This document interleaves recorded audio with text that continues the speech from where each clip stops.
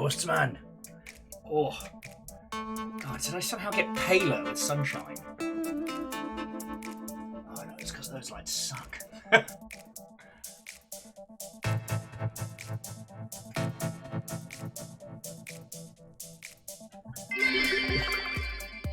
These frogs are friends. These frogs are friends! Sorry. It's me playing whack-a-mole. Bacon, Stepgen, stammering, Watto! But don't think I didn't see you feckin' legions of ghosts before I got started. Along with Lizzie and Ortrazini. And Bacon. Stammering! Good morning, what-ho, friends! What-ho to you all! Yeah, I definitely agree with Bacon's theory that, like, the heat kicked my ass yesterday. And then kind of, when it finally cooled off and I finally slept, I think I just slept the sleep of the dead. Like, it also didn't help that both River and Amos were being cute as shit while I was in bed. And I'm just like, that's not fair. I've got 2 cuddly dogs. That's not fair. That's not fair, right? We're in agreement. That's an unfair amount of adorable. And Kaibel, bonjour, ça va? Ça va bien, merci. That's about as much French as I can remember. Under un le château de la table.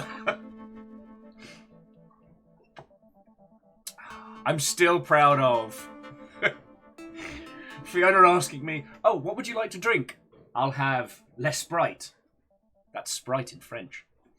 I'm still proud of that because even though I texted the message, I could feel the impact of it. I could hear the look that I got. Lizzie, how you doing, friend? What-ho and welcome!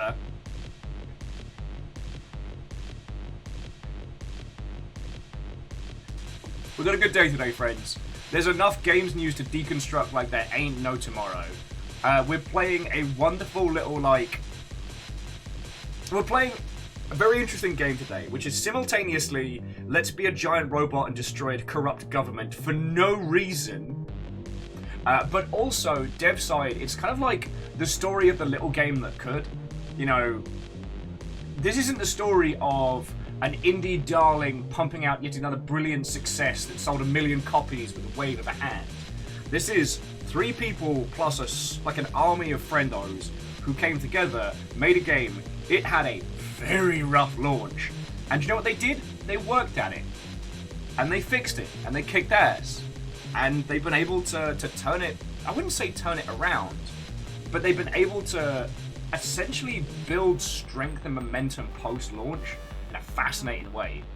And it's a great story to talk about, you know? And these peeps didn't have No Man's Sky money, you know what I'm saying? So Martin, Ortrazini, Wolfcrad, Vanderbeest said about order what ho, friends!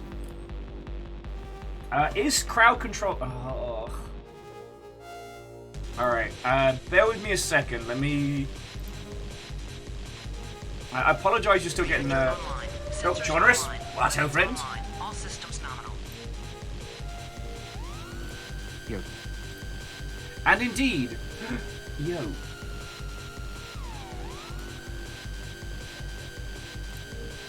There we go. Okay, so friendos, if you've still got the crowd control overlay, just refresh it. I had to... I thought I'd gotten rid of it, but we should be okay.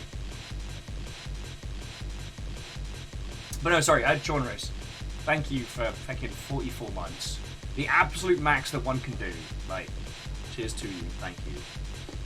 And Bacon and the Spooky Ghosts, even though it was mostly to mess with me, thank you for everything you threw in before we got started. I do apologise for starting late today, friends. Everything's been kicking my ass. But I'm determined! I am here! I'm very caffeinated. I spoilt myself with real people coffee.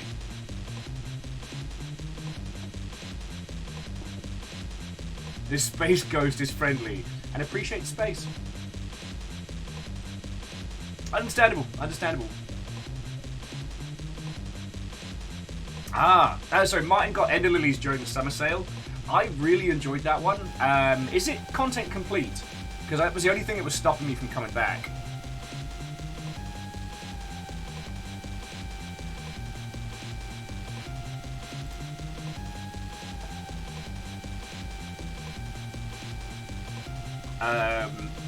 I found out there's a new feature on Steam for like batch clearing out Steam cards. So I've been picking up games both for myself and to show your lovely selves in the future. I didn't want to play anything sad today, and I didn't want to play anything like, ooh, look at the fairies. Today, I wanted to find a government and break it. And the fact that Brigador was both that and a really interesting and fascinating story about like independent development, I was like, nope, this is what we're doing today. Giant robots and good stories. I mean, feckin' yo. Yeah, Krypton, you get it. The Great Leader is dead. Solar Nova must fall. You have one night.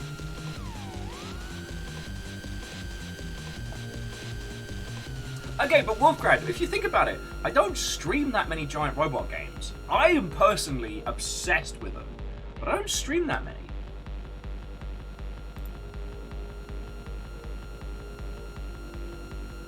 Yeah, Krypton, this is definitely one of those allegories that doesn't work if we look at it too hard. So I'm gonna have to ask you for some narrative fluff. Just let me have this. It's sad that it's a megacorp paying for us destroying a corrupt government.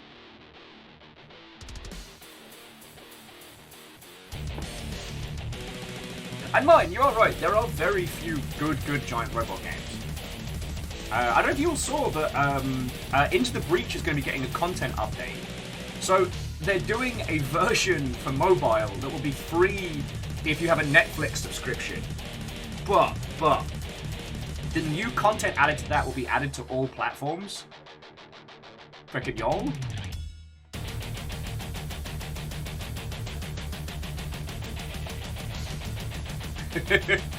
Well, Martin, you're not wrong. You're not wrong. I mean, it's pretty rare people can find a giant robot game that I'm not aware of or haven't played. It's just, not all of them are fun to watch, you know what I mean?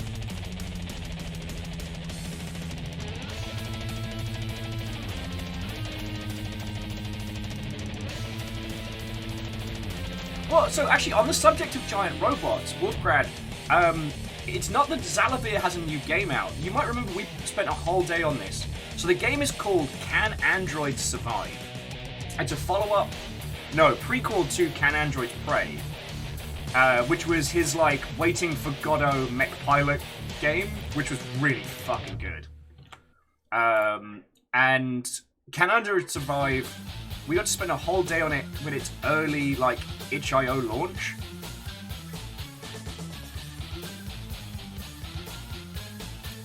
I mean, here it is on Steam, but like Wolfgrab, we get to be we were into this shit before it was cool. Like, we played this back in September of last year. Like, I don't want to flex on everybody else here, but like, again, the Longship already knows.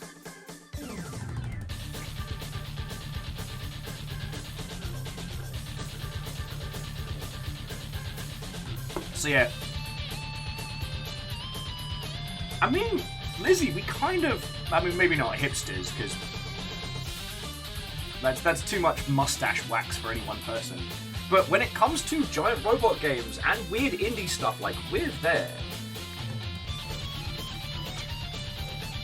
I feel like anyone who recommends me a video game is kind of rolling the dice, because if they recommend me something that I don't know, I'm genuinely happy to hear about it. And I'm like, oh, okay, that's pretty cool. But when people send me recommendations like, oh, saw this seems like something you might like, and I'm like it? Like it? I've already played and finished it. Do you think I would leave there any chance that you have not told me about a giant robot game and I know?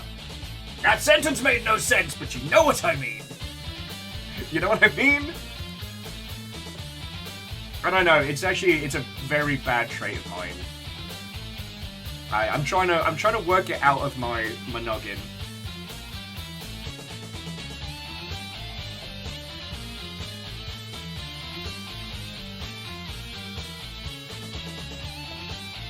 But yeah, I'm up to 2,806 games on Steam. That's just on Steam. That's not with Game Pass or anything else.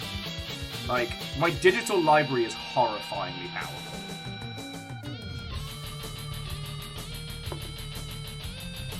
Well, Wolfgrad, hipster giant robot indie game that I was considering sadly isn't on sale, which is what's irksome.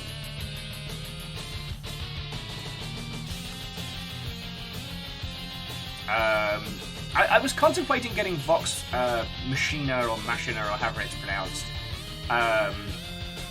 which is weirdly not related to D&D. The Vox game in question was a early wave VR game that did like the in-cockpit experience really well, and they updated it and re-released it to allow for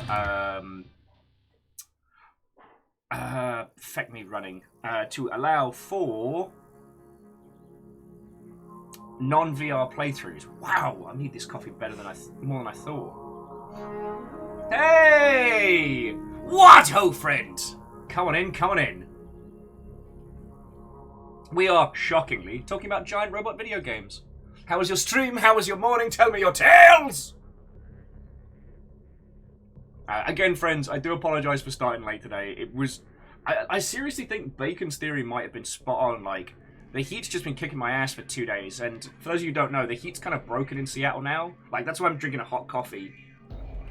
So it's actually... It's no longer, like, murder heat. But... Oh... And Lost Flowers, hello. Aw, Mega Boss, that sounds like a lovely way to spend a day. Yes, here it is. So, the one that I haven't had the chance to try, actually, it is on sale now. I must have missed it. So this is how weird we're getting to it. This is Battle Metal, which is a full-on indie project of a person trying to rebuild classic Battletech, I should say classic Mech Warrior. So this is in all but license, you know, Mech Warrior 2 Mercenaries style gameplay. And I bet it's shank as hell, but raw as. It's hard not to be excited for that one. Alice has been enjoying 4-job fiesta, or as we call it in Seattle, what it takes to pay rent.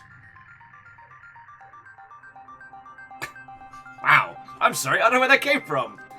This is why we're playing Brigador today. I've got a lot of rage. I think we all do. I think the idea of destroying a corrupt government feels like a catharsis today.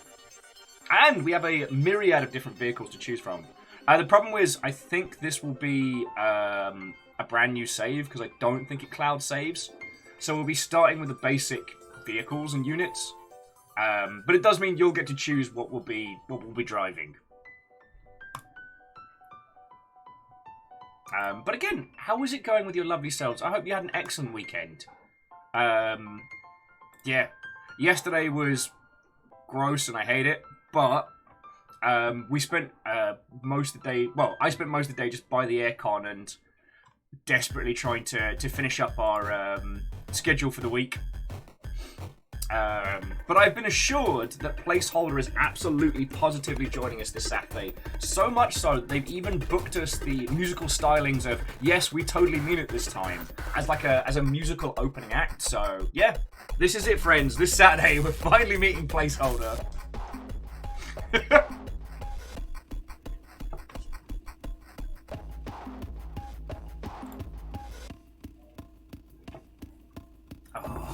Oh yeah, and sorry, so Almas, when you and yours came in, we were also talking about Zalavir's Mech game just got released on Steam. It was the same Mech game that we played last year, but it's also $6.69. Nice. And Dari Watto, friend? Oh, Almas, I hope it's not Kazoo Dave. So done with Kazoo Dave. It's like, look, Dave, we get it. You love the tiny doots. Get another personality trait. A kazoo cannot be your entire persona, Dave.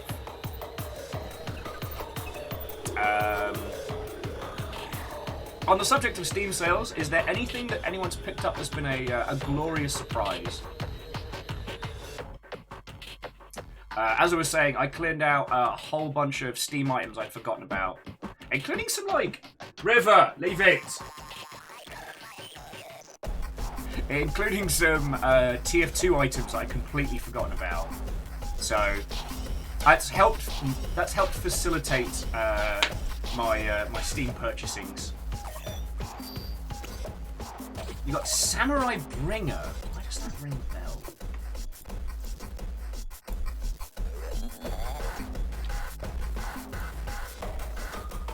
Oh, Stammering, you finally got to do the last station.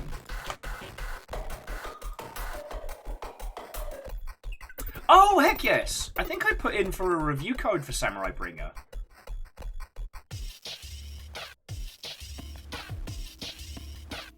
Sorry, I was looking at the Samurai Bringer page.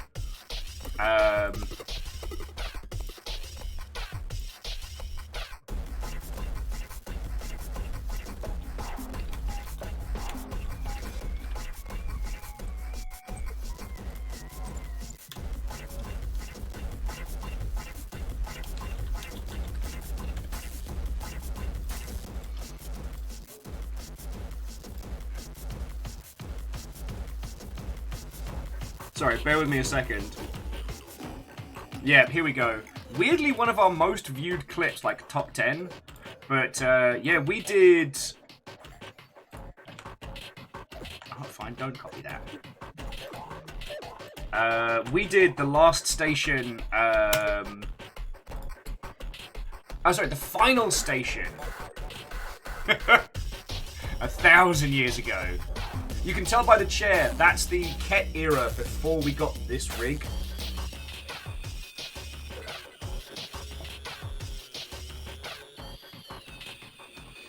Immortal End got Alina of the Arena.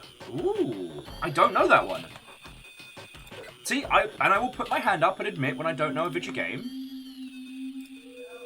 I mean, I don't know card games in the ilk as well as... Oh, wow, that looks fascinating. Alright, Fred would absolutely feckin' love that. Why do I keep recommending games to my friends that I know will consume their free time?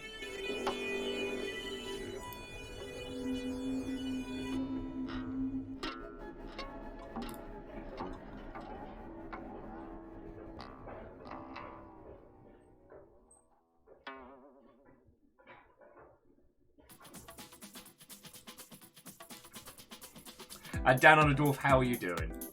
Is there anyone that hasn't had a proper hello from me before we get into today's nonsense? Obviously, this week is Summer Games Done Quick, so it's most likely we're going to have a very quiet week.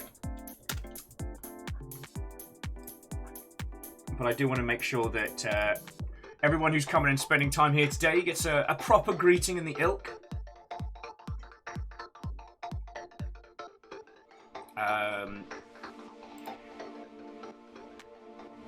Okay, no, we are good to go.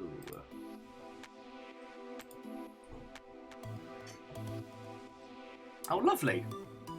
Sorry, Megaboss was saying they got to play Returnal today.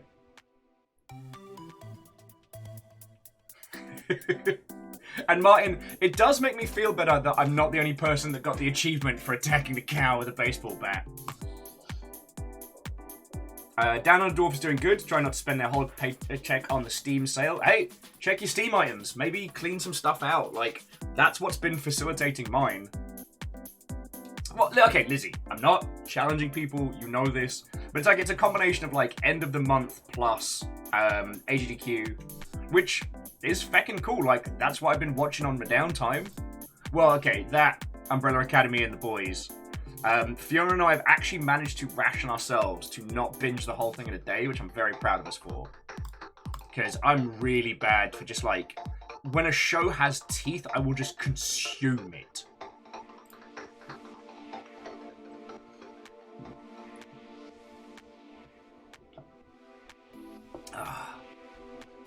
It also means I need to find more shows.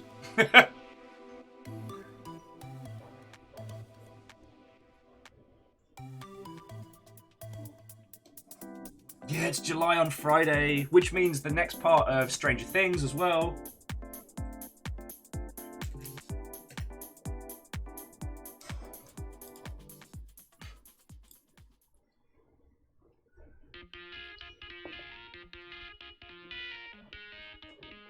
Well, okay, yeah, we have the 2 final episodes of Stranger Things this week, but they're going to be like an hour and like, I think it could be 1 hour and then like 2 hours or so. Like, it's going to be monumental. Oh yeah, Kyle was saying Westworld Season 4 started yesterday. And honestly, Kyle, like, hearing, I don't know if it's yourself, but definitely Ems who's been talking a lot about it, like, I might need to give it another run. Because I definitely tuned out at the start of Season 3. Ah, yes, we haven't even talked about the Nintendo Direct. We're getting Personas 3 to 5 on Switch, yes. We're getting a complete collection of the Mega Man Battle Network. Okay, the full title I think is Mega Man Battle Network Chip Challenge or something along those lines, which doesn't look like much, but is phenomenal. And actually one of the better morality systems in video games.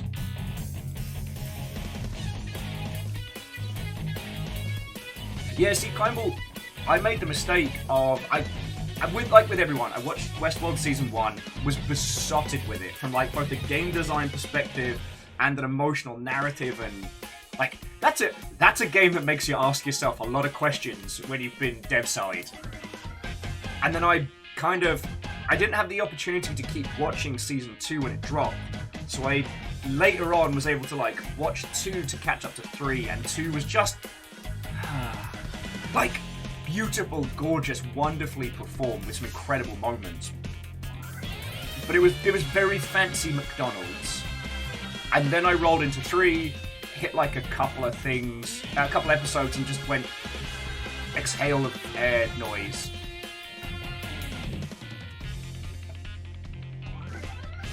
So the fault lies with myself. Oh yes, Nier Automata. What is it? Game of the Your High edition or whatever will be launching on Switch. Friends, I mean, shit, you don't need me to tell you. Like, Nier Automata is absolutely worth your time. And if you're not down for the very, very twitchy, perfection timing style of Platinum's kind of combat systems, turn the difficulty down. It's not a game that you need to have the challenge to experience. Like, I'll say no more, but turning the difficulty down on that does not rob you of anything, you know what I mean? And I say this as someone who frequently brutalizes himself with difficult video games. Like, alright, in a complete handbrake round the corner turn, if I haven't recommended this game to you in the last few days, and it is now only $5, for those of you that do play shooters, oof. This is Aim Climb. It is cute and adorable and fascinating and challenging in a way that I found both brilliant and unobnoxious. I really, really, really recommend it. And also, like, if you play a lot of shooters, it's great for getting your aim in. I found it lovely, and also a lot more wholesome than a lot of the aim trainers and things like that. Immortal Lens just started Drakengard 3 for that more near lore. I'm so sorry.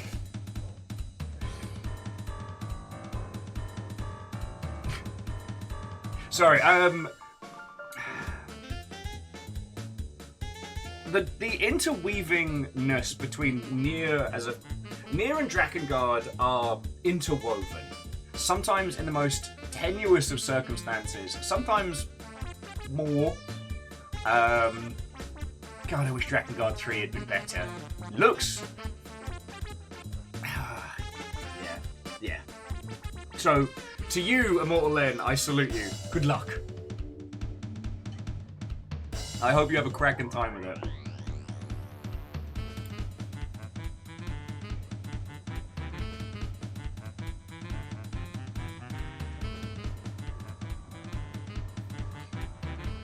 Okay, so, in terms of Bantermancy, so the Mega Man Battle Network collection has been dropped. That whole series is so fun and so fascinating.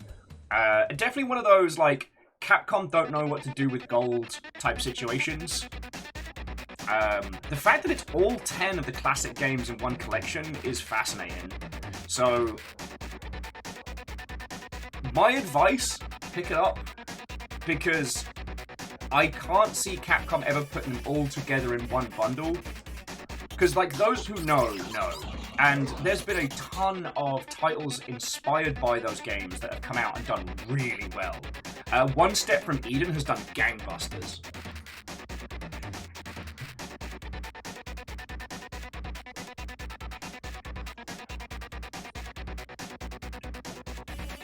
Okay, it's a single collection as physical and 2 collections as digital. Okay. Honestly, the fact that they're not doing like the fact that they're not doing them one by one in a remastered format feels like money left on the table, but I mean, it's a better deal for us as a consumer, but it definitely smacks to that they don't know what to do with Mega Man. The pint glass looks too full. Let's fix that. Cookies for days! Down Under Dwarf, thank you. Considering how off the chain the Subnautica Saturday was and everything, I was Down Under Dwarf. Thank you kindly for 1,000 bits. It's $10 to keep us going, friend. Thank you. Makes me feel less guilty about blowing $5 on a cup of coffee. Yeah. And Fearless, what ho, friend? Hello, hello.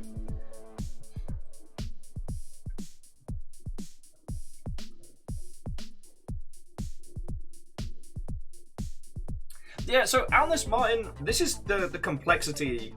This is the complexity of it, because like you can charge $20 for Zelda, like be it a re-release or if it's a remaster, you can charge $30 or $40. That's for one game, and I promise we won't rehash this conversation too hard. But one of the things that Nintendo hit upon early on is that old games still have value, and very few other teams realize that. In fact, for a lot of them, old games were kind of throwaway things to be thrown into these collections and kind of like fire and forget, like hoover up like a little bit of nostalgia money from people and then go from there.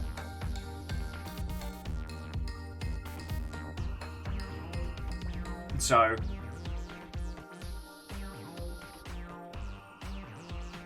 like there's no standardized playbook for how you re-release classic titles, and when it works and when it doesn't. I mean, a good example recently has been the re-release of Blade Runner, and the visual techniques they've used for upscaling make it look awful, and it's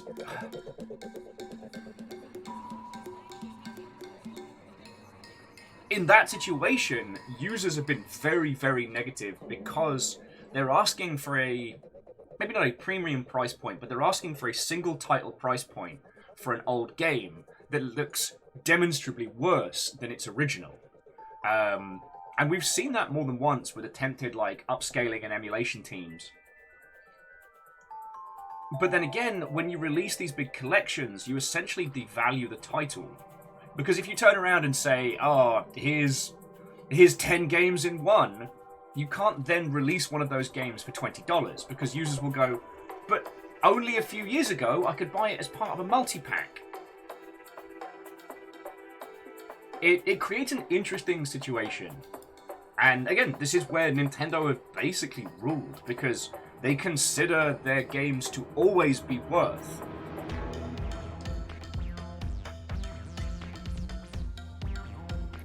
Well, Fearless, rest your eyes. I'll do my best to narrate our activities.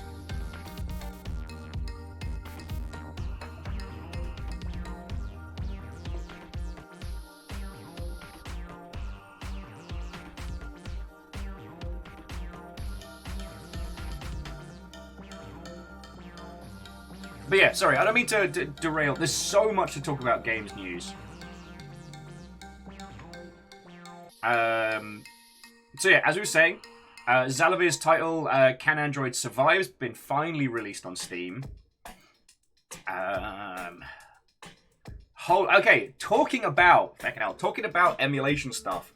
I don't know if you've seen all the stuff going on around Sonic Origins, but even the developers behind it have said that they're unhappy and that Sega basically rushed them to market, and that's bad.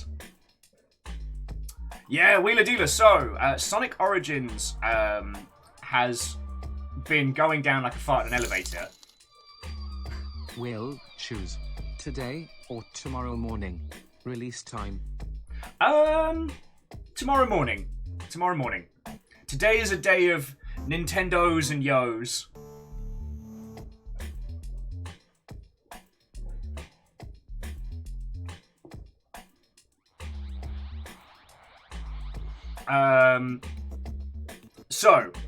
For those of you who haven't heard, so Sonic Origins was the newest kind of remake collection that Sega put forward recently. Now, there was a lot of high hopes for this because it was being made by the same team that did Sonic Mania, with an engine that was created to emulate classic Sonic. It was also supposedly one of the first times that we could do Sonic 3 and Sonic & Knuckles as one playthrough, as the Tower of Power intended.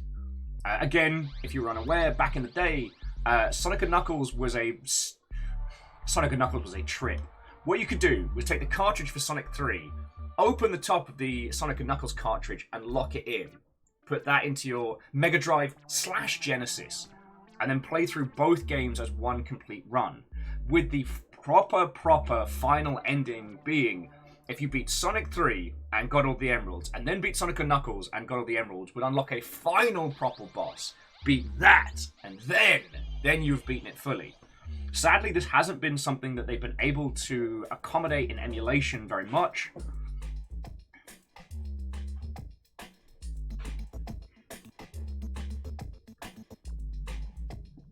And yeah, they did the unattainable, the unthinkable Sonic 1 and Knuckles. However, there have been a lot of complaints around the quality of this title and how it's gone. Like Wheeler's saying, like, you know, setting everything to the 16:9 format, but changing the width of areas like boss battles. Yeah.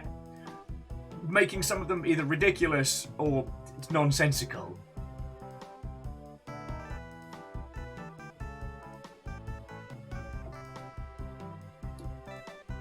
And it's a sad to see, but the reason why I bring this up is because the actual developers behind it have spoken out about how Sega has handled it, from the marketing to how it was developed. And you have to understand, friends, that to speak out against your own publisher when you're making a product, like, that means you have to care enough about that thing in question to potentially, like, end that relationship. So, I can't state how big a deal that is.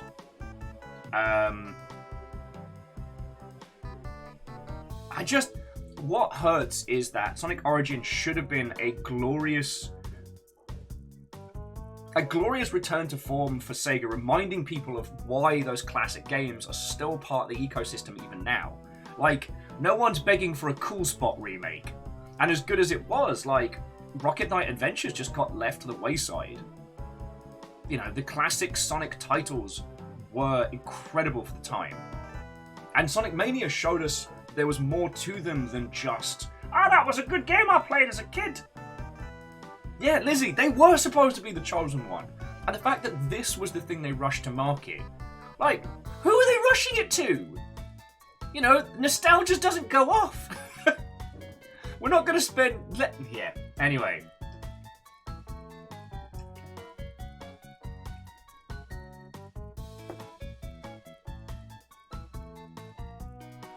And Phyllis, I would disagree with that one.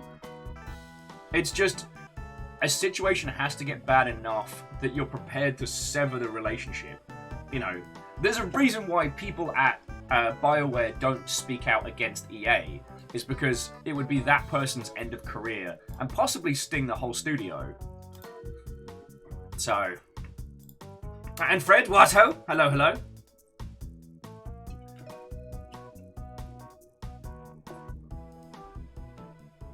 Although, Alnus, we did finally get confirmation that it was because of Michael Jackson, so That was fascinating. Oh, sorry, Alnus was saying that they had problems with the soundtrack for Sonic 3, and so rather than indulging some Lee Topper's originals, they used bland placeholders. Yeah, there's so much they could have done. Where was the Crush 40 additional track for the trailer? But okay. But we did finally get confirmation of the urban rumor that Michael Jackson worked on the soundtrack for Sonic 3, and at least as the rumor goes, he was so unhappy with the sound quality from Sonic 3 that he asked not to be credited.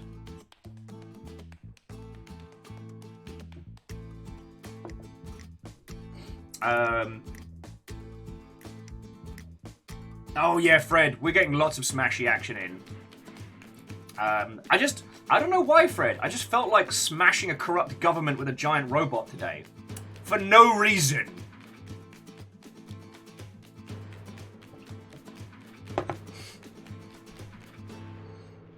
And as was pointed out, yes, we are working on behalf of a corporation in this video game, but like, let me have the intent. Let me have the intent today. No. Jazzy boys, please.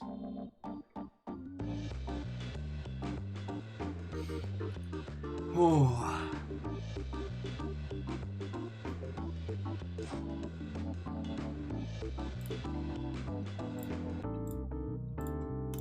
But yeah, I blepped at my friend who actually worked on this title, so I invited them to come hang out and share some stories with us. I don't know if we'll get them on the mic or not, but definitely playing it.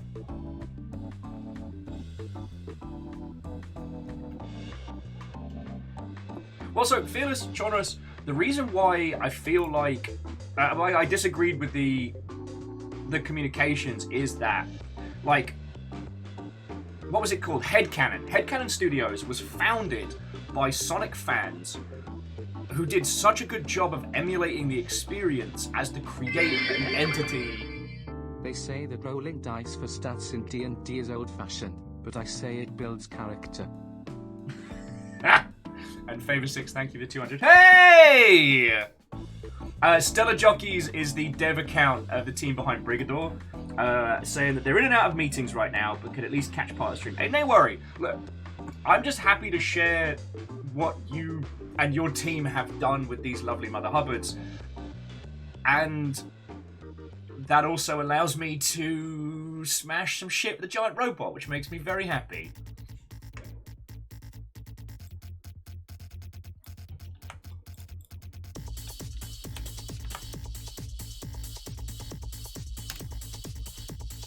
Well then, let me bang out a tweet before we get into game, because I mean, and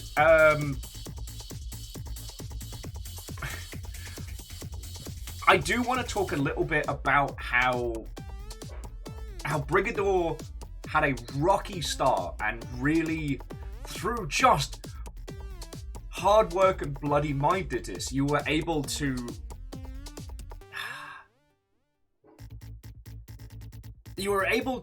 persevere and succeed.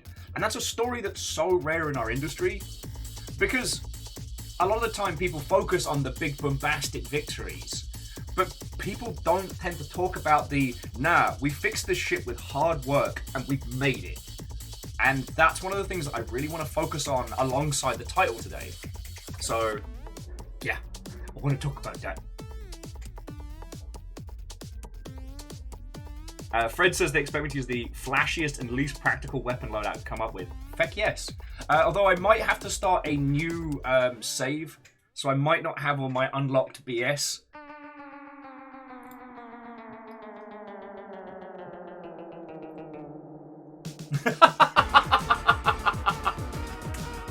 Sorry, friends. Stellar Jockeys, one of the main dev team behind the game we're going to be playing today, said, and I quote, "The secret is to cock it all up real bad in the beginning. That way, plenty of room to improve."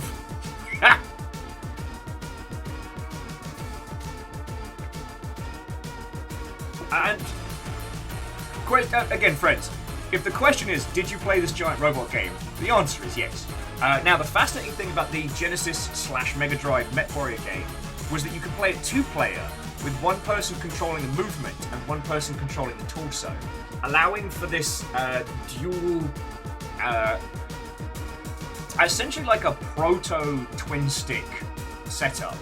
It's kind of fascinating.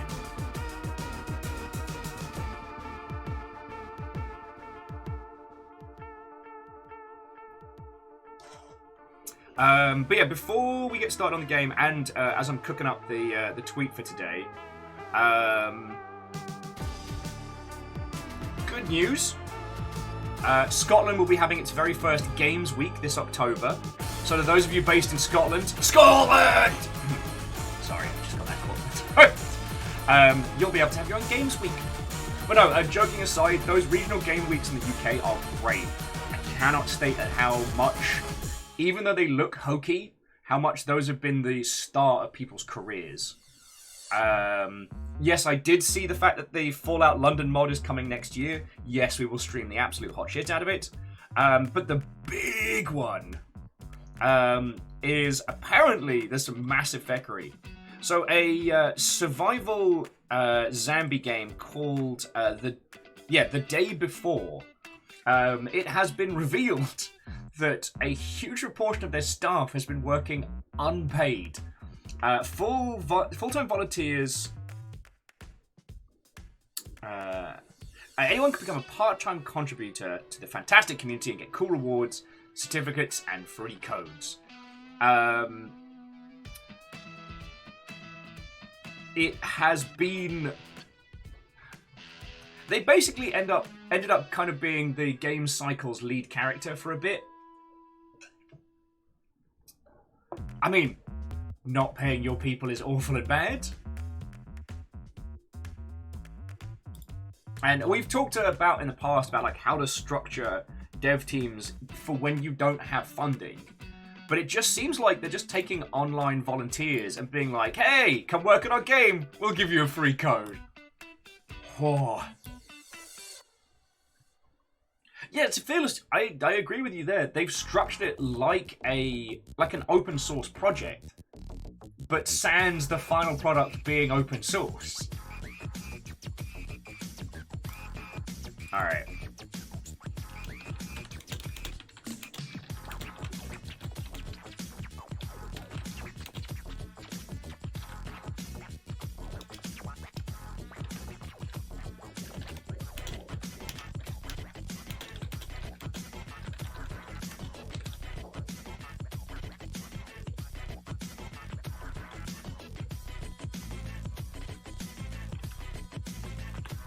Yeah, I mean, Alnus, that's 100% correct. If you can't afford to pay mods to work on your MMO, you can't afford to make an MMO.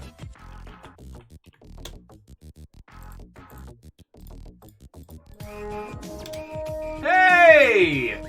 To Zion Real, I say what, ho, and welcome! Bring your vibes. Bring your power.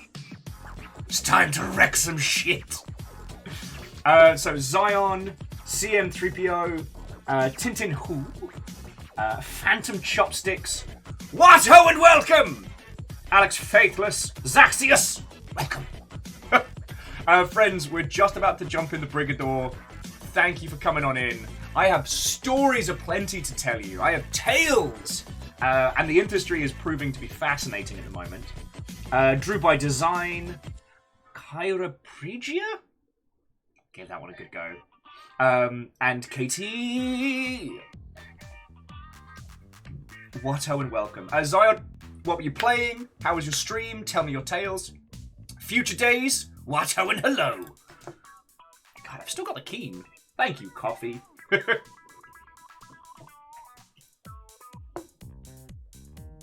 Okay, Kip is fine. Alright. I will. If I forget that, I'm very sorry. It is not a slight against your good self.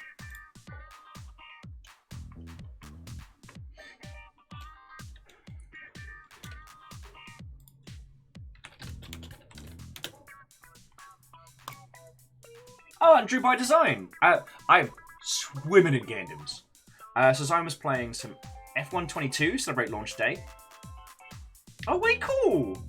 I mean, Zion, I don't know much about the F1 games, so I hope you are having a bloody good time.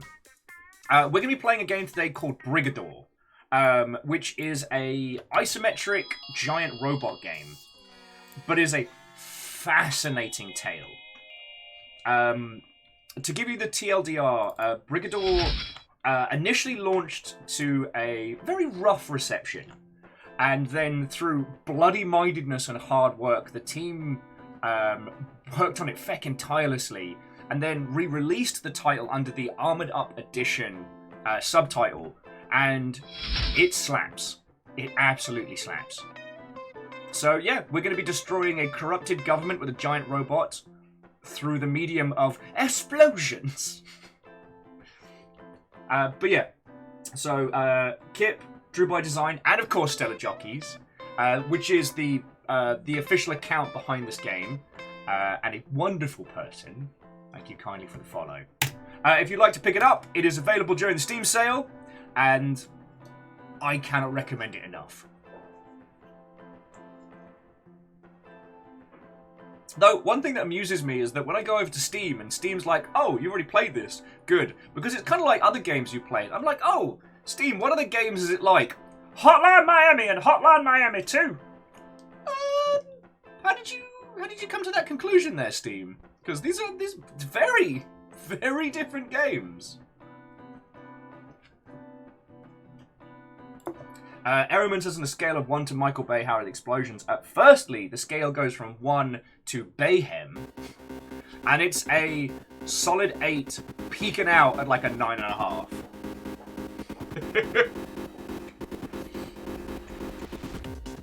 But yeah, Zion, that's really lovely to hear. Lizzie, this game isn't like Pony Island. There isn't a surrealist meta-narrative behind it.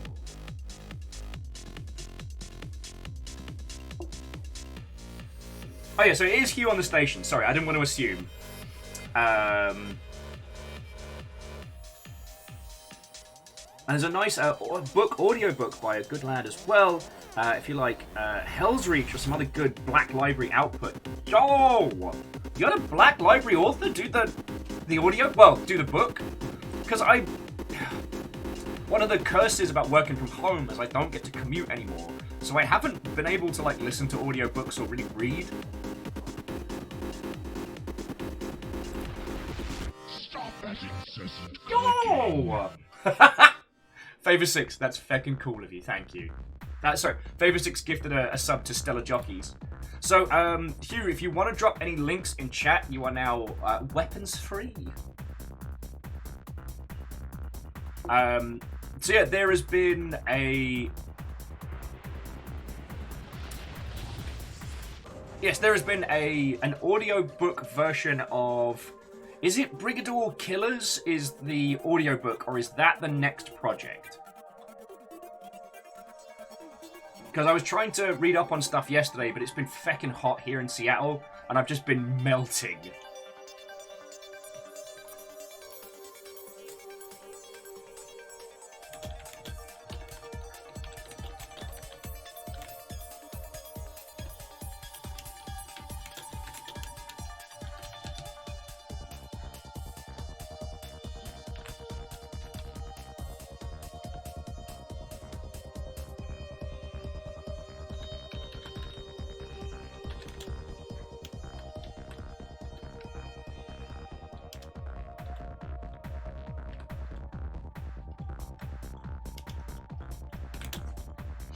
Okay, so Brigador Killers is the sequel coming out next year, which is also getting its own book and audiobook adaptation. Lovely. Right, okay, Lost Flowers, yes. The Stellar Jockeys team could have snuck in some surrealist setup. They could be some like mind-bending meta-narrative that's been added that I missed. And I will admit that I was wrong.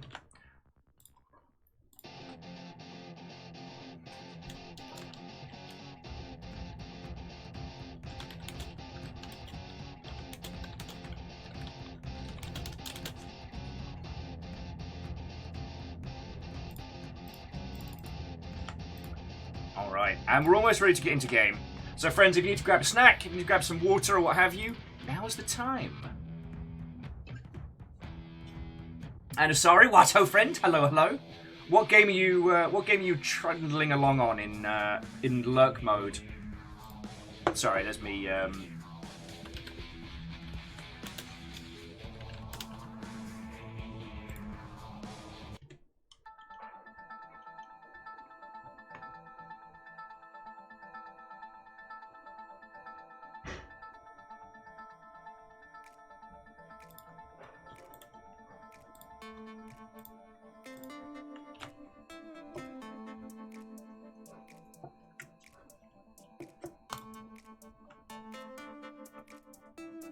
Alright.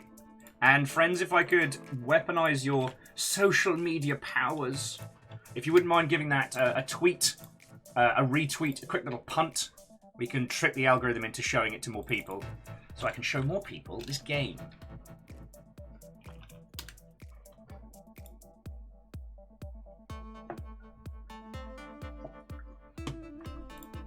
Actually, I'm going to save Frogs Are Friends 2 for our return. Let's get this game up and starting. Let's get this party started. Zion's like, yes, feed the algorithm. I mean, it's ridiculous that we have to trick the system into showing people the thing that they want to see, but all right.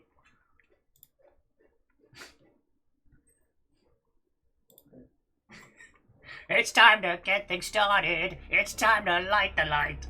It's time to load some missiles as we blow the... almost. Almost. There's a Muppet Mech Warrior cross-up here that I desperately need.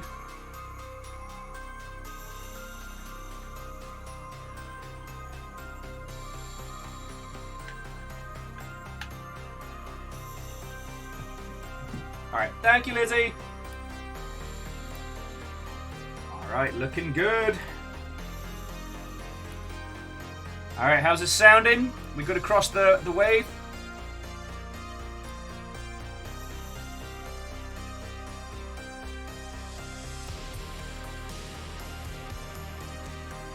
Oh yeah, okay, Fred. Miss Piggy is like Master Asia tier badass. Like, Miss Piggy doesn't need a mech. Like, she can karate chop the side of a feckin', 60-ton robot and destroy it.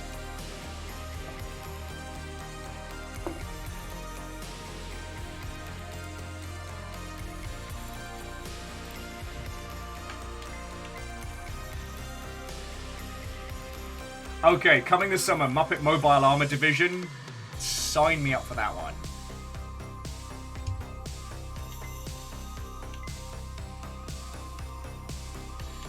Beginner's falafel. Damn it, now I want falafel.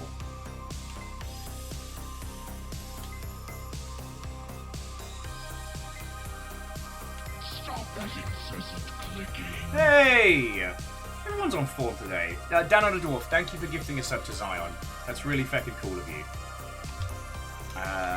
So...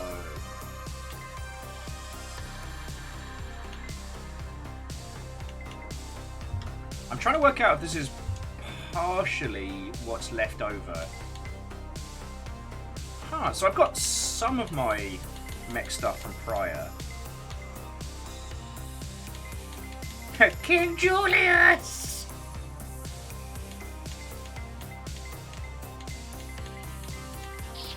Oh yeah, this game has a lot of mechs, just as an FYI. Oh. Halloumi fried. You know what I want right now is just like big chunky fried halloumi. And were these some of the ones that were just the standard early unlocks? So I'm sorry for the Faffermancy friends. I'm just trying to basically find my feeties in this game again.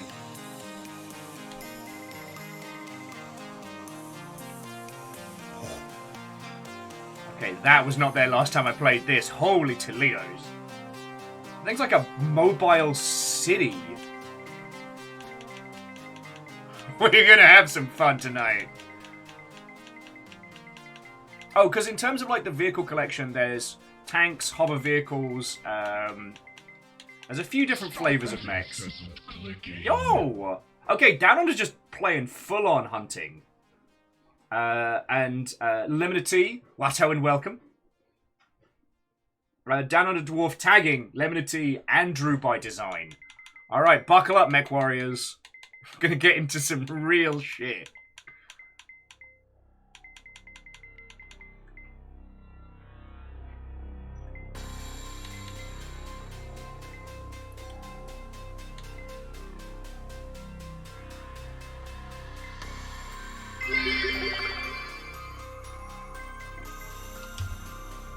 And to the spooky anonymous ghost, thank you kindly.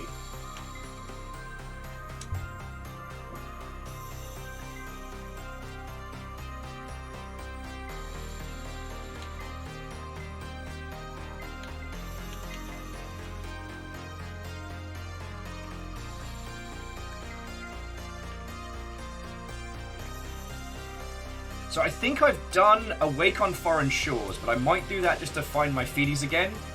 And then we'll begin with Beginner's Falafel. Why would you say falafel at me? It's not a thing I can acquire.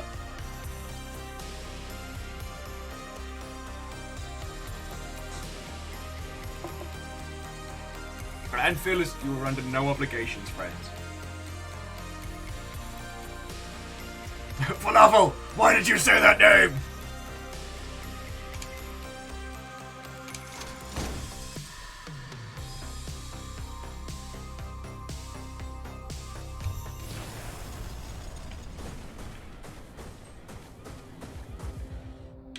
Okay.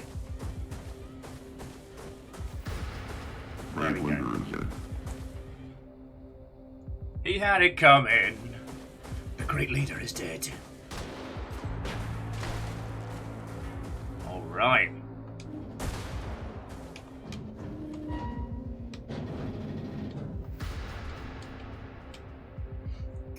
So one of the things that I think struck everybody when this first dropped in trailers was just how stylistic.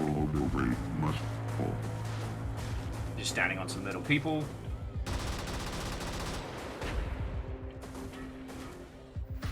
Oh yes, and there's You better run! The marked target to accept contract. Probably should be saving my ammo. But it's not gonna stop being fun. Welcome, Brigador. Okay, Down Under Dwarf is feckin' rocking it for House Carl. Seriously, thank you so much. Yeah, you got Blue Abomination as well. Drew by Design says it reminds him of Future Cop LAPD. It handles very differently. Because of the variety of vehicles in this, it's not just pure twin stick.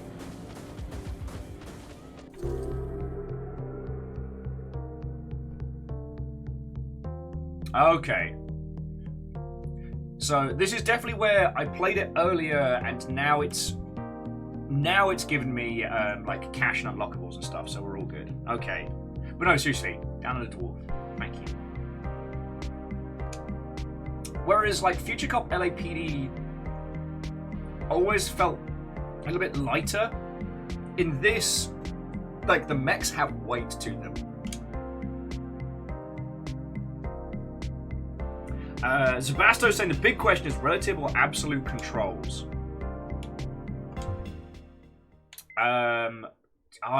So Zabasto, it's got whatever I set up prior. So let's see how I got it.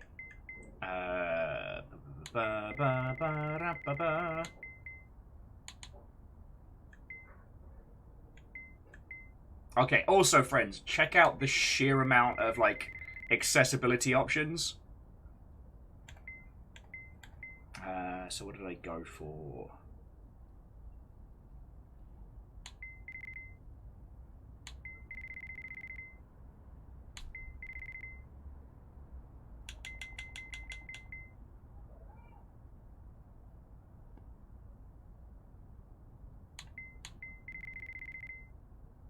Tech and mech movement. Screen absolute. Reversing with absolute enabled.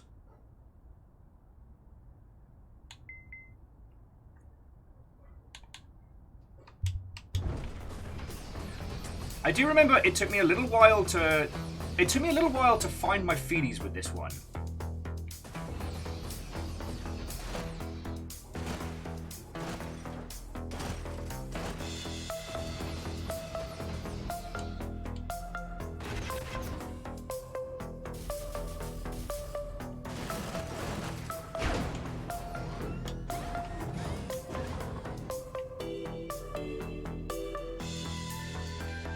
So yeah. Hey, the whole gang's here! So Benjamin of the Stellar Jockeys. It's me, one of the people who helped make this thing. Right now, I'm briefly saying hi. See, he already pushed the button. Yeah. Thank you for stopping in. And look, as I said, I do want to talk about the struggles that you all went through to make this game, because I think it's an important story. As I was saying earlier, we have so many tales of, you know, people, they released this indie game and it sold a gajillion copies and then everyone was beautiful and pretty and rich forever. And then we have stories of like, oh no, this video game has failed to sell, woe is us, and then you never hear from them. There are very few instances of the launch didn't go good, so the team just worked at it. And a lot of people like to talk about No Man's Sky when that comes up, but let us remember, No Man's Sky sold all copies when it launched.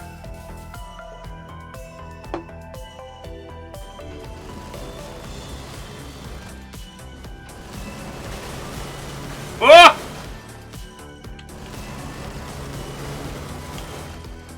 Dual chain guns for the win!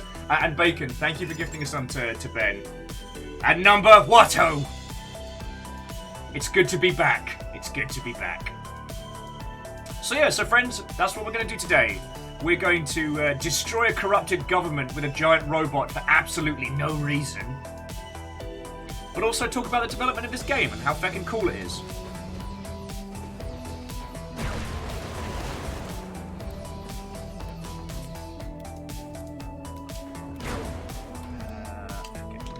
Oh yeah, X to pick up, there we go. Well, look at all these expensive houses for rich people. Be a shame if something happened to them! Oh, you wanna go? You wanna go? I don't even have to stop firing! How do you think this ends for you? Sorry, wait. Slightly drunk on power. Mission complete, is it? Because I still see a lot of things unexploded.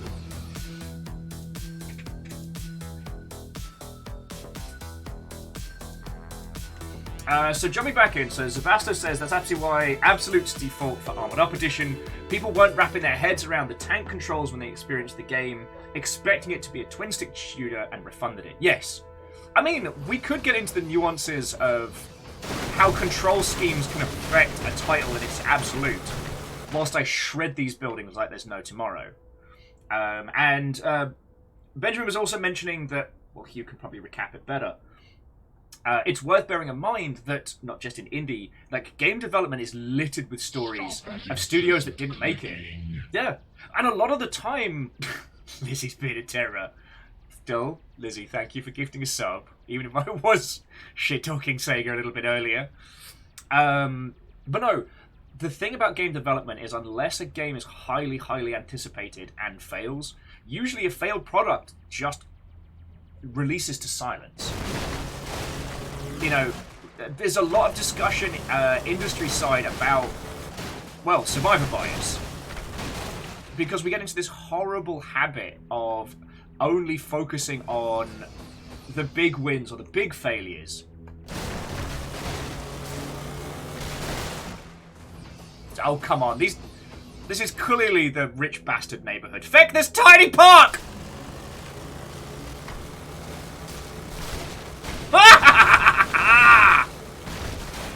Feck your couch! What's this? A gazebo woefully underpopulated by bullets? My collection of bullets ought to put a stop to that! Oh shit, I'm nearly out of ammo. Alright, I'm gonna go step on some dudes. Just doing a small war crime. It's fine, it's fine. I mean... and Vanderbeest, thank you for filling the pint glass. But yeah, it's important to discuss these things, because a larger portion of the time, these tales go absolutely unannounced. More ammo for me. What? I wasn't going to leave the garage unfucked. Did we get them all? Alright. No, those look like... Alright, is there anything unfecked? Nah, we good.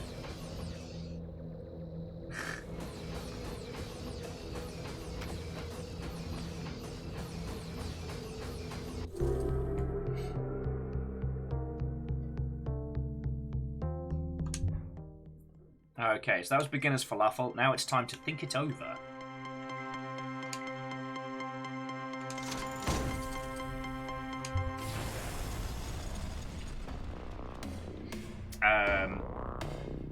But yeah, sorry, I keep losing my train of thought because this game is also really fun. Actually, so Ben, you can.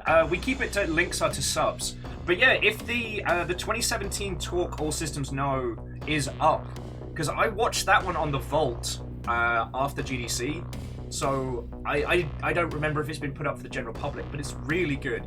Because here's the thing, friends, it's like when we chat with individuals like Zalavir and stuff like that. A lot of the time, especially in indie development, the focus is on these huge success darlings.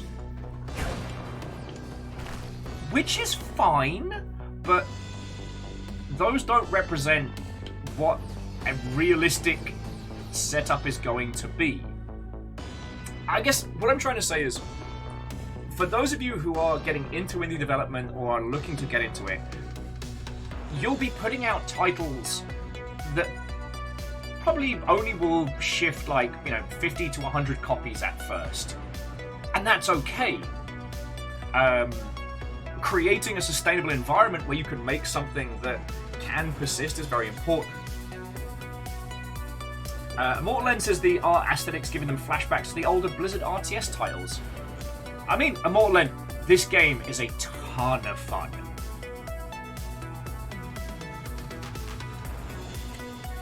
I mean, Sebastian, you're right, Minecraft did blow the curve on a lot of those things, and again, survivor bias is real. Like, for a time when people would talk about indie development, they'd talk about, Vlambeer, or, Mojang, or feckin' Toby Fox, There wasn't much discussion about the quiet failures, or the teams that are slowly bringing it together,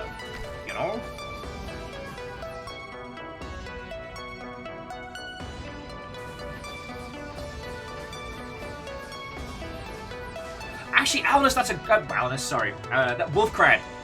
That is a great discussion, is the 10-year overnight success, when projects seemingly come out of nowhere, but that person has either spent 10 years in their profession or has been working on it for that long. I mean, Undertale's massive runaway success.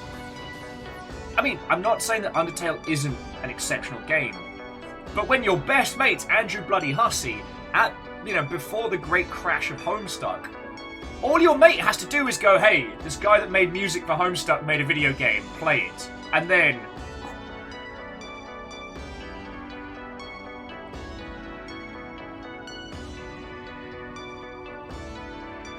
Okay, so, Ben, I was having, weird flashbacks. Sorry, I hope you don't mind if I call you Ben. I recognized the tutorials, but I remember it being all kind of bundled together at once. Because Benjamin was saying that the first few latted missions weren't in version 1 back in 2016. This game initially launched in 2016. And it was 1 to 3 short tutorial missions. And then it was and then straight fly to Blackbird. Difficulty curve was more of a wall.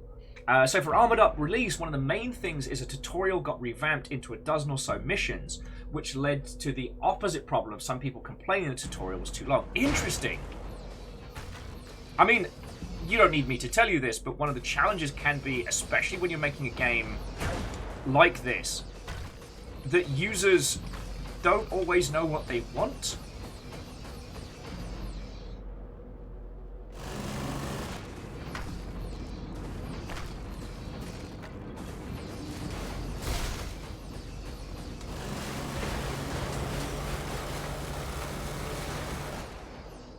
And I think this is a game that's very, very evocative of that. In my humble opinion. Sun's out, guns out. This does seem to be an industrial area, so I'm not taking the same glee as I would do destroying the rich people area of town.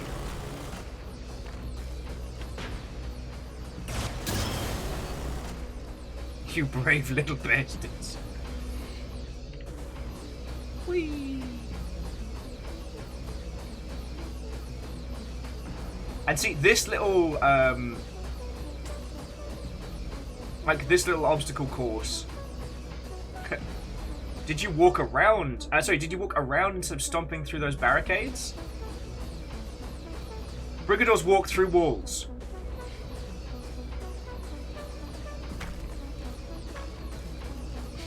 They're just reminding me. Stomp to mouse hold through the buildings and hit the tank from behind.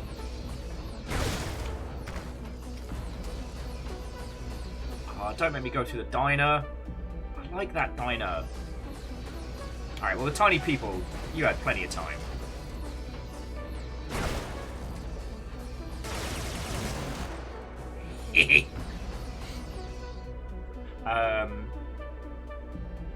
But you know, it's...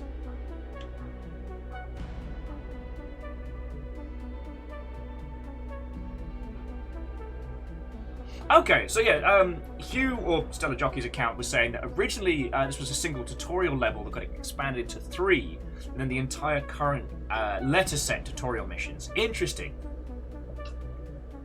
Because I'll be honest, I don't know if I've just destroyed my brain with gin and nonsense, but I'm struggling to remember a large proportion of some of the... like what was and wasn't in the OG release, so I'm really glad to have you both.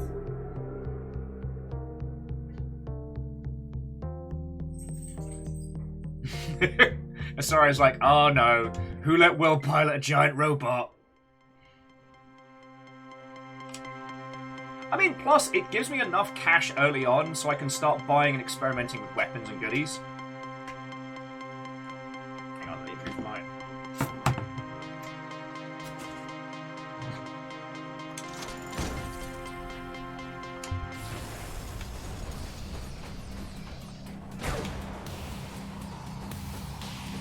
Because I think later on it gives us like a little experiment with like the hover vehicles and stuff.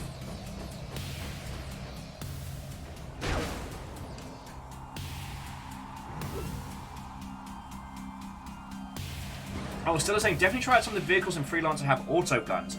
Auto guns, you say?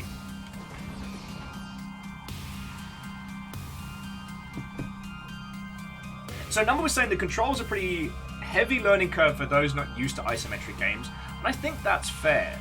Like, everything about Brigador harkens back to an era of... Ah! The tutorial was telling me what to do and I wasn't paying attention.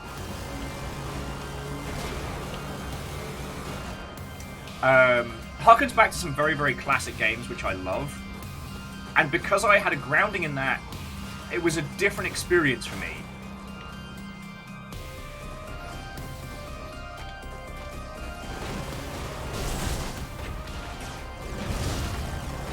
You know, like, Fearless was asking about the OG MechWarrior game on the Mega Drive. The thing was, I played the crap out of that. Because from a time where there weren't a lot of mech games that you could get into. But it does mean that, like, my games literacy in this particular subgenre is a lot higher than most people's.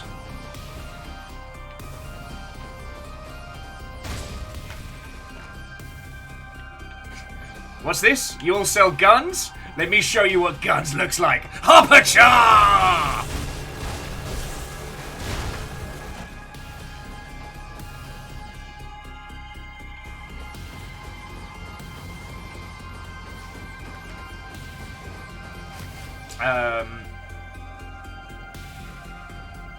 Oh yeah, so Stellar Jockey saying the autoguns was the latest addition to the game and helped bring a lot more big firepower. Way cool.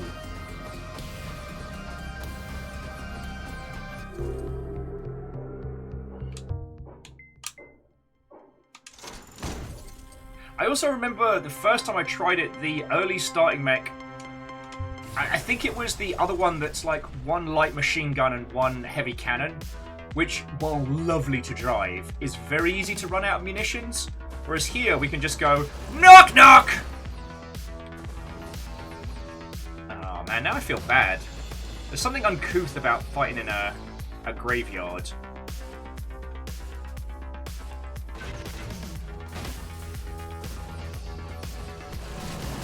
Can't see me. Can't see me. You're covered in smoke.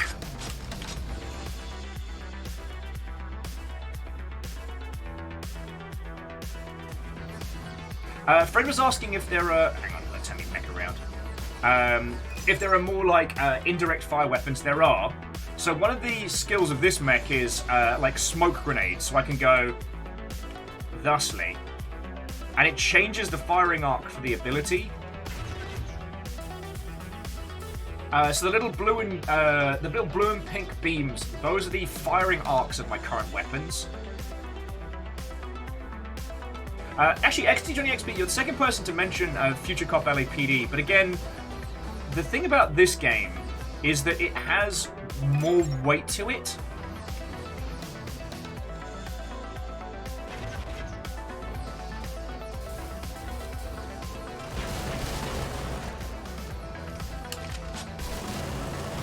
And especially when you get some of the bigger mechs, this thing gets weighty.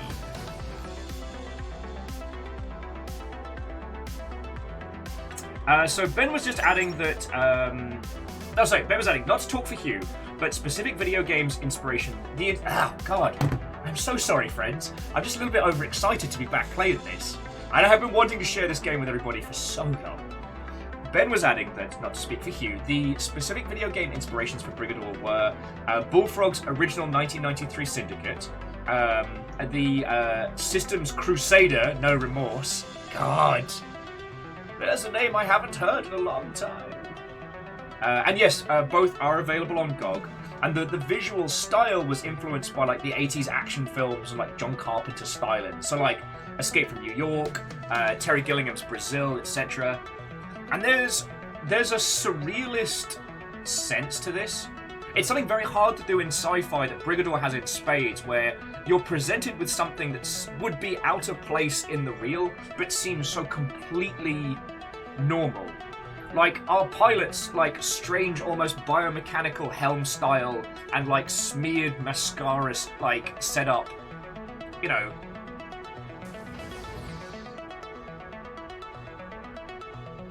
Oh, wow. And Ben was also adding... Okay, so Hugh was saying that either the Brunhild or the Fafnir? God, I can't pronounce that. Ultra-heavy tanks has auto-firing mortars. Auto-mortars. Automas. So I will be referring to them as feckin' we. And Ben was also mentioning they get a lot of Future Cop LAPD comparisons, along with Desert and Jungle Strike. Although, I just had the thought, Future Cop LAPD hits real different now. Real different. Let's leave that game in the past and in our hearts.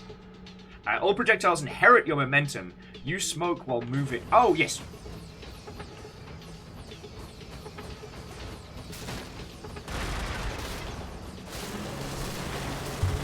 That could have gone better.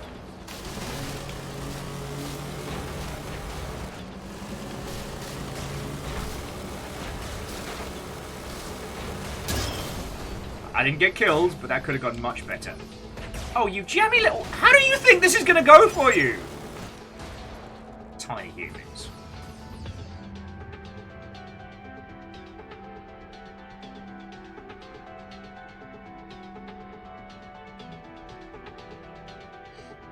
I mean, Ben, yes, minigun wielding agents are jerks, but that's nothing that can't be solved by the, whatchamacallit? The Convincertron, the Inceptonator, the Persuadertron, and just going around the map and persuading, like, 100 people to just be your own personal wave. That never stopped being fun. It's like, yes, you may have a minigun, but I have an army. You'll run out of bullets before I run out of people. Oh, okay. Yeah, so now it's giving us the tutorials in the different vehicles. So up until now, we've been playing as this particular pilot, whose name I forget. But now we're going to be trying out... Is this one of the tanks or one of the hover vehicles? Active camo, good all-round damage.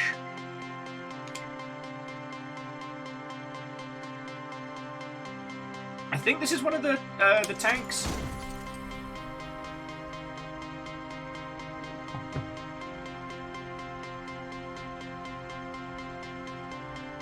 Be sure to turn on Easter eggs in the settings for additional content of questionable utility or canon. Fuck yeah! You don't need to tell me twice, video game. No. The video game's like, turn this on for additional fun.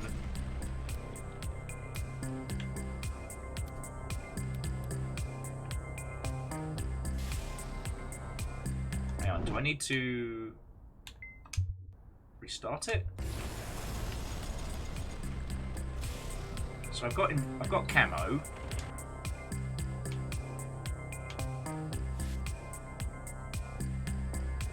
Okay, so you have no ammo. You will need other means to defeat your enemies.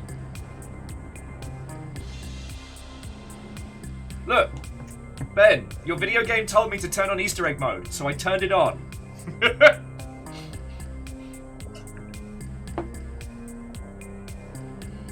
Oh.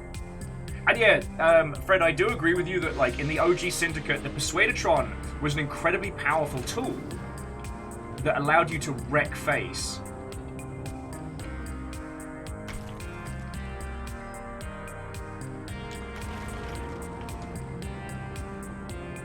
But when you stop to think about it, the moral implications of it was horrifying. Fucking wee! Oh, it's just teaching me how to do the bull rush mode. Okay. Ha-ha! Beep beep, Mother Hubbards!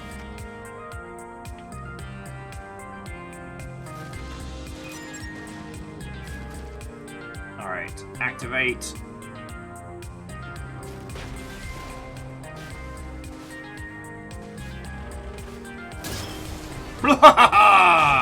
Donuts over Space Marines!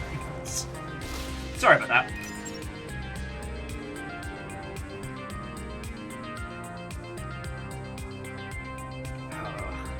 I still think about the Syndicate reboot. Oh, it's such a fascinating piece of weirdness.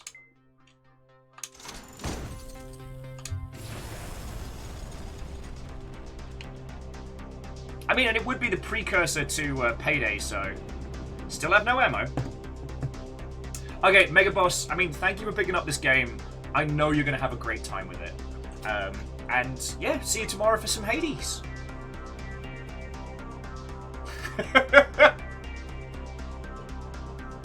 I will say, Hugh, Ben, this is one of the best things about streaming video games.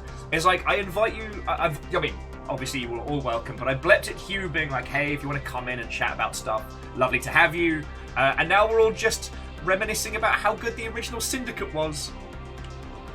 Still no ammo. Use optic camo, then rush.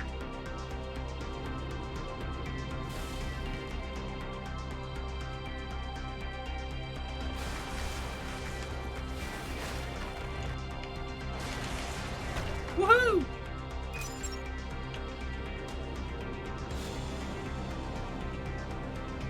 Ammo can be scavenged from enemies or refill deposits. Refill depots, I should say. Ammo depots explode. Circle lights show reload, as well as blast radius. Okay, so they only refill matching ammo, so I just need this for now.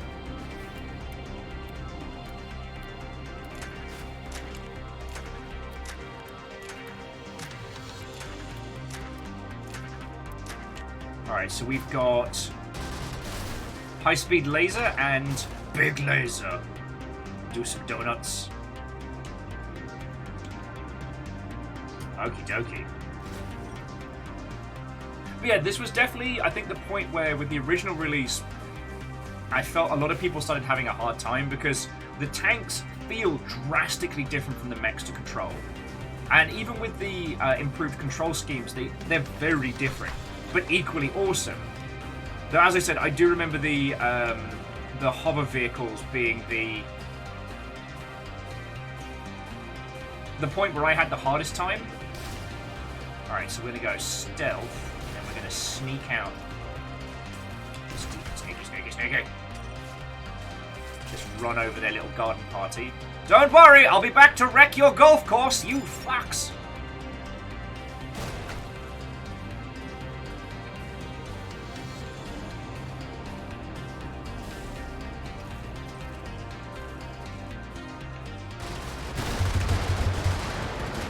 Haha! Guess who did a surprise attack? Huh, that's weird, friends. It says mission complete, but there's all these buildings still standing. Huh. That seems... Ow!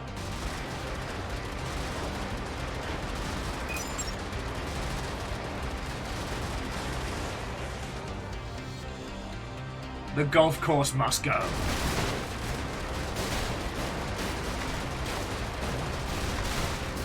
This neighborhood has a private golf course. They cannot be allowed to stay.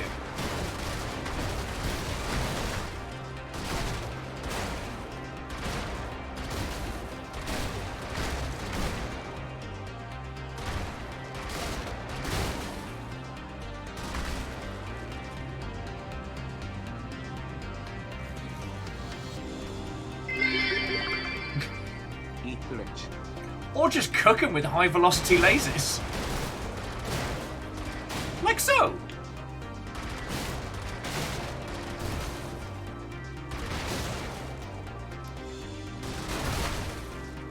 Now I'm trying to remember thematically how this goes, because if I remember from the original trailer, it was the idea of like the great leader has fallen, it's your turn, it's up to you to kind of overthrow the remnants of the government before daybreak or something like that. God, I'm trying to remember now. Oh, that statue absolutely has to go.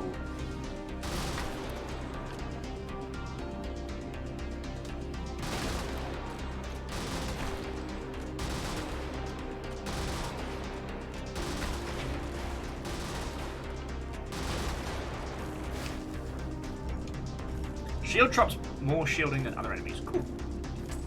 Handy. Probably should have saved some ammo. Okay, hull cannot be replenished. Blue is hard shield and replenished. Light blue is overshield. Ah, yes. Reminding me. But no, seriously, Bacon, thank you for the bits.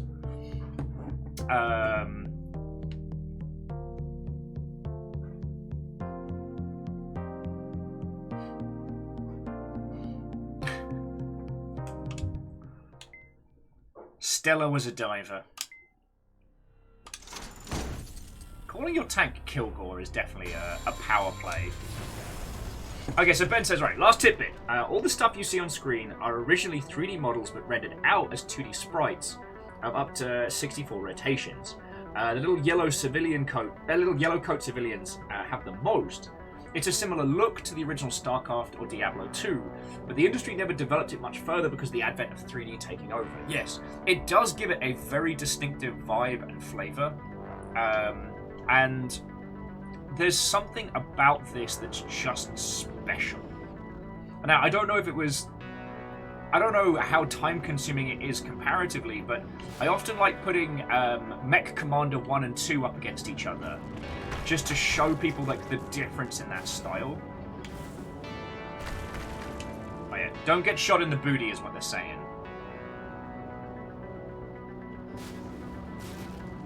Bringing you yesterday's technology tomorrow. Well, this is something that everyone's been talking a lot about recently, and that is like the importance of art style.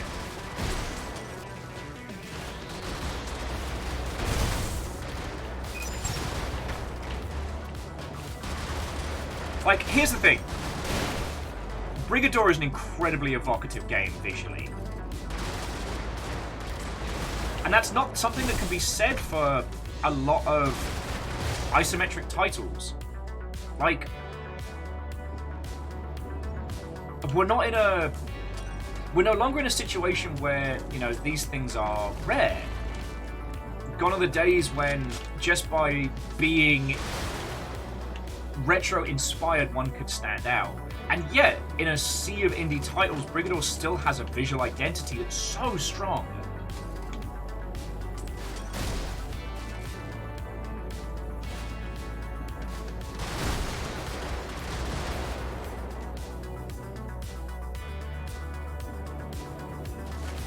Oh yeah, we don't need these, so...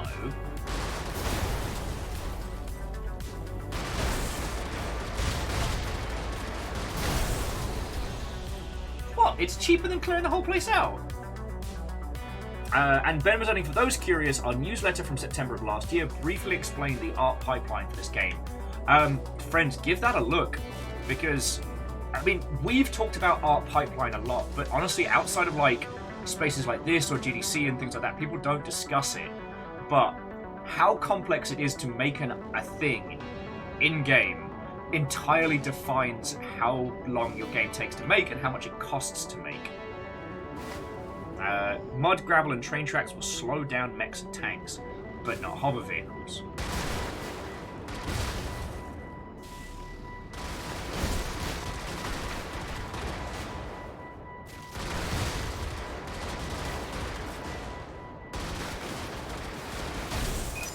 I mean, if they're going to slow me down, we might as well just take advantage of range, am I right? Look, in my defense, they're about to give me as much ammo as I need, so...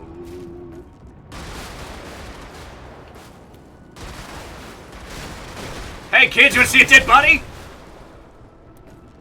What? Why, yes, I will take some more ammo, thank you.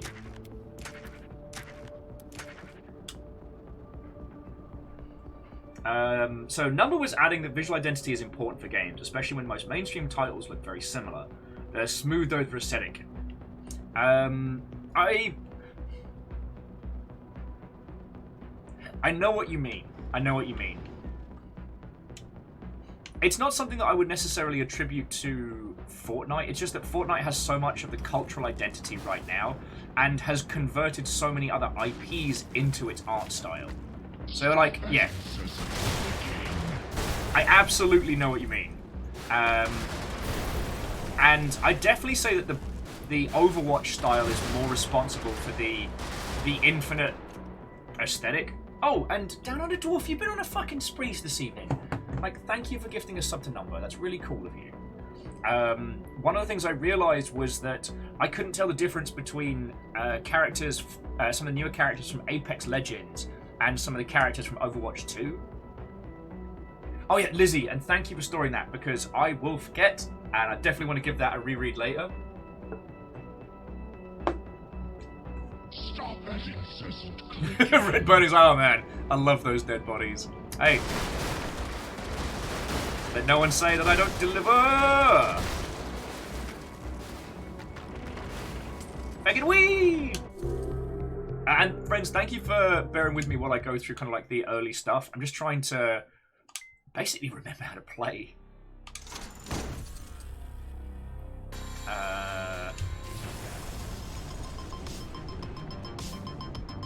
Shoot the fuel pumps. Ah! There's your Michael Bayhem.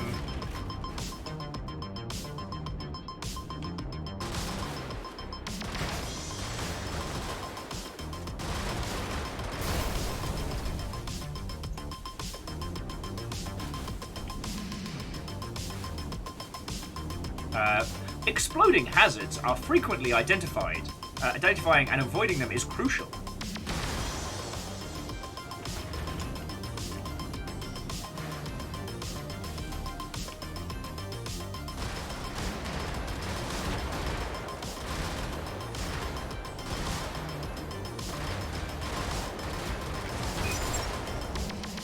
Identify and destroy all hazards to continue.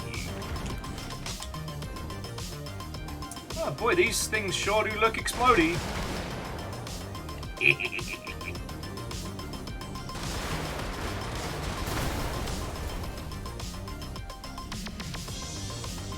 Right, is that... Now, is that a fuel truck? I think it is.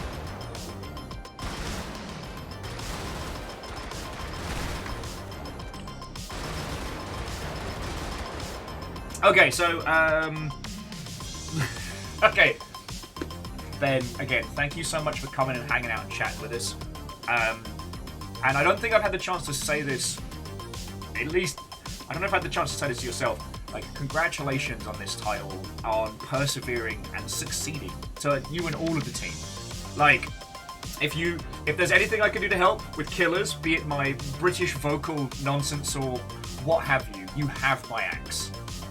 Because, I mean, you don't have to twist my arm to talk about a fucking giant robot video game that slaps this hard.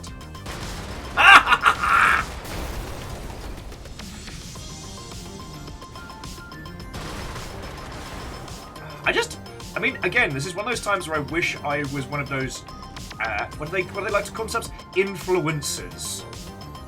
Oh, also, check out that little bundle of tanks. They did.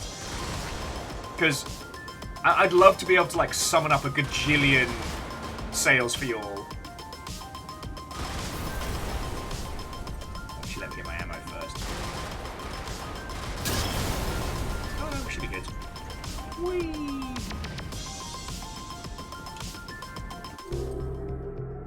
Oh, Hugh saying the Killers is going to slap. I have no doubt. Actually, here's one. This is more kind of like a question for me than for anything else. Like, what is the one thing that you were able to change or improve on in Killers that you couldn't do in Brigador because of, be it like technical constraints or otherwise? Because, I mean, friends, for those of you who don't know, developing video games is it is its own bizarre and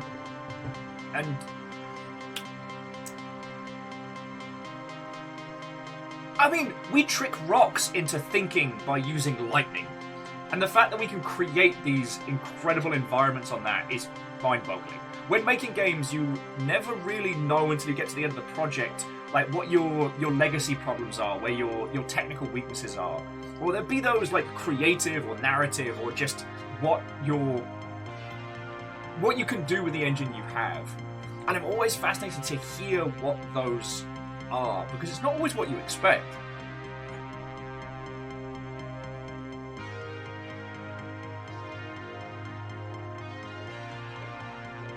And again, you're right. Brigador Killers is going to be amazing if this game is already good. But it didn't just happen. This wasn't one of those, like, Vampire Survivors breakaway successes. The team worked. Fucking bled for this game, y'all. Also, I get an auto car now. I get a hover car now. And a little caravan.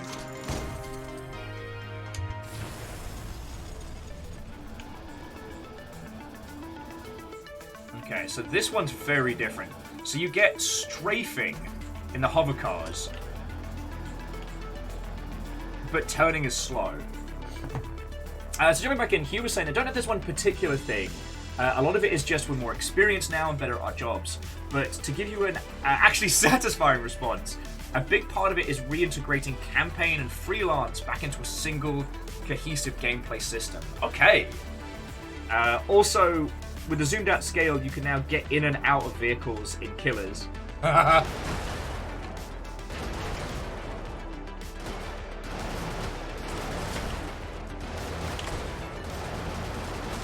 That's fucking rad. It's weird because, like, with games like Front Mission, Gun Hazard, and Metal Marines and stuff like that, you don't spend much time outside of it. But it's amazing how being able to get out of the vehicle grounds you in the world with a sense of scale. Zabasto says they've seen a couple of dev streams, and they're honestly reminded of the early GTA games. I mean, I haven't seen Killers in action, but...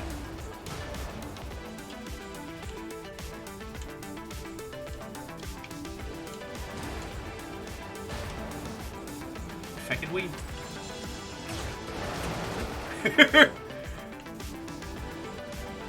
Anti-gravs can fly over low cover and space to ground pound.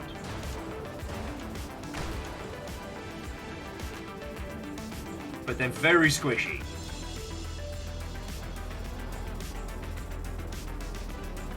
Ground pound does the most damage when used at full height.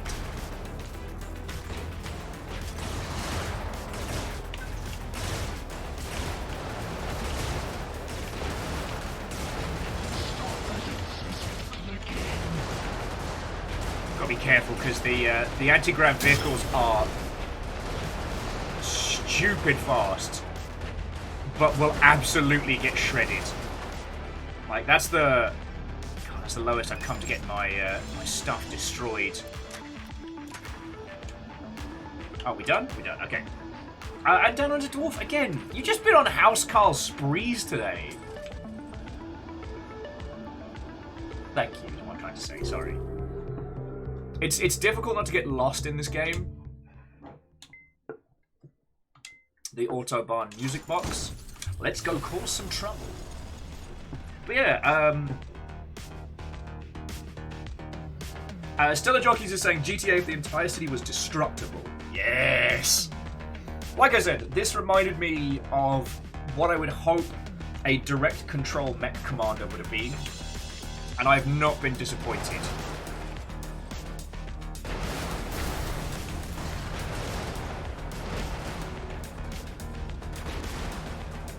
Let them get closer, and then biggity bam!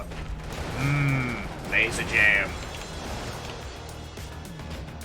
Ooh, don't be spicy. That's my job. Oh, you kids are brave! I will squish you with my car booty.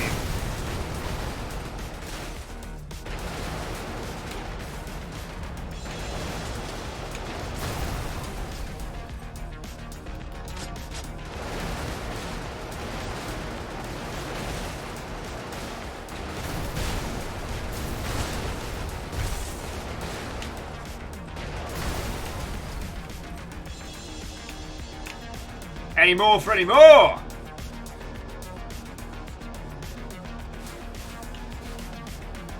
Alright, kids. Remember where we parked.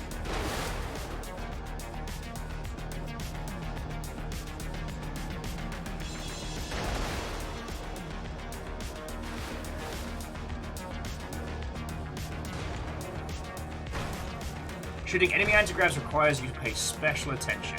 Line up your firing arcs with the ground light of your enemy anti-grav to ensure you are not missing. Okay.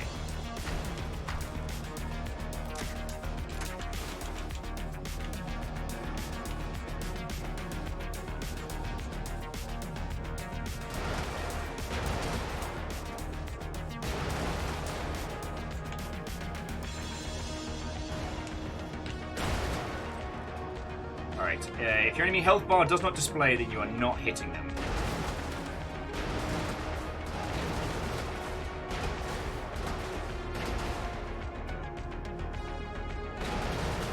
I mean, they found a way to make mechs, tanks, and anti-grav vehicles all work in one setup. Like, huge. That's a massive win! Again, I guess not that you need me to tell you, but...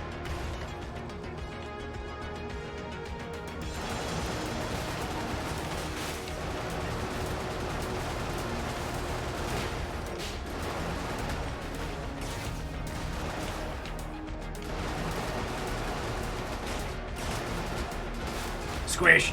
Ah!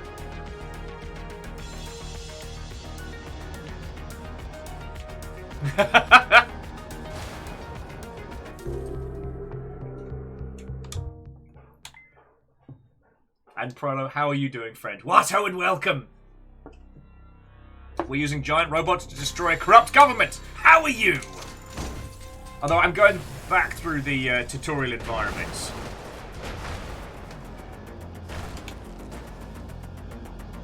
Oh yes, EMP kills shields.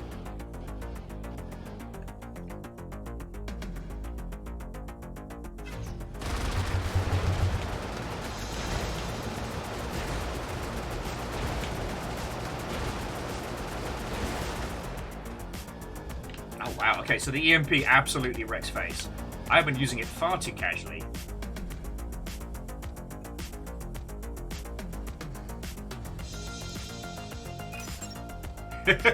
I mean, Prolo, grab me a robot.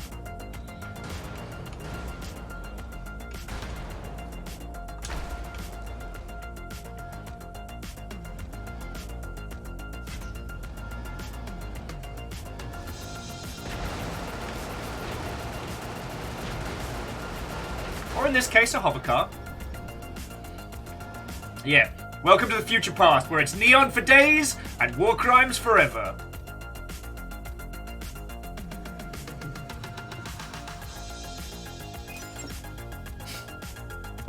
And Exo, how are you doing, friend? Welcome to Brigador. And just as a reminder, friends, the Steam sale is going on at the moment. You can pick this up and play this at a severely reduced cost. Oh no. All factions employ suicide weapons. That's not good. That's bad. I don't like that. Identify them by their red searchlight. Oh, that's bad. That's bad. Yeah. Yeah.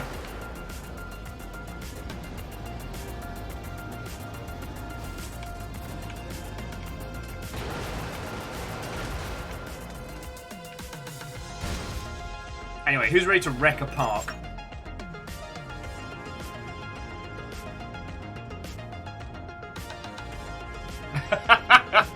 No, look, Exo, you know I love Humble. They are very, very good to me. I'm just, I'd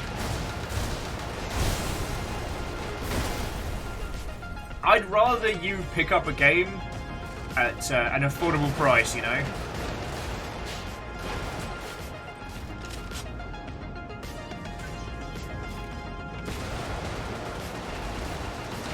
Okay, and the fascinating thing with the EMP is it drops the hover vehicles right down. So they end up just falling to the floor, which changes the aiming arc on them. I fucking love this game. Woo! Excuse me, Spicy Tank. Not invited to this party. And yes, Fred, we are blowing the shit out of stuff with a... I think I've got like a laser machine gun and some kind of energy cannon.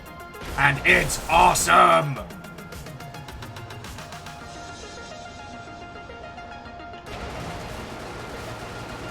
Although I've been a bit blasé with my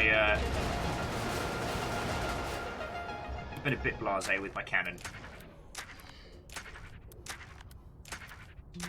Well, so again, to like Exo and Prolo and people that joined us, this game isn't just awesome. One of the reasons that I wanted to show you all this game is because, like, this did not have a stable launch. This had a very hard time at kickoff. And Ben from the development team and Hugh, who I think is still chilling here with us, have been sharing with us some like the GDC talks they did and things like that.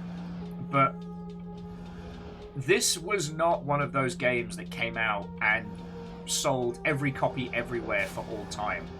You know, it came out and it was a struggle and it was a fight, but they did it. The reason I wanted to highlight this game is not just because it's a gorgeous 90s neon-soaked mech fest where we get to destroy a corrupt government with giant robots, but it's a tale of the end isn't always the end. It's a story that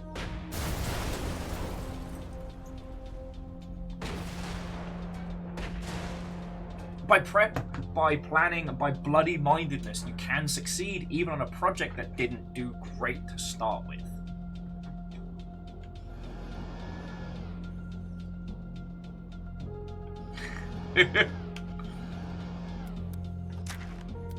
Yeah, apropos of the game's story entirely.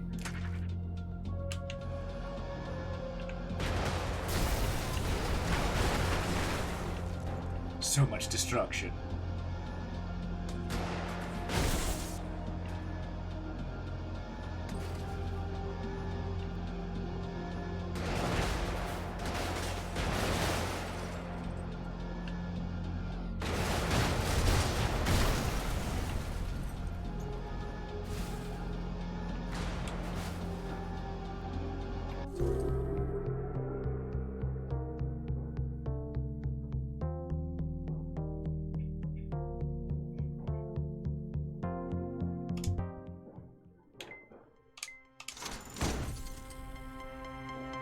I think... Oh yeah, so we got one more tutorial mission on the hover cars, and then...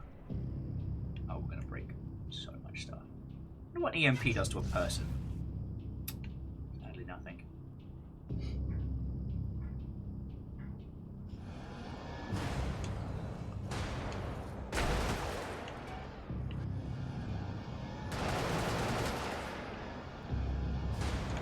Look at this neighborhood, full of people with too much money.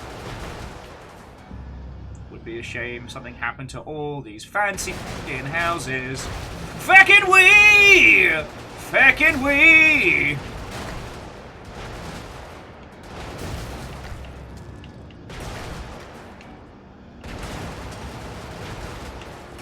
Thank you. Message for you, sir. It's an EMP, and it says, go feck yourself!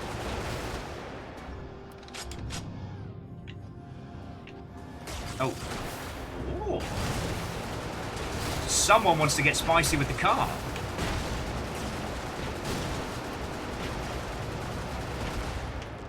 Okay. Other hover vehicles are bastards to fight. Alright, let's do a little...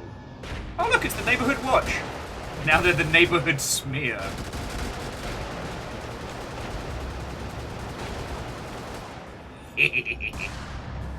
Okay, neighborhood smear might be one of my favorites.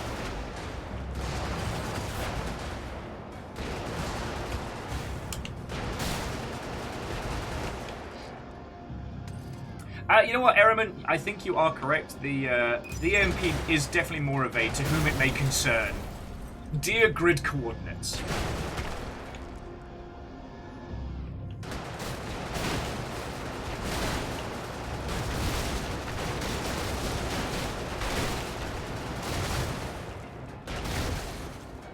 Welcome to Home Improvement with me, Will, and this gun I found.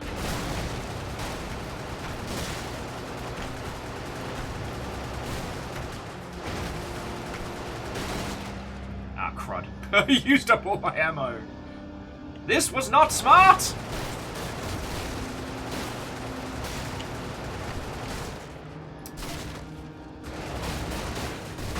It's alright, we can ground pound a few of them.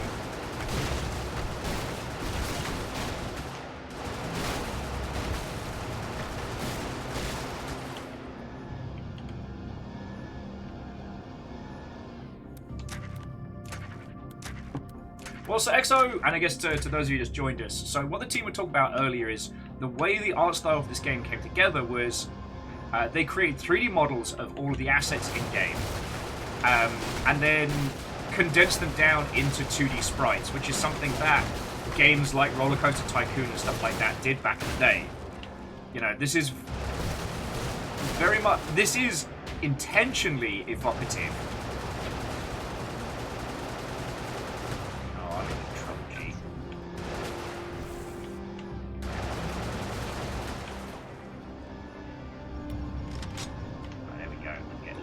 Good stuff. More of what you asked for.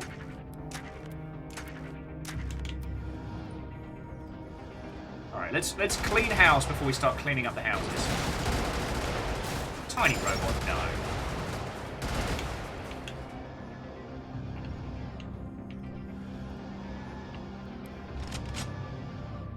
Look, Ehrman, as soon as you look at all of these people as being part of the Homeowners Association, no one feels any guilt. Ooh. Biff that shot. And down on the dwarf. Thank you. Oh.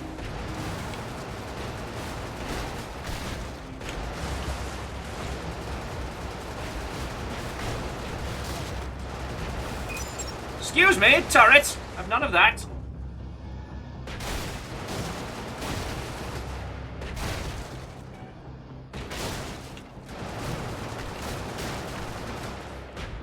Sorry, friend, just bear with me while I clean out the local constabulary.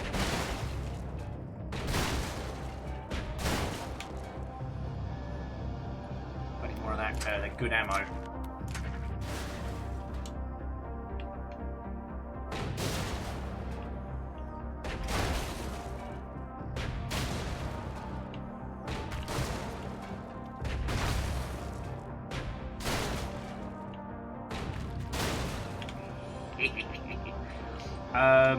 So probably I believe the team has done some GDC talks on like the lighting system, and this is also the second pass the lighting system they did for this game, which I find fascinating because the lighting was always gorgeous. Oh, so he's saying, going to take it in a bit here. Passed you a couple of deluxe Brigador game keys, game plus OST. Yo, that's fucking kind of you. All right, friends. So alongside the liberation of this city, we will be giving away some games. We'll do some mosh pit sim later. How about that? When I'll pop off for a quick break to make a sarnie at some point because I forgot to eat. But no, Hugh, that's so kind of you, and thank you for coming in and hanging out. Like, I don't know if I've really done the story of your team's struggles with this game justice, but I don't want people to see the game as it is now and think that it was easy, that you lot didn't kick ass making this happen, you know?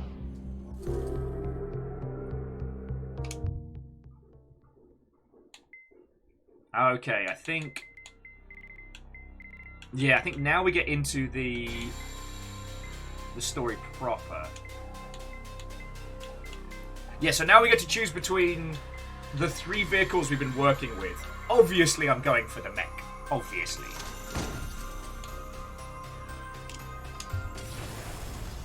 Da-da-da-da-da-da-da.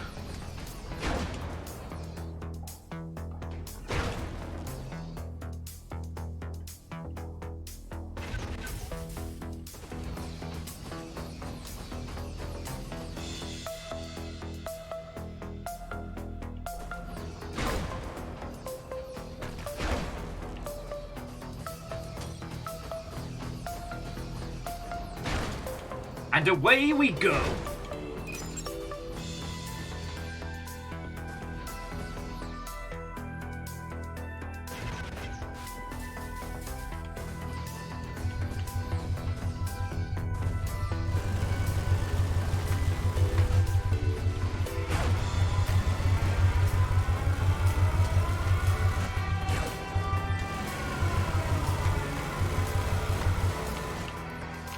Okay.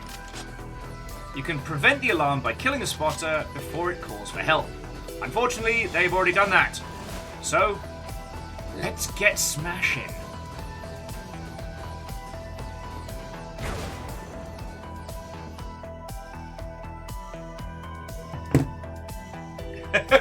You know what, Hugh? That's a good way of thinking about it. Hugh of Stellar Jockeys was just saying, thankfully, they've come a long way from a rough start, and Brigador Killers is looking like it'll hit right out the gate. But hey, if it doesn't, we're ready for it. And that's a good point. I guess one of the hard things about game development is that sometimes teams don't get the chance to come back from stuff like that. And that's so sad. You know, sometimes I get really obsessed with games that weren't great. But it's because they never got that fair shout. You know what I mean?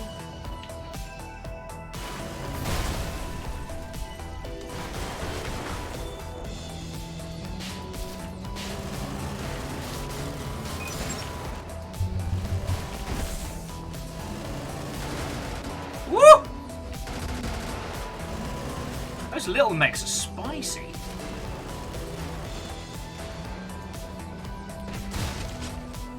Okay.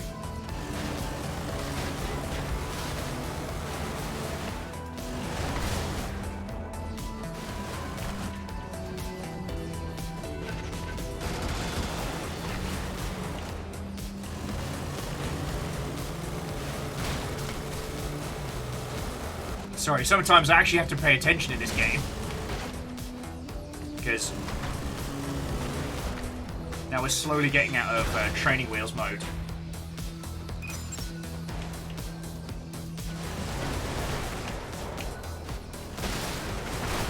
But I definitely needed the refresher, friends. So again, thank you for bearing with me while we were doing the early levels. Oh! Actually, bear with me just a second, dear friends, because I want to just make sure that I'm following Stellar Jockeys, because I don't think I am. And Lizzie, thank you for doing the shout out there. There we go. Right. Because Hugh was saying they do stream development of Brigador Killers occasionally, so if anyone's curious about what the the next game is going to do or how it's going, that's a great place to fucking check them out. Gotta follow everybody. Gotta follow everybody back. Make sure I'm doing the follows.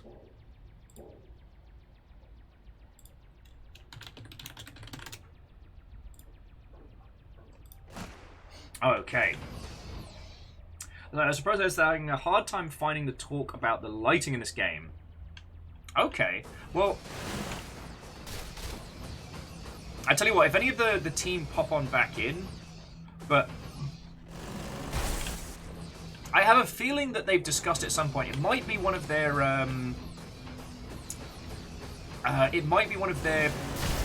production posts.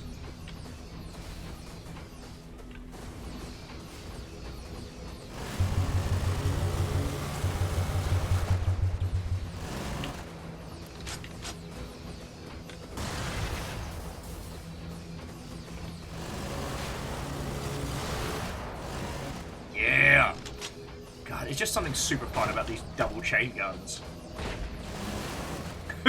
Like, did you see that little squad of soldiers? No, me neither. All I heard was gun go brrr. Okay. Alright, so Hugh's saying they didn't do a talk on the lighting. My apologies. But there is a post on the Steam discussion thread about it. Okay. Because I did see that one of the, as I was saying, one of the settings in this was the, changing it back to the old lighting style. And the thing was, the lighting has always been exceptional in this game, so... You know, it's one of those, I'm curious as to why the changes were made. Like, and I doubt you do them without a reason, you know what I mean? Because, friends, there are loads of times when dev teams will make interesting changes to their titles that may or may not have been necessary.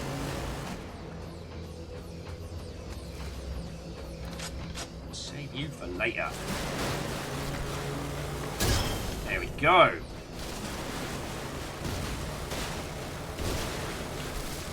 Feck your infrastructure! You can't take the bullets back with you!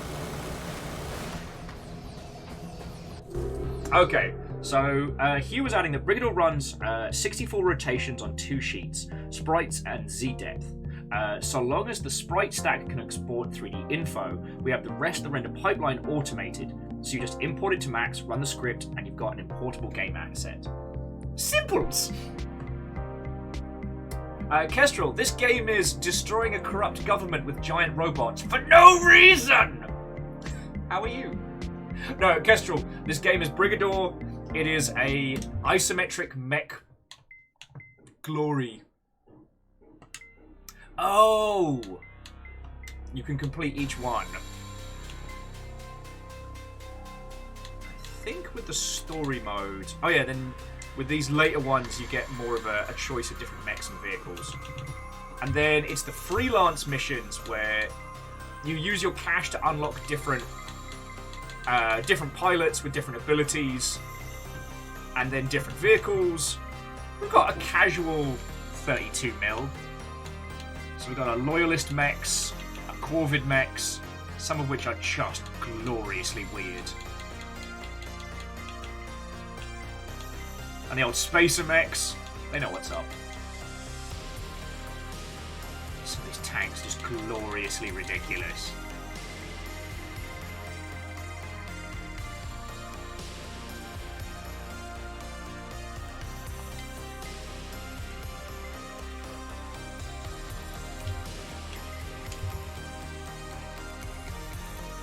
I know, Kestrel, I hate mech games so much, but for this game, I'll grin and bear it.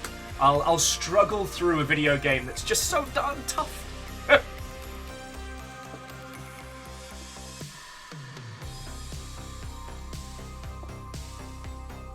And Prolo, You are 100% correct, friend. You don't need a reason to destroy a corrupt government with a giant robot. But sometimes we find ourselves inspired.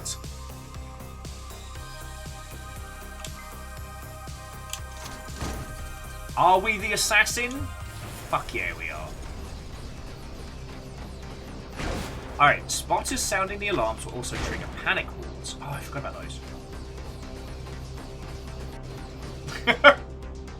Kestrel's like, we appreciate your sacrifice. Panic walls are defensive barriers that will only lower for enemies.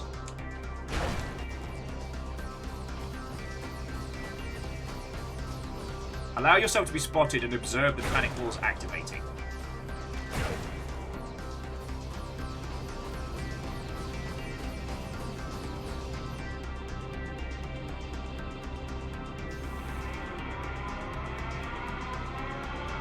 Alright, so how do we get rid of them?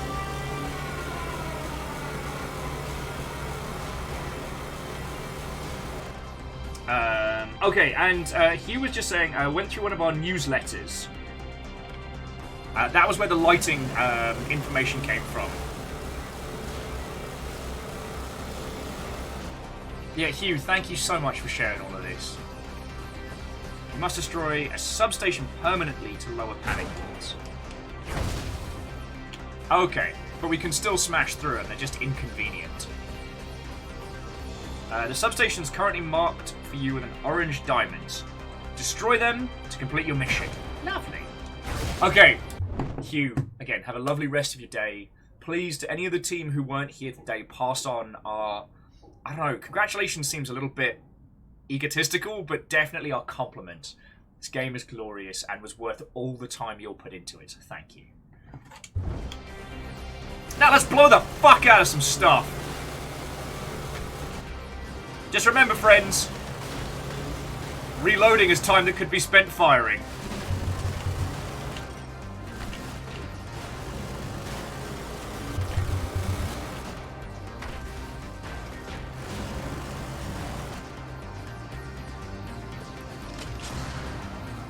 Ooh.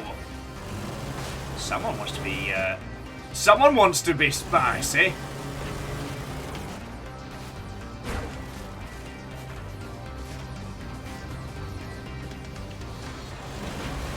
And so the panic walls really do stop us from having, like, the range advantage.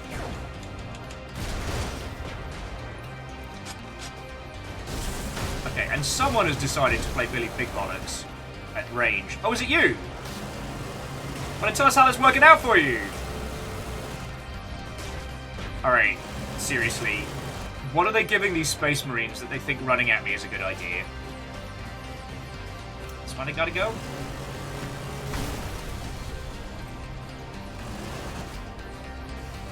See if we can find a spot. Oh, okie dokie. Oh, I'm in trouble. Oh, I'm in big trouble.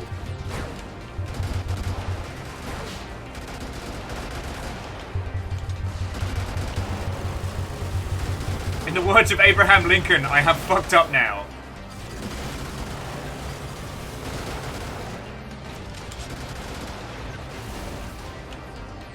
Smoke for cover. Alright, we're back. We're back on board. Meat's back on the menu.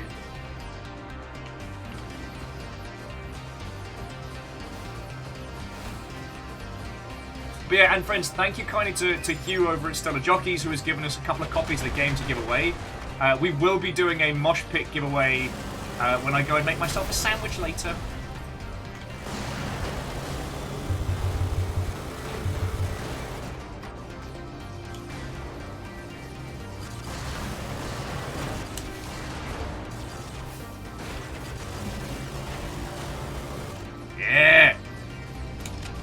Shoot me if you can't see me.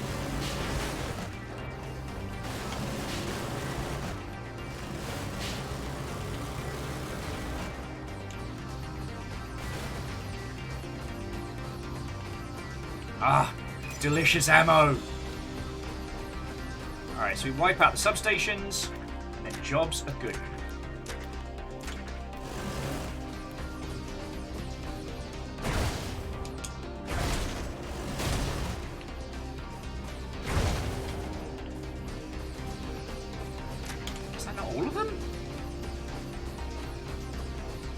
It's not.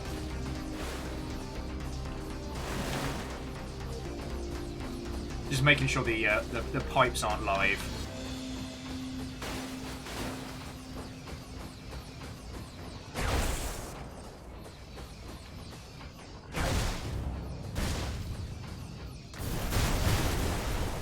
Alright, so the depots, we killed half the depots and substations. Huh, that looks expensive. Let's break it.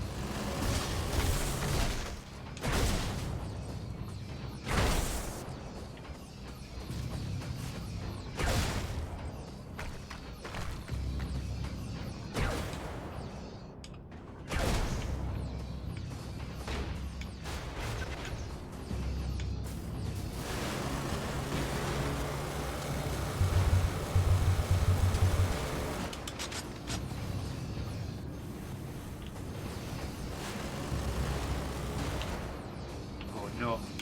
I left my booty exposed. I will pay for this dearly.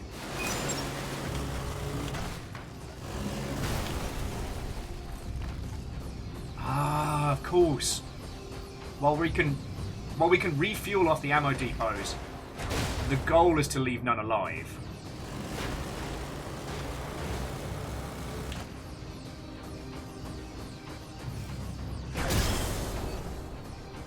All right.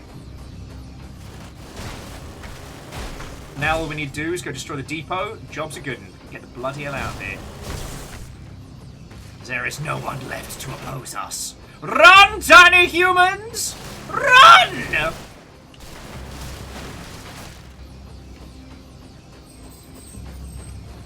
There is no Geneva Convention here.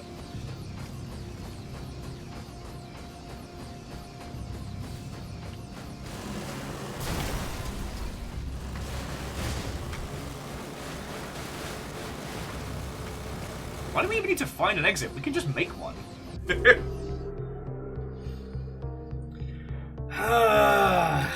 God, it's good to be the king. Open up your heart.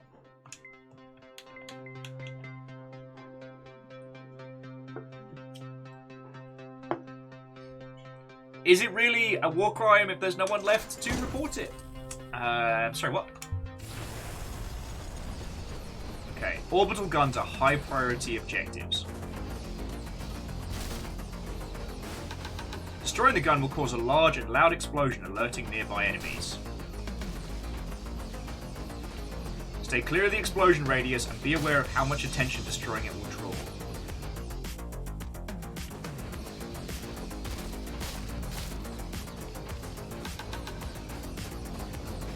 Don't threaten me with any time.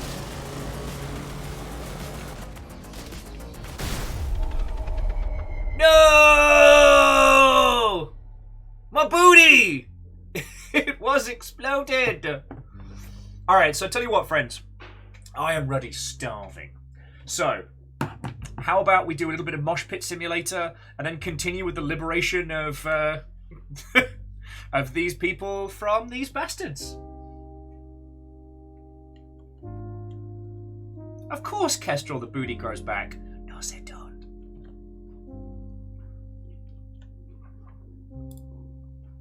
Because, God, we haven't done a Mosh Pit Sim in a while. So friends, I have 3 keys to give away. So I'm going to boot up Mosh Pit Sim. And what we'll do is the first 3 winners get to have a copy of Brigador. If you already have this game, please don't enter. And if we end up doing more than 3 moshes, then after the 3rd one, it's just for... Oh my word.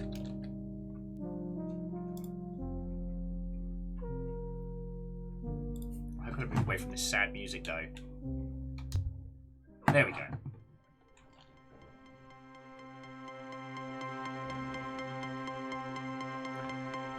Bear with me a second, friends.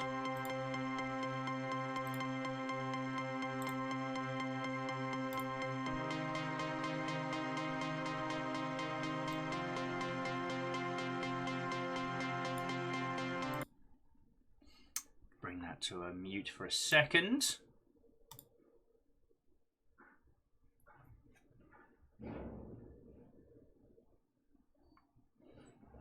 All right.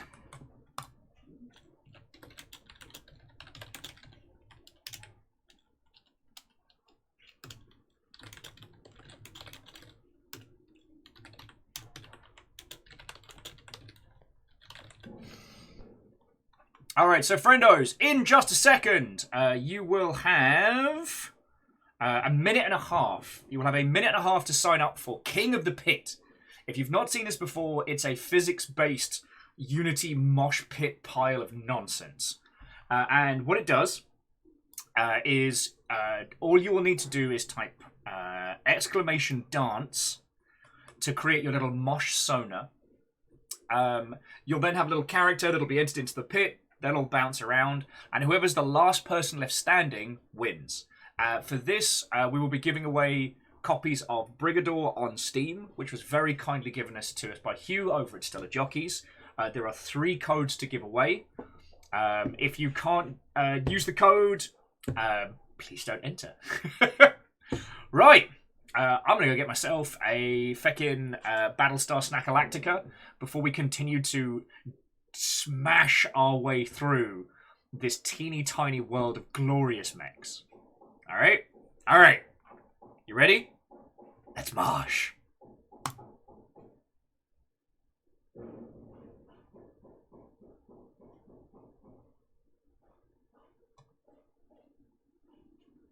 Making sure it's working first.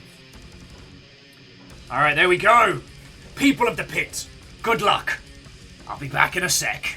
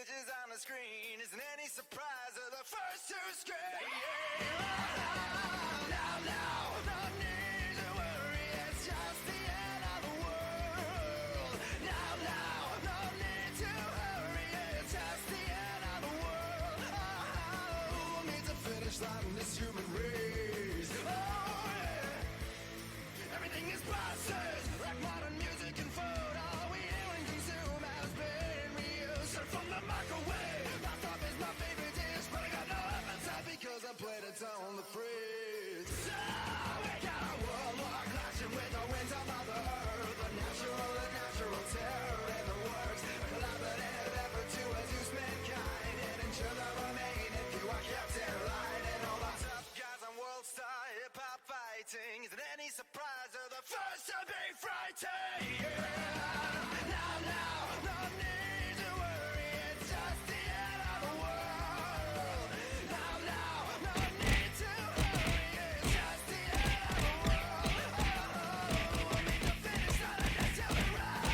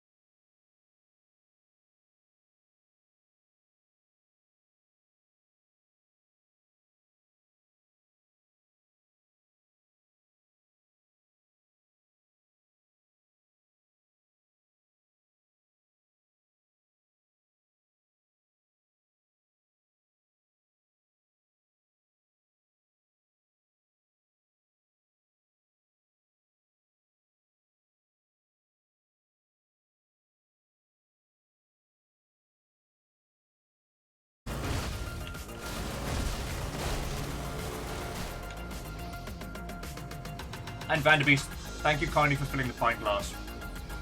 After an inordinate number of corgis were scattered to the four winds earlier.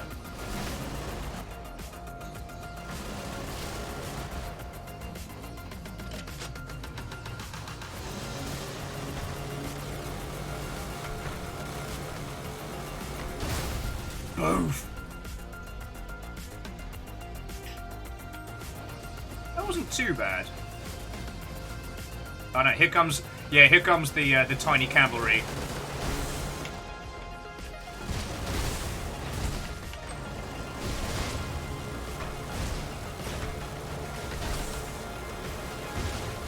No, I feel kind of bad for like the little tiny soldiers of this world because they are absolutely like the Imperial Guard of this.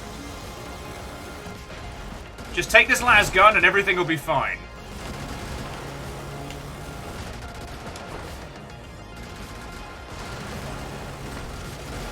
Oh shit.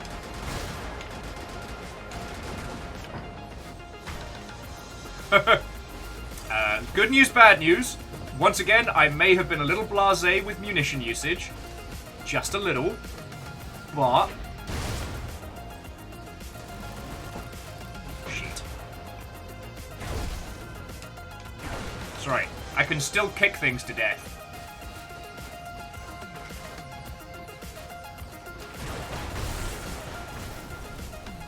I've made many mistakes. This is the end for Will.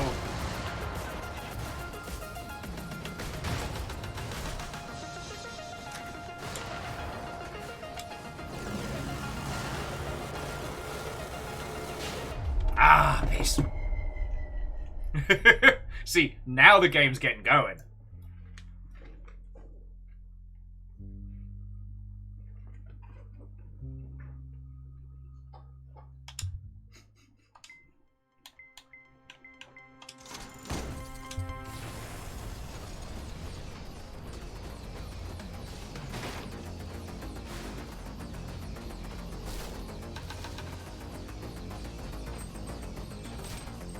So, what important and valuable lessons have we learnt from our first two engagements? Explodey guys are bad, and I should be a little less blasé with munitions. But only slightly.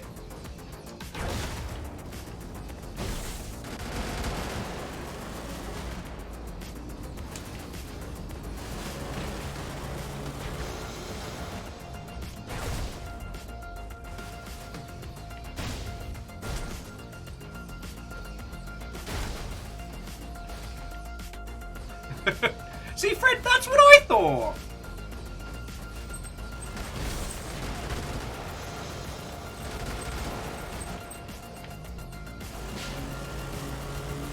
Anyways, baby boy. Don't need the fight stick. Sorry, the joystick.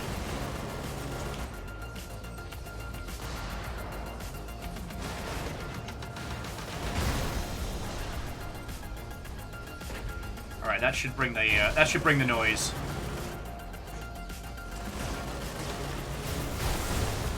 These poor little space marines.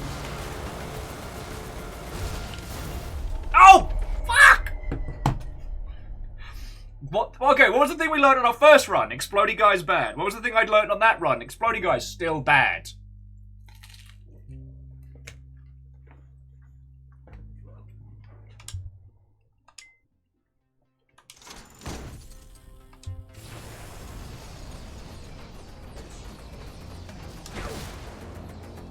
I'm gonna break some trees. These trees know what they did. See, Fred, that was the thing. I stopped firing. I stopped using the Daka. And it cost me everything.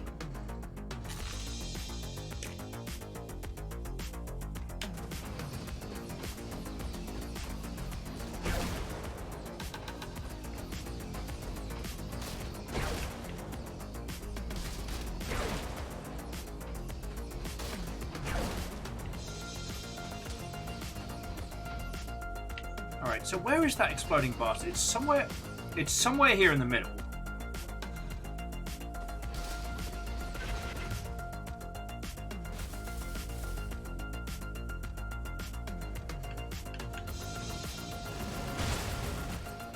There it is. There it is. Get to feck.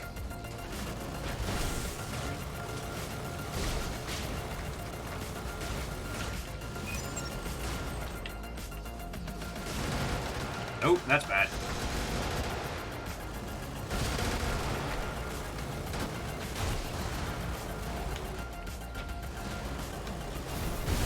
But the thing is, like, once this game gets going, this game is spicy. And the thing that Hugh was talking about, like, the freelance mode. So later on, you just get to choose whatever, like, mech and loadout you want. Tackle the levels however you want.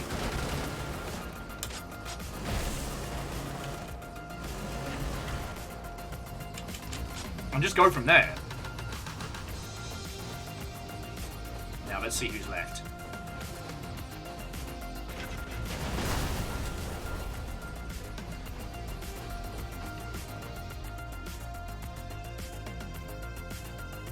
Did I clean house? Did I get it? Nope. Here they come to wreck the day. Yeah, tactics.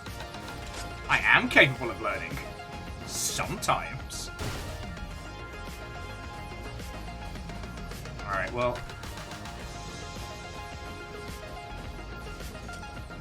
Let's burn this mother hubba down. Okay, here's a random question. How many of you remember a third-person action game called Slave Zero?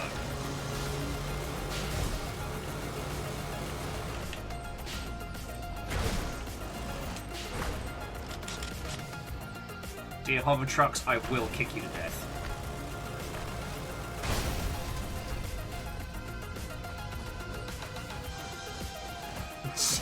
And compliment cap, Watto friend, we're doing it! We're Brigador in it! Which I'm sure is how that's said. It's totally not a thing that I just made up.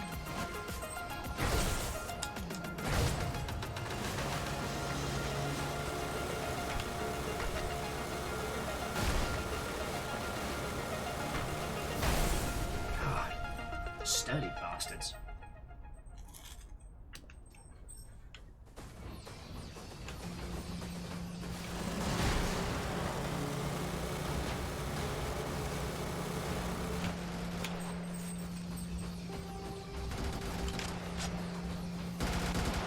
Where'd you come from, you little bastard?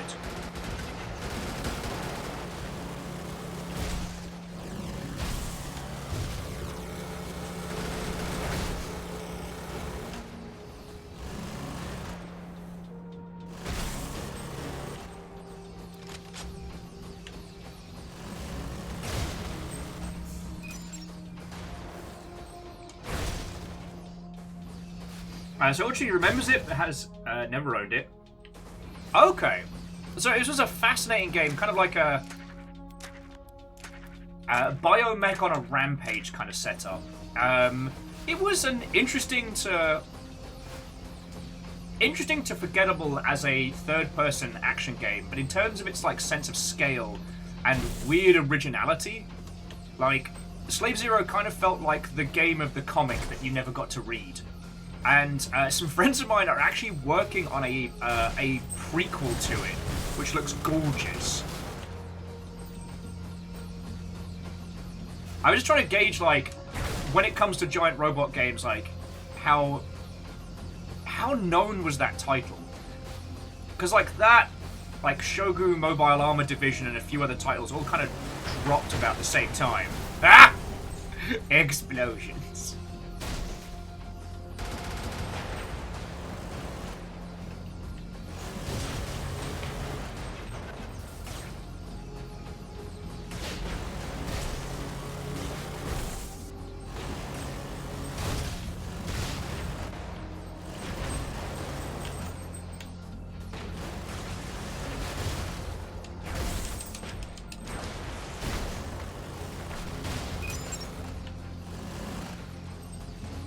Stand on that guy if he's gonna be an arse.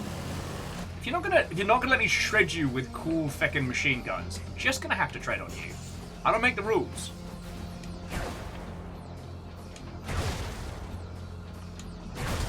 Averick says the copy of Slave Zero had a bug when on the music played, so for the longest time they assumed the game had no soundtrack. Wow.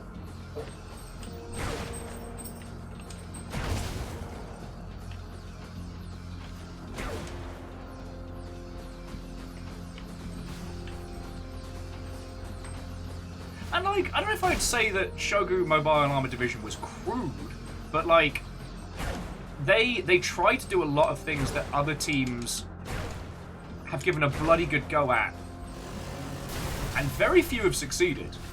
I mean, that sense of scale in like single-player FPS, they were doing giant robots and people long before anybody else. Now, what they did was they used one game engine, but then changed the scale of... they then had different kinds of assets and environments for the first-person... Sorry, for the people sections as the mech sections. But it was still all one first-person shooter, which I thought was fascinating.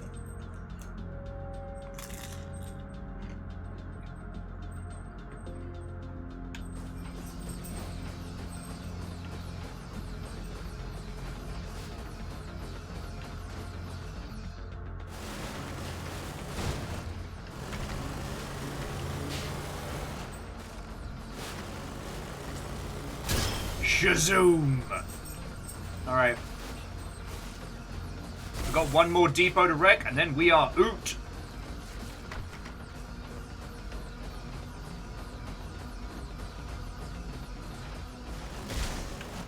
But yeah, I'm still amazed that, you know, Shogu ended up being such a big part of the industry. That I did not expect.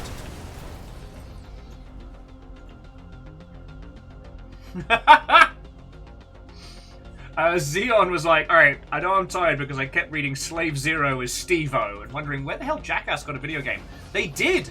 There is a Jackass video game. And it's awful. It's truly terrible.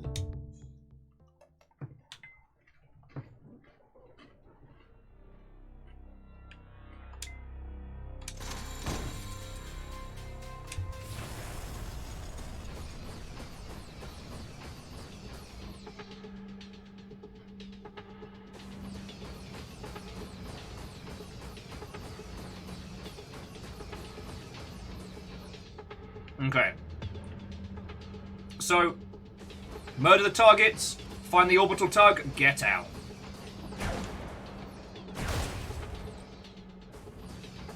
I remember here. Ooh. Remember, friends, collateral damage also counts. No alarm for you. Woo! Miss me! Wreck the shed, but you miss me. Those begonias are fucked, but we're fine.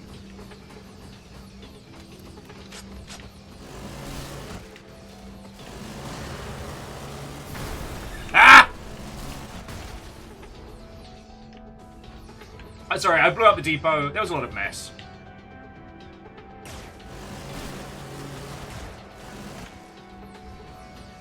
Lost Flare saying there was also Tony Hawk's Underground 2, which was basically another Jackass game.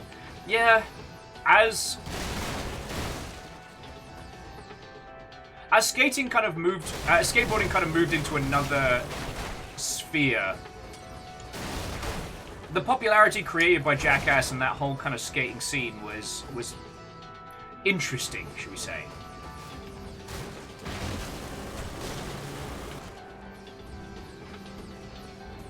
I don't know, I like a lot of, you know, people my age, especially in the UK, very much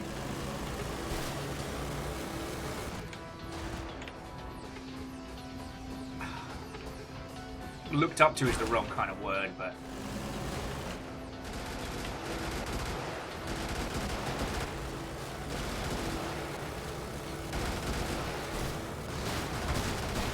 hang on, hold that thought.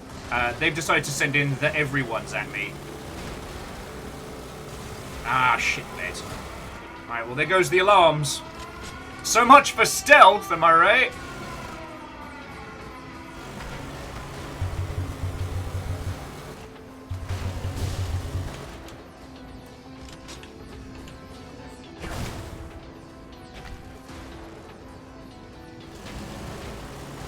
Hang on. Tell you what, let me clear out a few of these individuals, because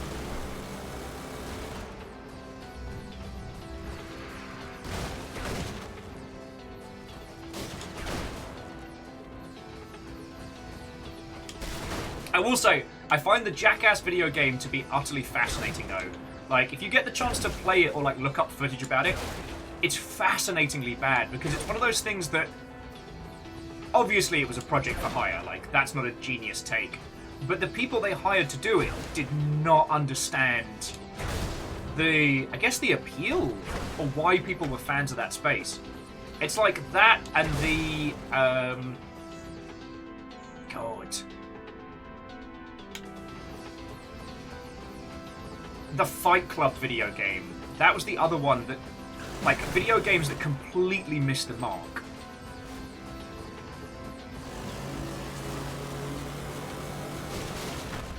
Right, come here, you hover bastard. Probably run out of ammo.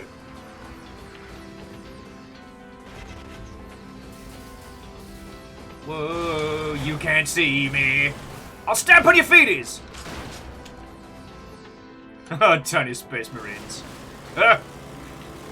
Tiny Space Marines go splat. But no, I find those games absolutely fascinating.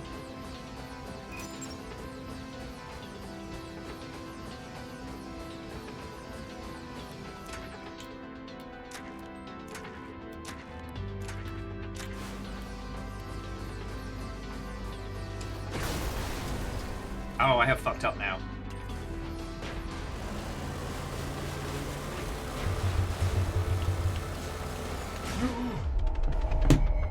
Probably should have kicked that fuel storage line by myself.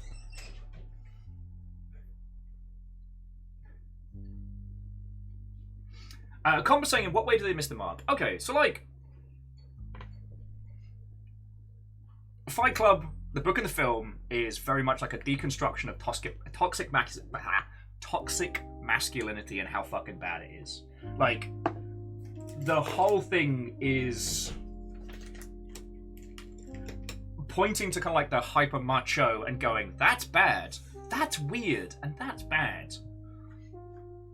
But you can watch the movie Fight Club and go, oh, isn't it great that they're punching each other? Oh, it's a bit weird that that block was in his head. Like, even at the surface level, if you choose to not engage with any of the thematics of the movie or the book, I guess we'll focus on the movie, because I think very few people were aware of the book prior to its options.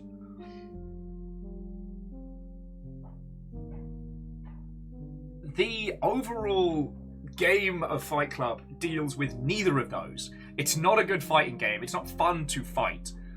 It misses all of the surface things that made it pop. You know, that visual aesthetic, the over-the-topness of it, that weird, hyper-macho, you know, when a person comes to us, his ass is a wad of cookie dough, etc., etc. So it doesn't even engage with the base level themes that brought people in. And then it fails at dealing with all of the subtext that that movie is built on.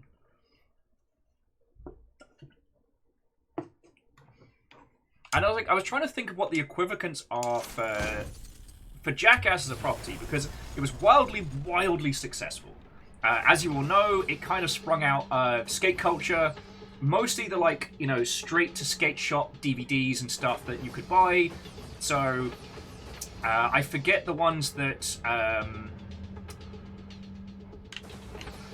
oh my god, how am I forgetting his bloody name? Johnny Knoxville and Wee Man did skate videos together with a side of, like, pranks and silliness. Bam Margera did CKY, this kind of, you know, anarchic, chaotic, prank-filled with a smattering of skate stunts thing. And those kind of came together with the article about testing non-lethal self-defense weapons that Johnny did for, was it Vice?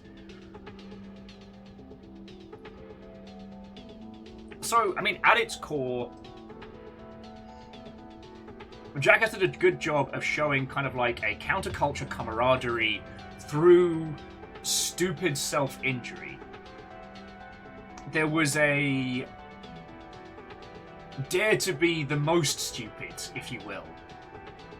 But it was very counter to a lot of media at the time.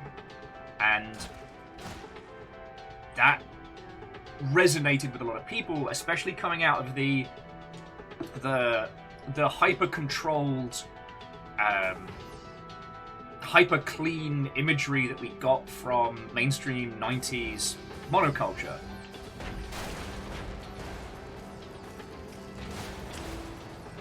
The Jackass game does none of those. It's like the shittiest minigame collection.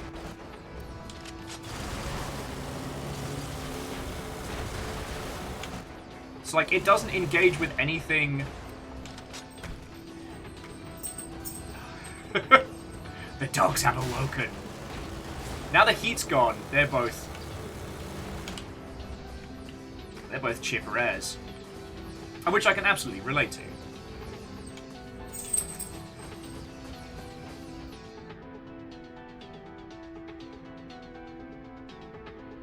Now, so feelers, I do agree with what you're saying. The comment that you can't make an anti-war film that some viewers won't engage as being pro-war. That is to say that you can't create something with subtext so obvious that users may not engage with it. You know, there are still people who watch Starship Troopers and go, "Wow, that sure is a cool movie about shooting bugs and aliens." For those of you, I guess you know, you're all aware that Starship Troopers is an anti-fascist film, just like how RoboCop is hyper anti-capitalist. But it is possible to... Ah! Tiny robots! Why do you have the loudest guns? Freaking me out. But it is possible for people to engage with stuff like RoboCop or Starship Troopers, and again, just look at the surface coolness. The thing that made the Fight Club game so feckin' terrible was it doesn't engage with the surface coolness. Like, it's not rad.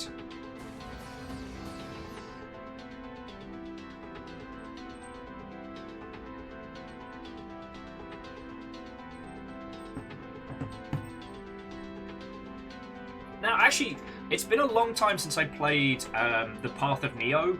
The kind of the compilation game they made. Because Prolo's entirely right. You know, the original Matrix is a trans movie. 100%. There's a lot of themes stacked on top, but that's definitely the core line through. I personally feel the following films didn't really have too much to say subtextually. But don't get me started on the Matrix movies, I'll talk your ears off. But what was fascinating was, at very least, the first proper Matrix game was meant to go part and parcel with the second film, and it somewhat succeeded. You know, the kung fu was good. It had a bunch of fun things in it. You know, you got to have that, "Oh, look at me, I'm fighting alongside Morpheus and all the cool people."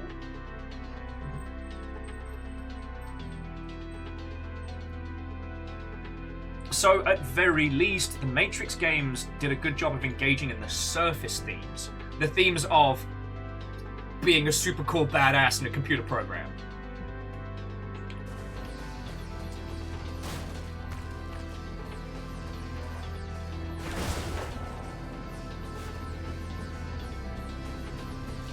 Wait for this guy to get closer and then shred him! Haha! Take your couch! Yeah, no alarms for you. Actually playing this sensibly. Hey, Zion, I do recommend the fourth one. It's a very different story, and there's some weird decisions they made in how the visual style is conveyed. But, like, all in all, the fourth film has a lot to say, and oh boy, they do not feck around. Oh yes! Enter the Matrix was the first film, the game that went with the second film. The Animatrix, by the way, is still one of the best feckin' things to date. Yeah,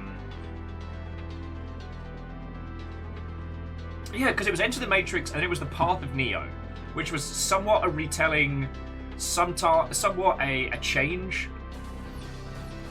The Wachowskis got to make...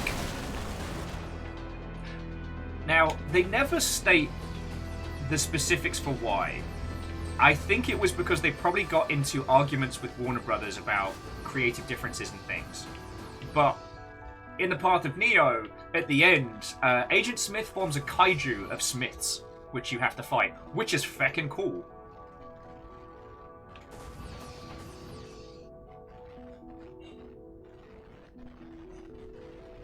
Yeah, honestly, Zion, if you've enjoyed the 3 Matrix movies, you will enjoy the 4th. Because, I mean, it is a film about the Matrix trilogy. Like, it's... oh boy.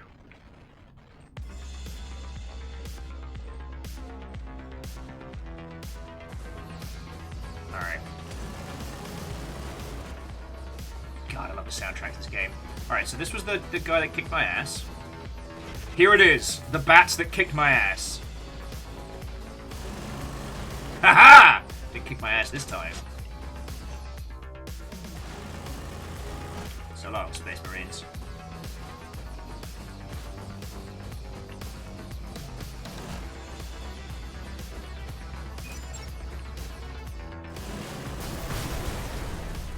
Job's done.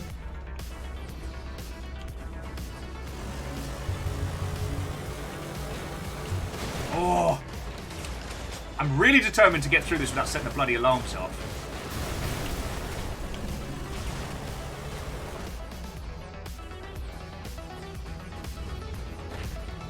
Oh! Excuse me, tank. Don't you be spicy from over there.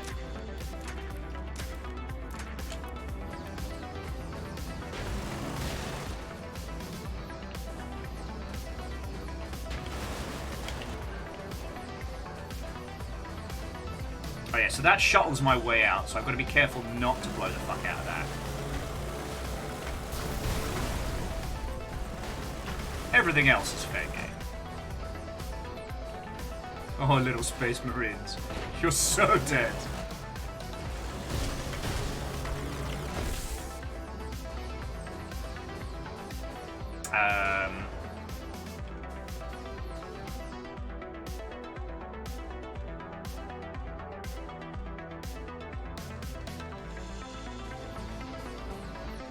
But yeah, so bringing it back. The thing to think about with the Matrix games is how, while they didn't engage with those like later topics, they didn't engage with the subtext, which we now understand like a lot better. Oh, this is gonna be bad if I blow that. Oh, feck me running.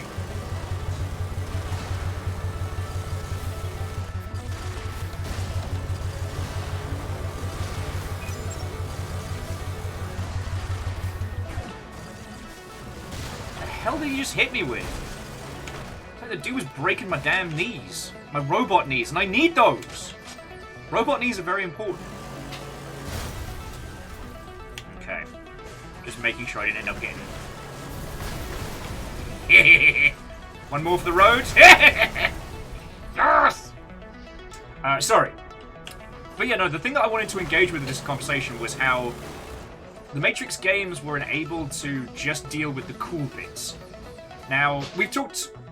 If you haven't seen, there's an incredible video by Patrick Gill about how the Call of Duty franchise spawned from Saving Private Ryan, and how Saving Private Ryan is an anti-war film, but still resulted in a lot of imitation movies trying to do the boy isn't war cool concept, you know?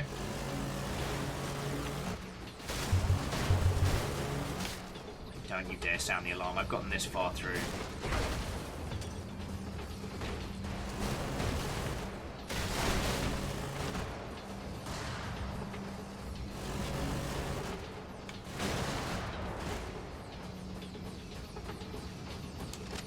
Fine, I'll conserve my ammo. Oh!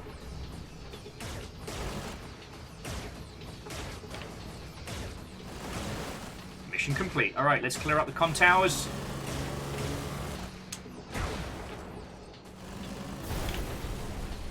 Clear up the depots. Okay, who is... You are one very brave Space Marine who is now a very big spear.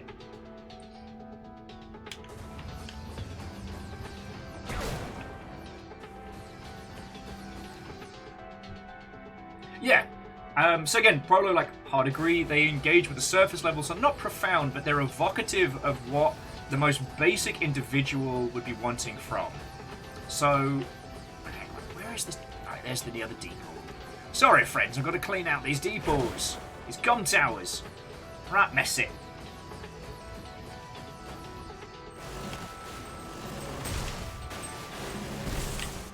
But no, the reason I mentioned, like, the COD as a franchise is it does a very good job. Hello, Flumpy Boy. Look who's come to hang out behind. Hey there, Flumpy Boy. Hanging out behind the camera. Sorry, the reason why I bring that up is because it's a very good example of just emulating the surface elements of a film and creating something vastly successful, but with missing the nuances of its source material.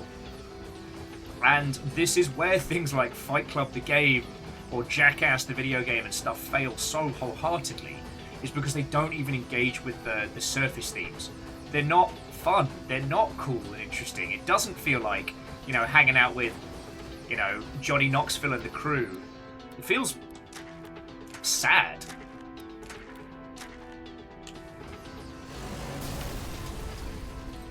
It feels really sad.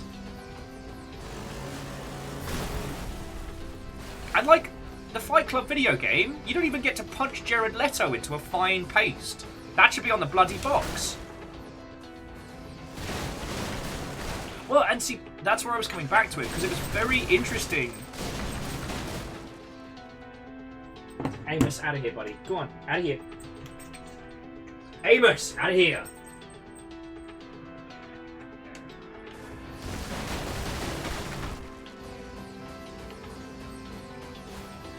Sorry, I'm just... Oh yes, I need to get to the escape pod in this one, don't I?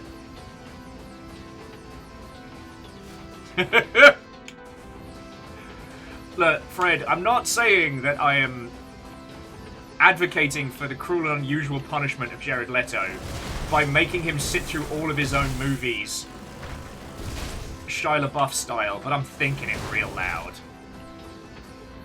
Oh shit, I hate these turrets.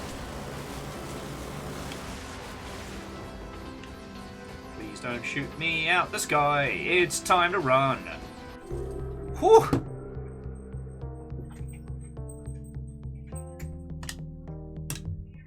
Alright. Okay, so Fly Blackbird, I think, is one of the OG missions, but we get a lot more choice of what we want here. So, this is where I'm going to let you all choose. So, the Turo is the signature mech Brigador. It's on the box, well, the fictional box art. Big cannon, big machine gun, smoke, no problems. But we also have the choice of the Prowler. This is a machine gun laser tank. The Buckler is a laser beam hover tank piece of weirdness. And then the Mongoose. Mongoose is the teeny tiny little power armor that doesn't give a hot fuck what you think about it. It can go stealth and wreck days.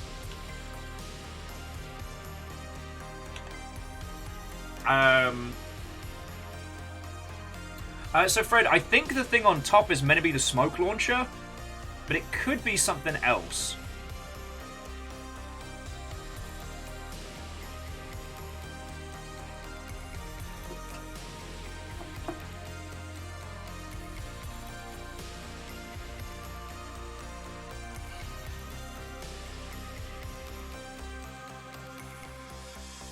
Does it say it has a guttable 80mm howitzer? You know what? With smoke projector for defense. Alright. Fred used the power of RTFM to solve this mystery. But no, so Prolo, why I wanted to jump back to that conversation was because the Tony Hawk's Underground games managed to capture more of that collaborative punk experience that people were trying to so desperately emulate from things like Jackass, comparable to the actual Jackass video game, which was just garbage.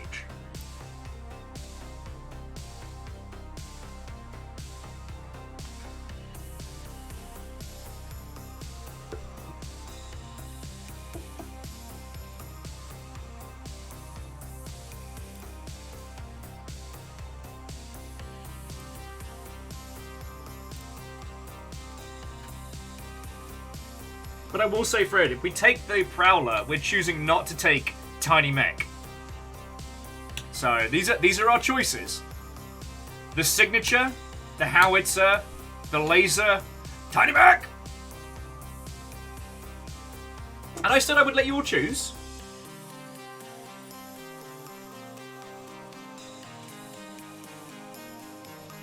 Sorry, bear with me a second.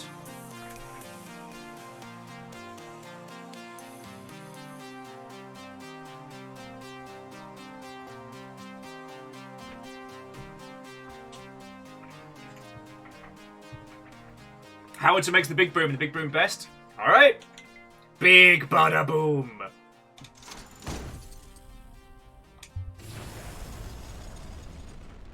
Alright, so we have classic laser machine gun and this. Oh look! Tiny power armor thinks they're people. So let's see what the distance is on this. Something like a half chunk? Boom!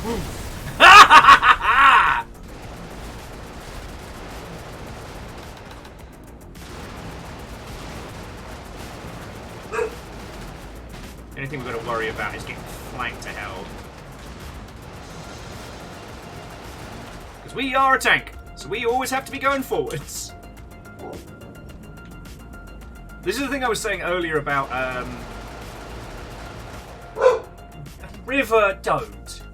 The vehicles in this feeling drastically different. If it looks like I'm driving like a complete idiot, that's why.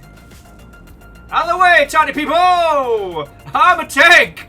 I don't give a shit!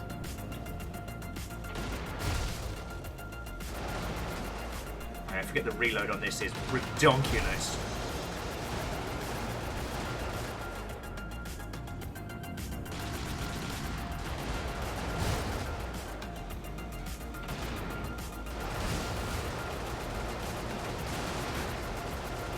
Keep trying to send these exploding kind of tuk-tuks at us, which I do not appreciate.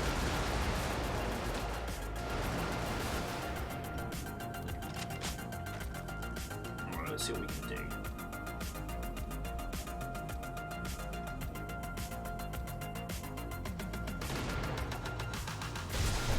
Oh!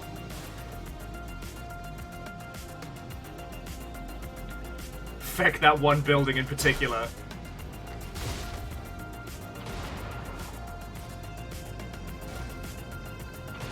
Slight overfire.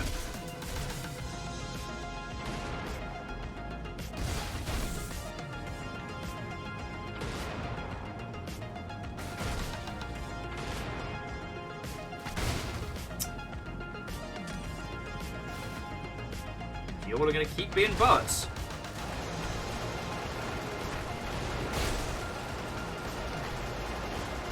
I'm going to have to keep firing. It's a nice, slower-paced run. It's like we can just look at something in the distance and go, hey, do you see that comms tower? Yeah, I don't want to. Woo!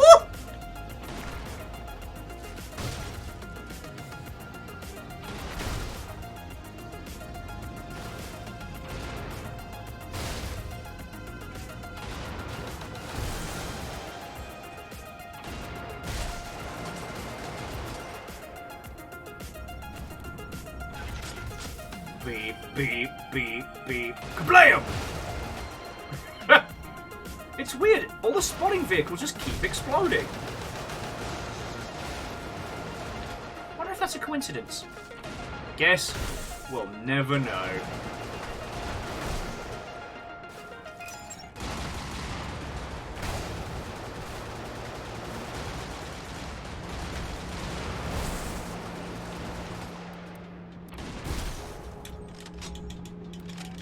Yeah, you're right, Kestrel. I'm so absolutely not enjoying this game. But, you know, again, for all of you lot, I'll struggle through this. Ah! Feck your couch!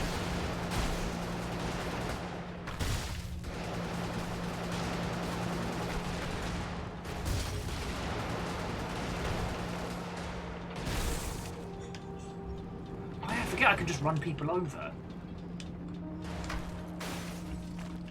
Sorry, we've been playing with the tank so much, the mech so much today. I forgot I could just drive over people at speed.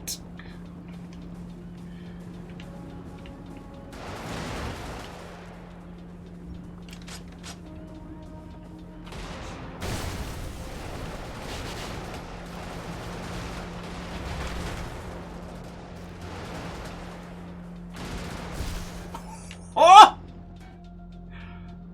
I didn't know mechs could get destroyed with such a wet thud, yet here we are. Alright, so that's the one we need to save till later. Oh!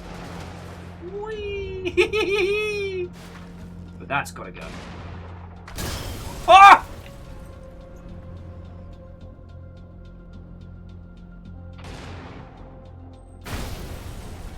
Right, let's clean house.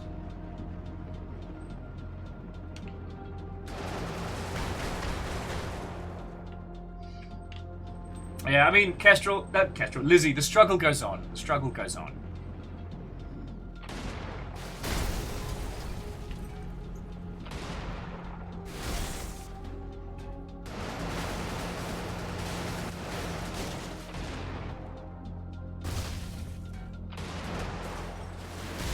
I will say though, like, when you look at the spread of mech games, like, if you search for the mech or mecha tag on Steam, you'll notice how many of them are just essentially, I don't want to say spiritual copies, but, and I understand the reason why. Gundam games are not available in as many regions as they should be, and it leaves people wanting. You know, Gundam as a franchise is very, very successful, and it's okay to want more of that.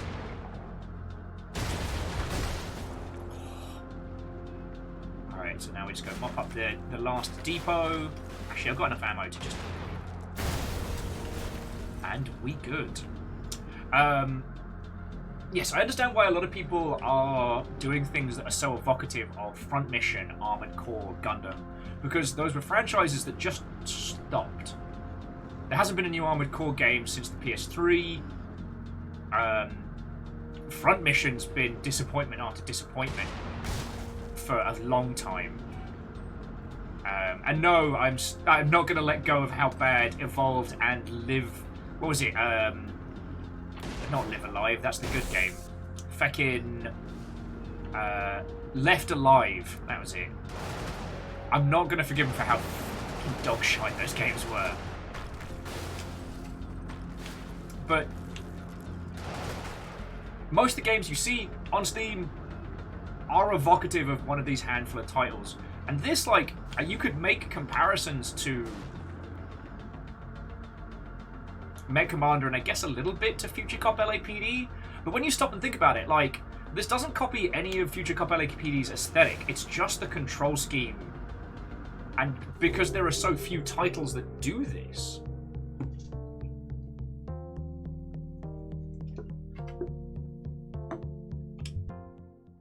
I know, Fred, you're right. It's definitely BattleTech as well.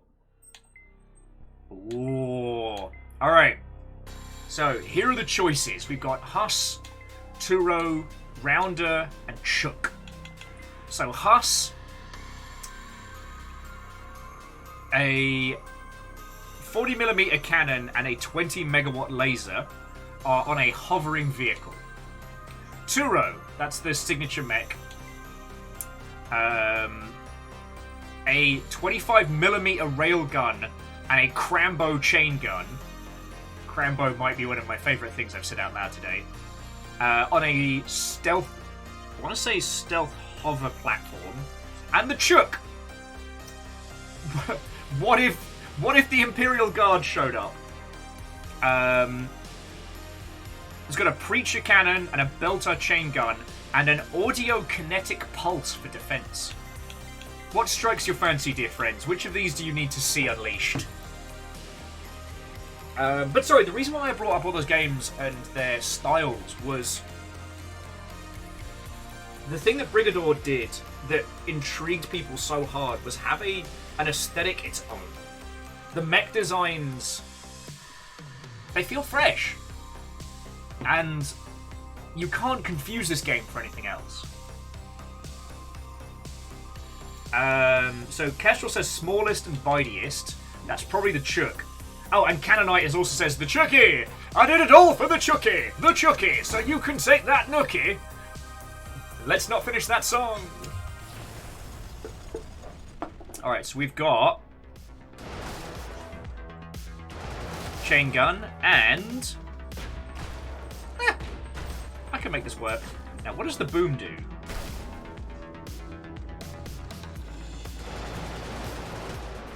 The boom is fun.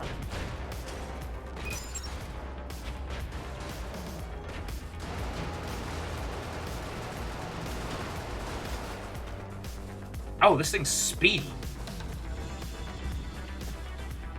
Oh, wow, you're just going to ignore me?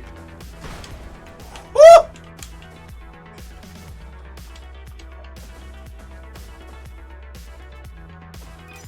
Do I have to charge it up? Holy fuck!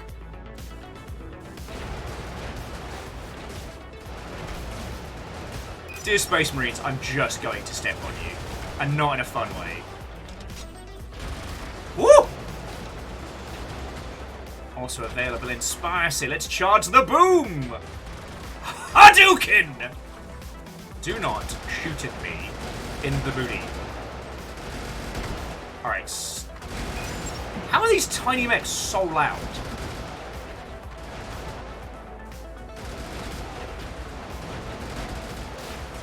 Alright, here comes the boom!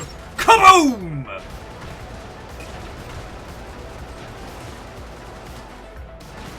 This audio cannon is glorious.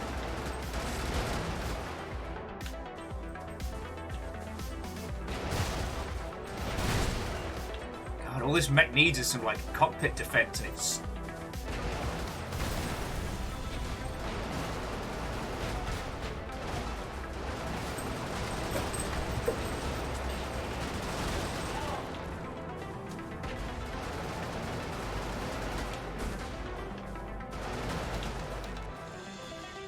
I'm having a lot of fun here.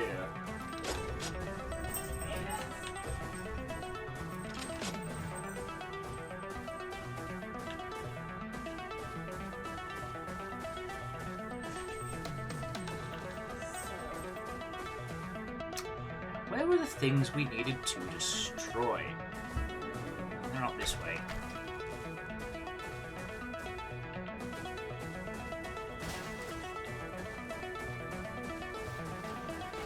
Boom!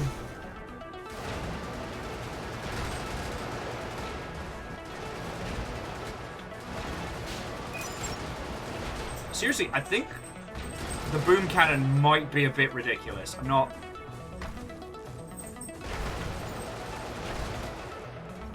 I don't want to make assumptions here.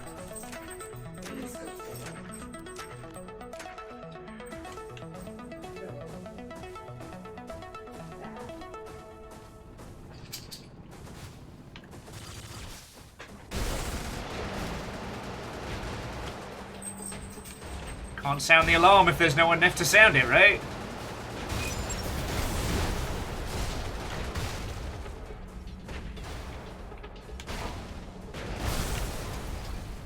Job's done. Time to murder.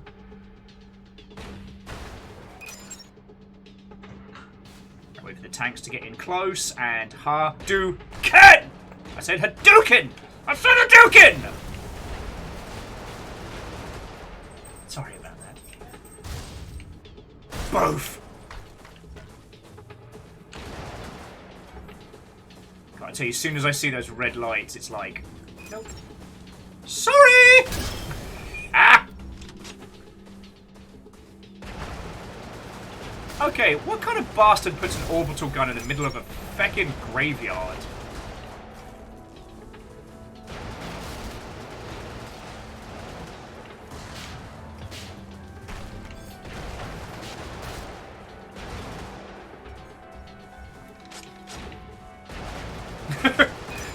Don't worry, my men, we shall advance towards this robot in single file.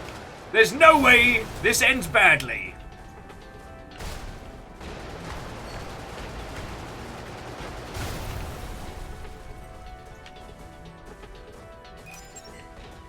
Woo!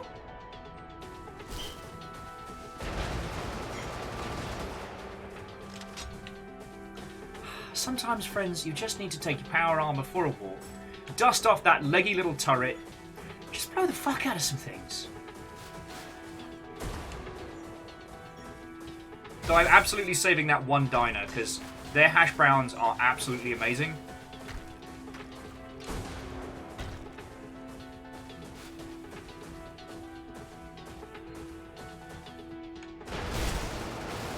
The diner did nothing wrong.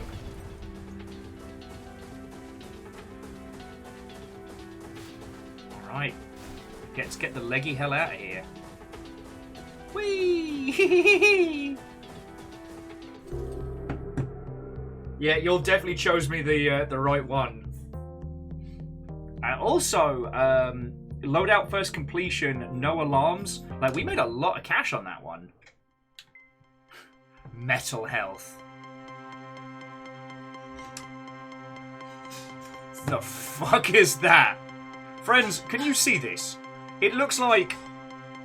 I count 6 camper vans. And it's called the Treehouse. Armed with a chemical projector and a 30mm Gatling gun and the audio kinetic pulse for defense. This loadout is for murdering everyone and everything in sight. Best piloted aggressively and utilizing the height of fire to project over. The Killdozer!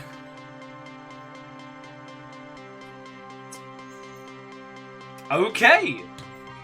The Rounder, we know, and the Mongoose. Friends, how are we not going for the Treehouse? Com's like, pick it and use the horn. Actually, we've not been using the horn.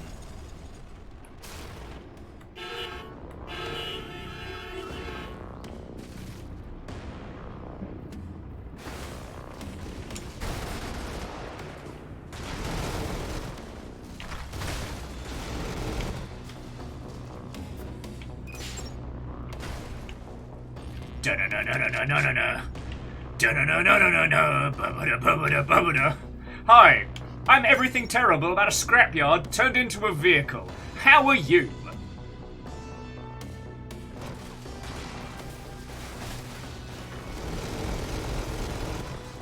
Oh shit! That's literally an acid thrower.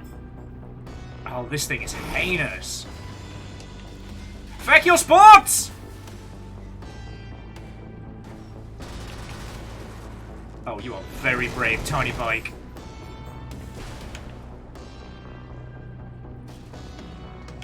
The only problem is, just like now, is trying to get it to face the right way.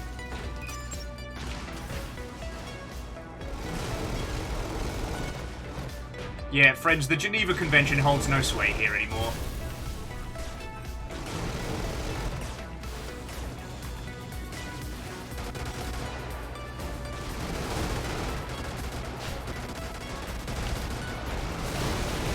Oh well.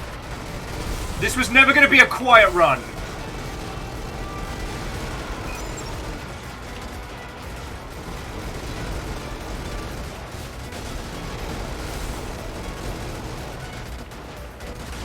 Oh, I am doing very poorly.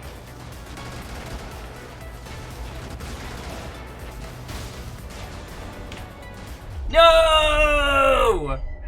Hubris! My overconfidence was my only weakness. No, I'm not going to play as anything else. Will's moving castle. The horn on this mech is basically just traffic jam.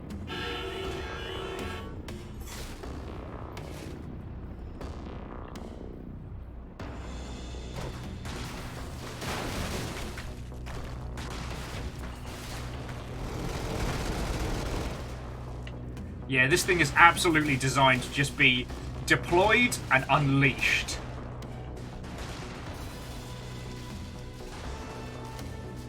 My friends, whatever is in these feckin' rounds melts tanks. We are absolutely the bad guys today.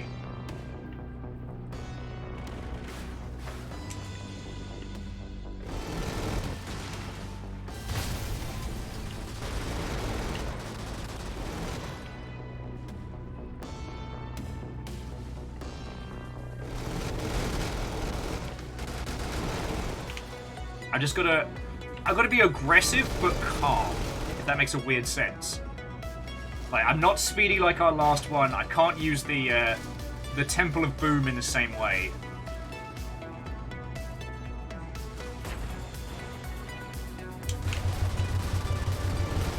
How did you survive the Temple of Boom? It's bullshit and chips. Oh well. Oh! Somehow, do not ask me how, he did not get a chance to set the alarm off. Joke.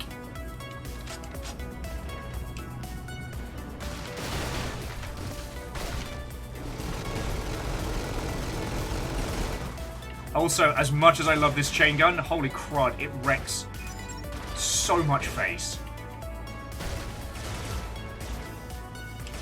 And it eats ammo like a certain forbidden snack that I shall not mention. Almost.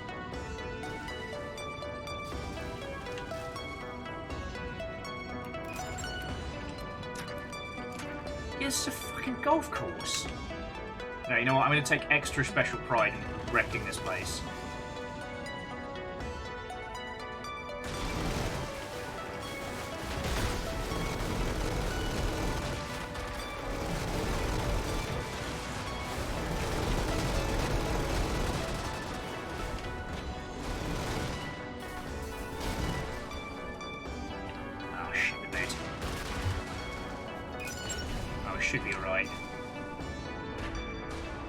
I'm out of everything apart from the chemical rounds now.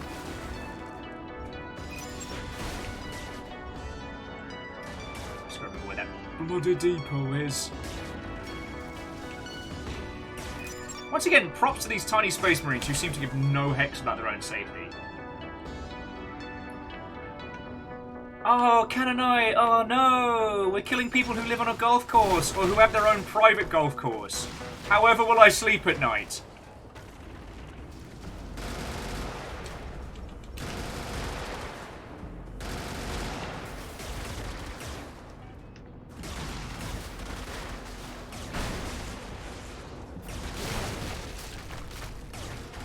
Just melted that person's house.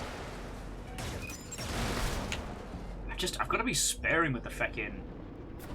Sorry, I missed the rest of the house. I've got to be sparing with my my chain gun, because it just goes...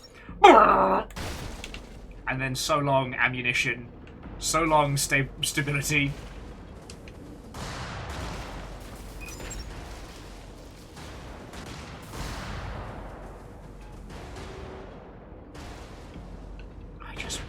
Those people.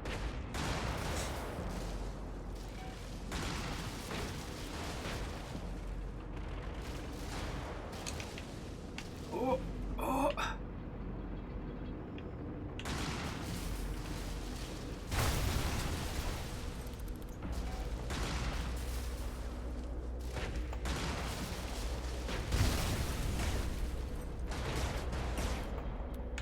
Shit. Out of all ammo. All we've got left is the power of boom. And this horn I found.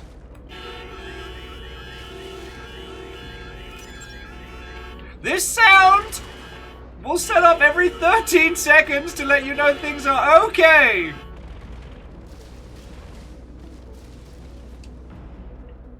Alright, I haven't killed any of the depots yet, so we just got to get to them before I get my face torn off. Thankfully, we have this. Kaboom! Ow! Sorry, I'll just back over it.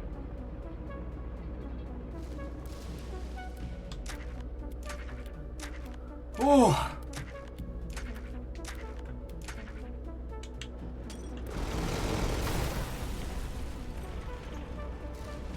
So we've got one more vital structure to murder. And hopefully we can find the other frickin' depots before I get deposed. Deposed. Alright, I thought that was funny. Wasted on you people. I think I'm hilarious!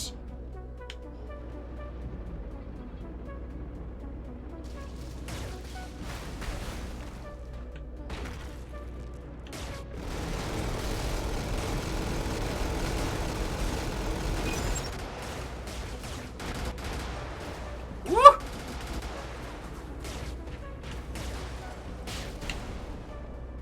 Oh, this thing is so fucking slow!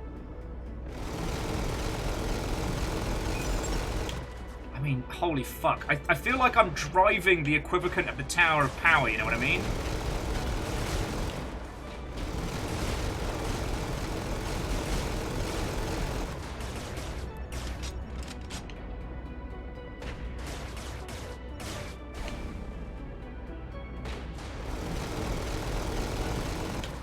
Look, this is not my cleanest run, but I'm making it work, okay? I'm making it work.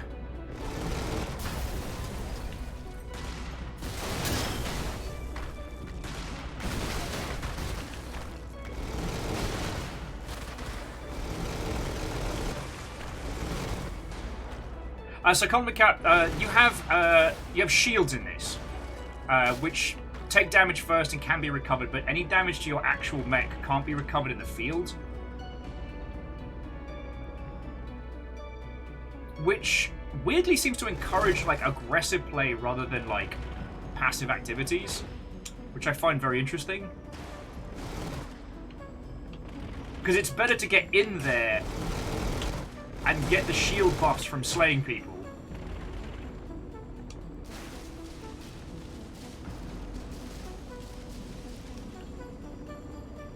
So while ranged engagements are slightly safer, the downside is that you end up being...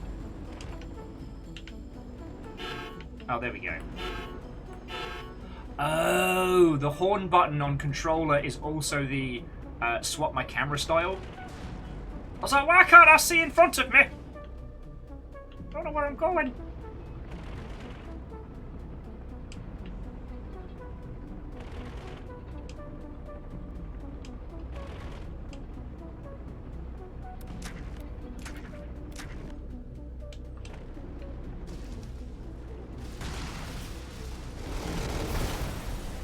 Alright, we got one more depot to handle.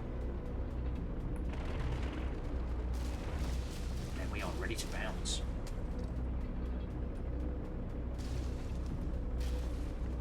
Also, if we want to do some of the free missions, I think I've unlocked enough side cash to get the big, gigantic, ridiculously OP unit. Woo! Jobs are good un.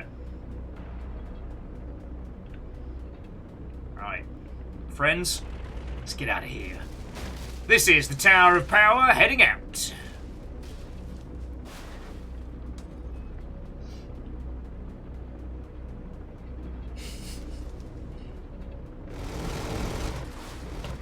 Feck your golf course.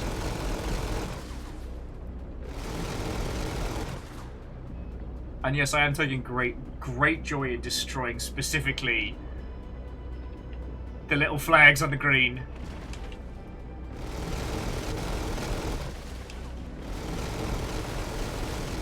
I can always hear like the rich people harumph noises, you know?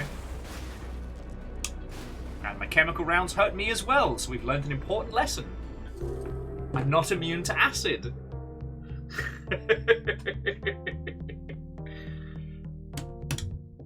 Feels good. Alright, what are the choices for this one? So the short bus. A 90mm chain gun and a pinch rocket with EMP duct taped to a floating bus.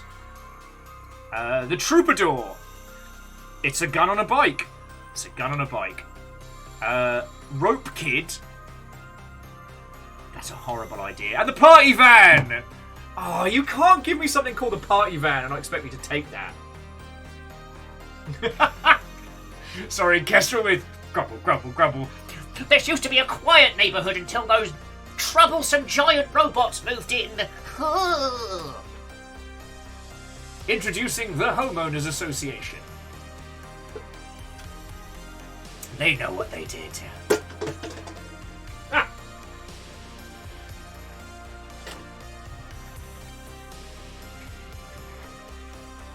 Yeah, it's literally a van bolted to a tank, and the short bus is a van that's been kind of partly gutted to make a two-person hover tank?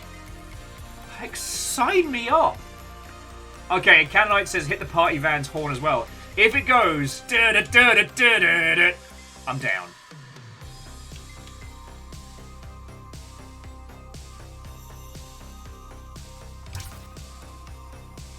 Alright, I spent all our money on the biggest no-data vehicle in the game. Sorry! In my defense, it's really cool.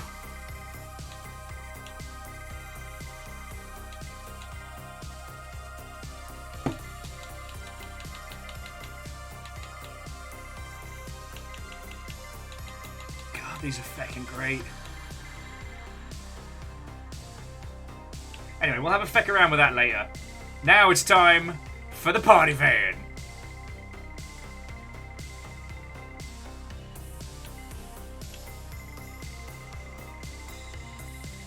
But we'll have a little faff around with freelance. Oh, we'll have a little faff around with freelance later. But yeah, it's got to be the party van. Like, it's got the boom cannon, and it sounds like.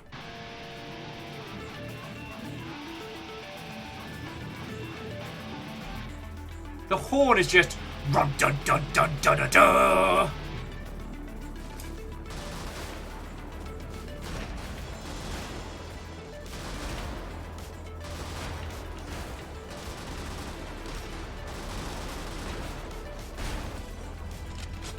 Okay, that could have gone better. It also could have gone much worse. Yo, it's like we're fighting against only improvised vehicles now.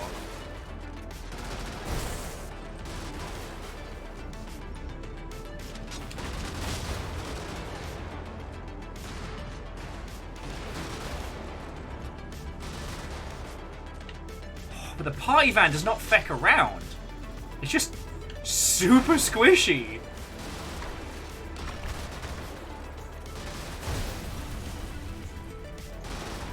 Woo! It's super squishy and it's everybody else's problem.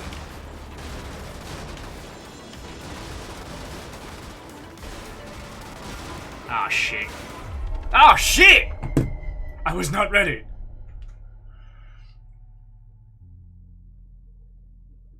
Oh, interesting. So Canaanite was saying that the giant death machines in freelance are the cheapest because surviving in the tiny ones pays better. Fascinating. Like, honestly, I've not played that much. I kind of want to see what the biggest expensive vehicle gets us. Oh yeah, so the way it works is, you know, we choose a pilot, we choose a vehicle. And then I think we choose our primary and secondaries. The Kraken. The very large meat gun. Well, this is upsetting. Or the meat gun. It's a meat gun.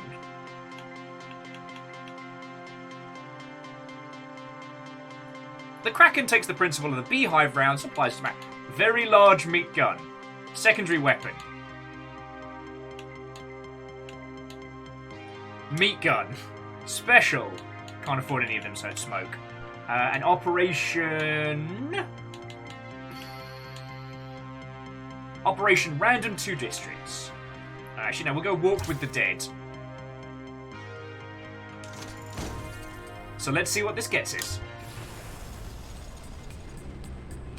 What the fuck? Solo build rate must fall. That is a horn. Solo build rate must fall. Why do I have so many guns? Alright, so let's try firing. try. Those are auto weapons. They'll just fire of their own volition. So that's the meat gun, and this is the big meat gun. So we are an abomination.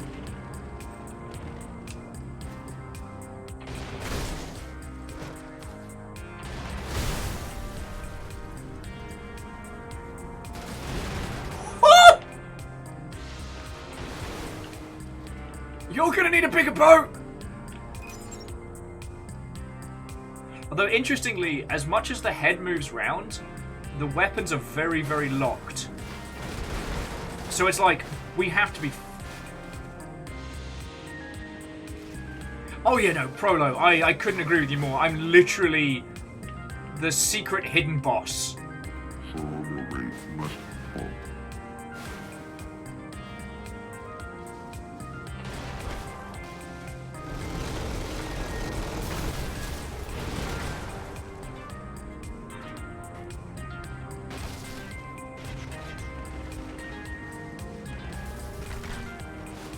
Yeah, no joke, Canonoid. We are a fucking bulldozer of murder. This is so awesome. I kind of wish we were playing like I wish I had the extra cash to play like one of the super fancy rich people areas, because... Oh wow, and the sprint on this, the charge just auto refurbs.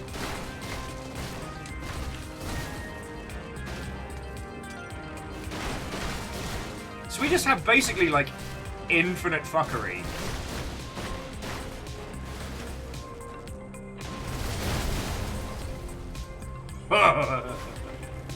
Friends, if you didn't get it from the Mosh Pit Sim earlier, a reminder, it's a Steam sale. You can just get this game right now.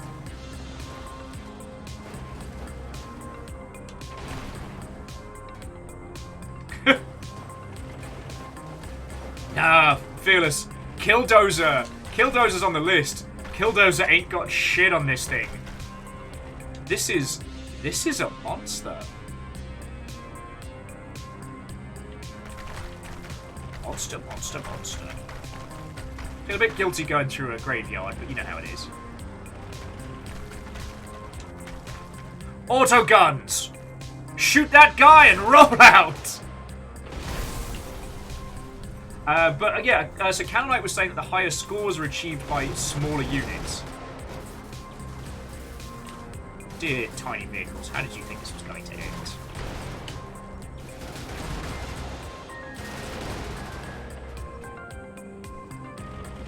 Which, considering like the power levels that we have available to us on auto guns alone,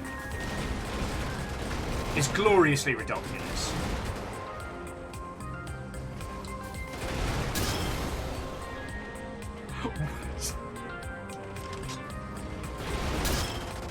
Oh! Yeah, I might be a Final Fantasy villain. I'm like the hard sci-fi reimagining of Sid, you know what I mean? Or who was the weird lotus-looking summon from 10? That one.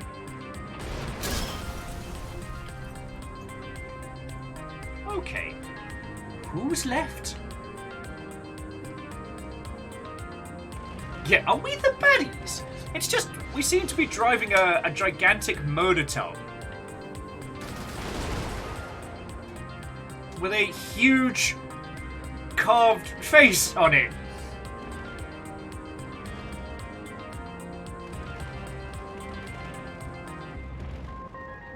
Ah, yes, Canonite. God. It's been so long since I originally played this.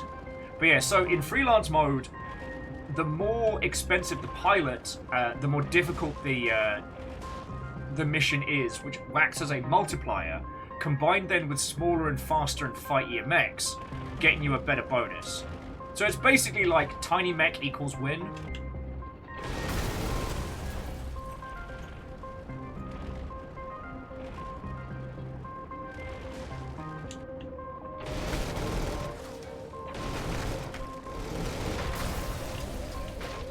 I am horrified by Meat Gun, just so long as we're clear.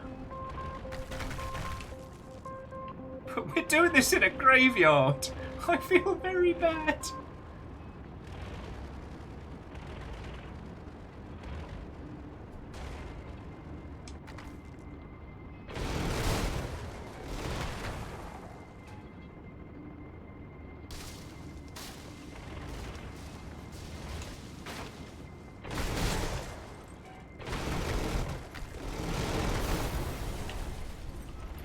Here we go.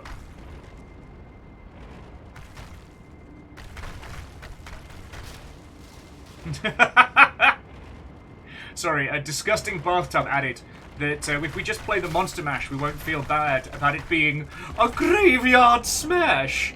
Monster Mash, have you seen what we're driving? We are the monster. This gigantic, like, building-sized tank with a huge rotating face that whenever we push the horn says, Solo raid must fall. that's the last thing you hear before the dual-wielding meat guns open up.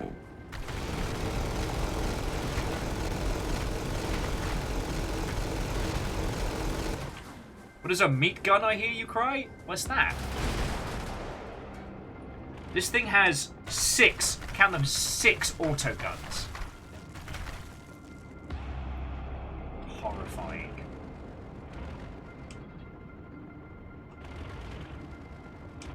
Solo raid must fall. Like the world's most violent Roomba.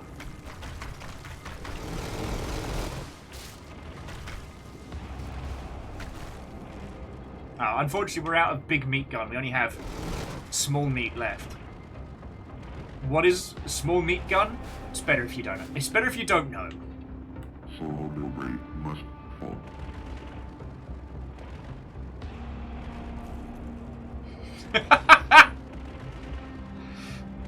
Sorry, Proto saying, Will, if your Roomba looks like that, you might want to call an exorcist. You think I can afford an exorcist on a streamer's salary? Kidding me? Best I can hope is we get one of those cool poltergeists that, like, moves shit.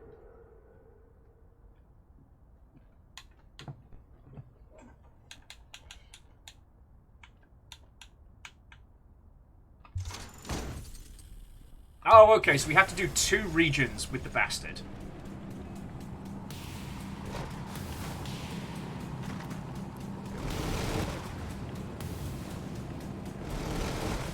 Oh, interesting.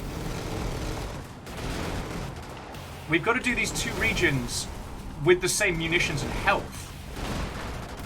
Completely forgot about that. Our main guns are super duper out of ammo. So we've just gotta risk it for a biscuit, I guess. I mean, okay, what can stand against this? Fucking nothing. I mean, like, oh no, look at all these buildings. I wonder what would happen if we just drove the fuck through them. Oh, would you look at that? It's nothing. Nothing happens. We just get paid.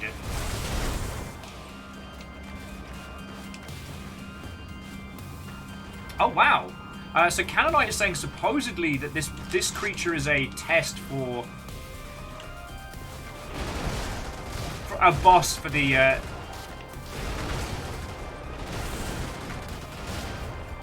upcoming sequel, Brigador Killers. I mean, Cannonite, were you in earlier when Hugh and Ben were in?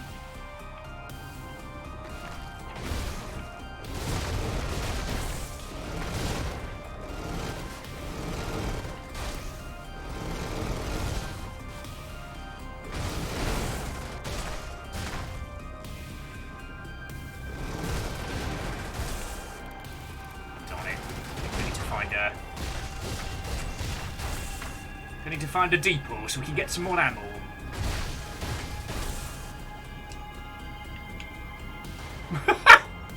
I could just back into them. That's not even remotely fair.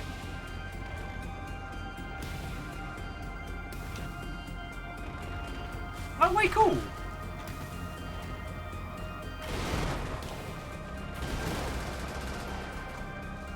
Well, because, I mean, and Cannonite, like, it's lovely to get to chat proper about this game, because I'm a huge, huge fan.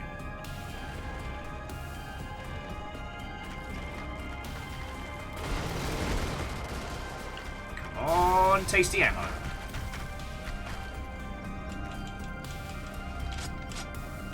Okay, enough to get us through.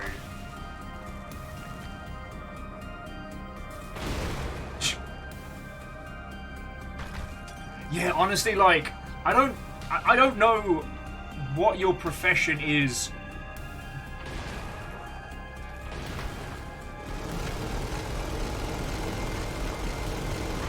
In the world of Brigador, so like, I don't know what the professions are of like the regular people, but there is no paycheck enough that would make me face down this thing. Like, nah, that's it, I quit. I'm a fucking gardener now.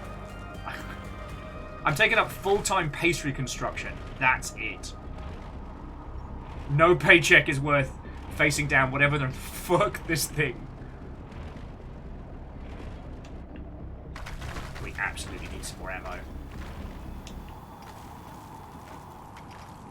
Okay, it's feckin' great.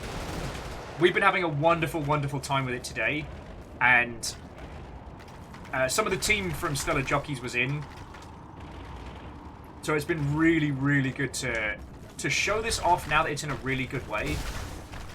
Because, yeah, as Slipter was saying, like, this was in a really rocky state when it first launched.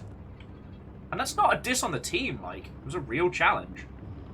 Also, Ket, how in the hot heck are you doing, friend? For absolutely no reason at all, I felt like getting into a robot and destroying a government today. Gil! Feckin' takes one to know one, mate! Gil, Ket, how are you both doing? Yeah, look at what I'm using to destroy this government! It's the horrifying murder tub!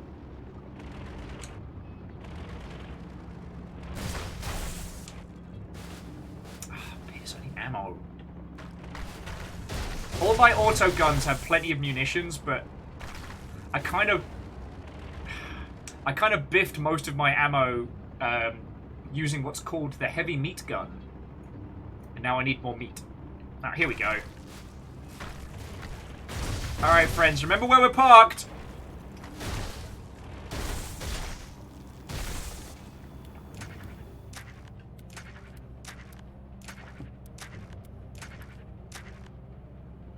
So Gil says good. I had the arthritis.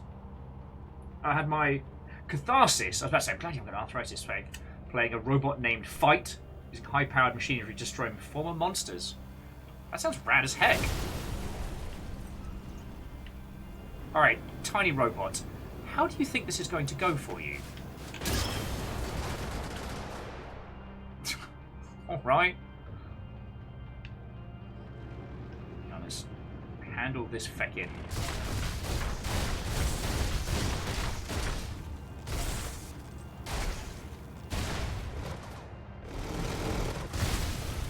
Job's done.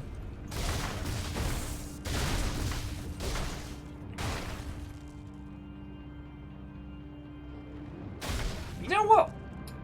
I think we're going to take a strict... I'm not going to ask where the meat and the meat gun comes from, and this game's not going to horrify me any further.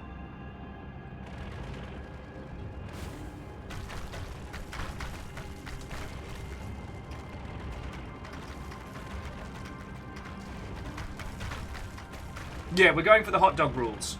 I will not ask how the meat gun works, and it will remain useful and not give me nightmares.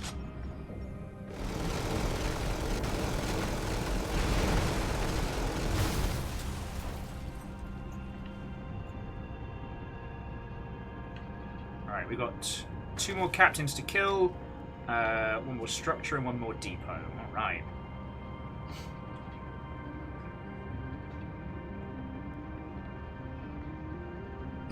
But no, I haven't had a chance to try a robot named Fight, but I have been looking at it.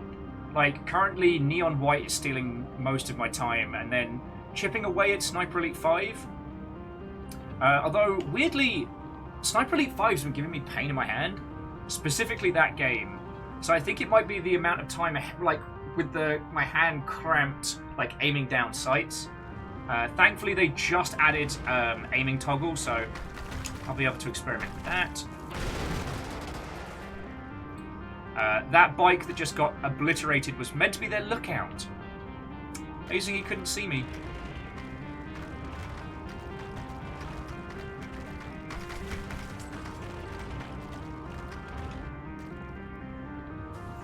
Ah! Look at these mechs.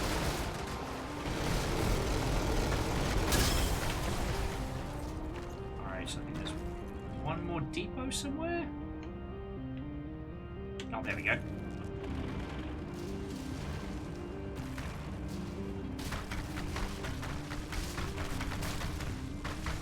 And I think this is the last of the maps back to back, but I will refill just in case. Yeah, so Kestrel, I have been doing more hand stretches again and things like that. I'm trying to find where my little, my hand exercise thingy's at. That I had for when I was doing physio for post-break. But yeah, it was just weird that Sniper Elite's the one that's been giving me hand problems, not Neon White and stuff.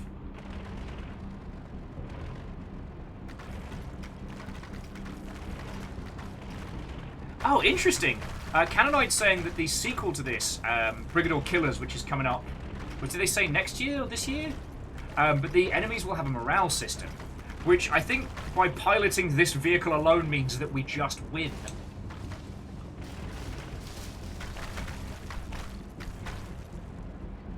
And the thing is, like, things like morale systems and complex AI is so hard to create. So, like, props to them. You know, I don't envy the amount of time it'll take them to get that together.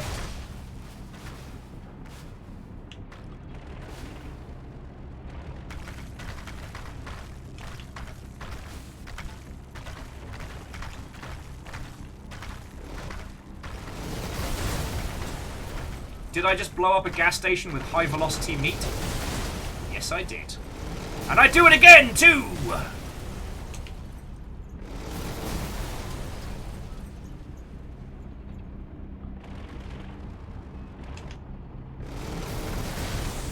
Well, the other interesting thing that Hugh was saying, Canonoid, was that the goal for Brigador Killers is to blend campaign and freelance into one kind of cohesive experience. Ah, oh, darn it. Ket was saying that probably smells delicious. God, it probably smells like street meat barbecue.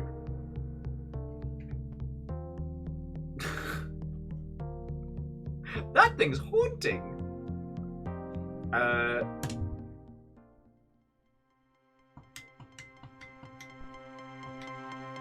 Yeah, so, I mean, we've got a lot more now, so we could... Yeah, so start difficulty to max difficulty. Increase per level.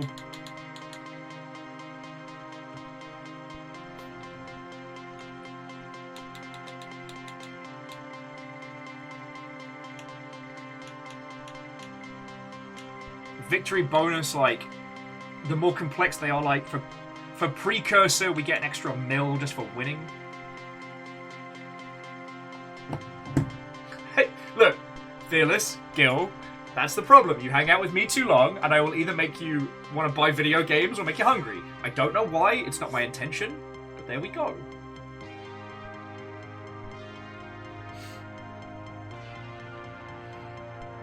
Oh... I think I've got another bit of explodey run in me. Let's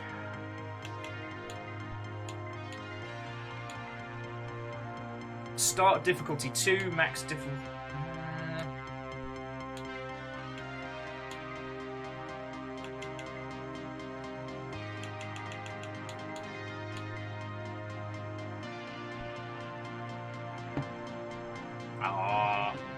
Hey, Gil, like I said, you're under no obligation to be here. Like, I'm not mad when people aren't about, but I'm always happy to see you again.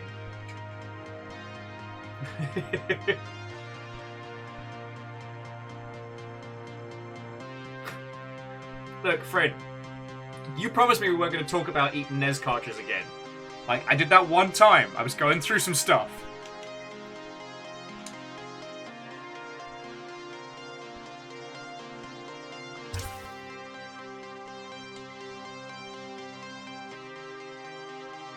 Now, here's the thing. Do we take the meat vehicle out again, or do we use one of our other acquisitions? Because we've got things like... I guess these are the ones from campaign as well. Or ones that I bought prior.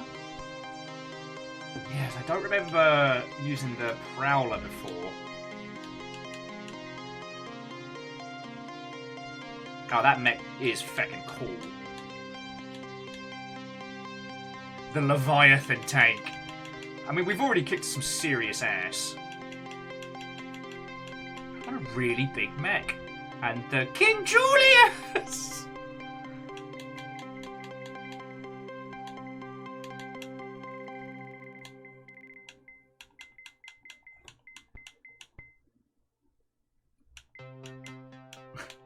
The sting of the monarch butterfly. Yeah, we'll take Julius for a spin. I mean, look at that. That's a good-looking mech. Crux says, what is Party Van? Party Van is what if you duct tape tank treads to a bus and then did nothing but sing the Vengabus theme for the rest of the night. We can just about afford it, but we'd have to replay that mission we just played. I mean, Crux, you know what? If you want to see the party bus, that's the one we were doing here. Like, let's go. I mean, it unlocks us more cash. But look, it's just a feckin' bus with tank treads. That its idea of a horn is just like nondescript metal.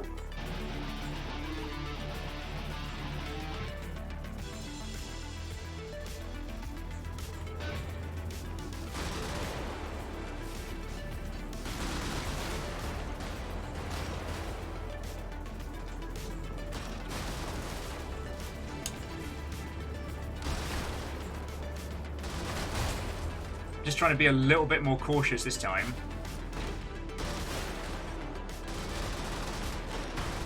Because what the party bus has in style, it absolutely does not have in any kind of defense.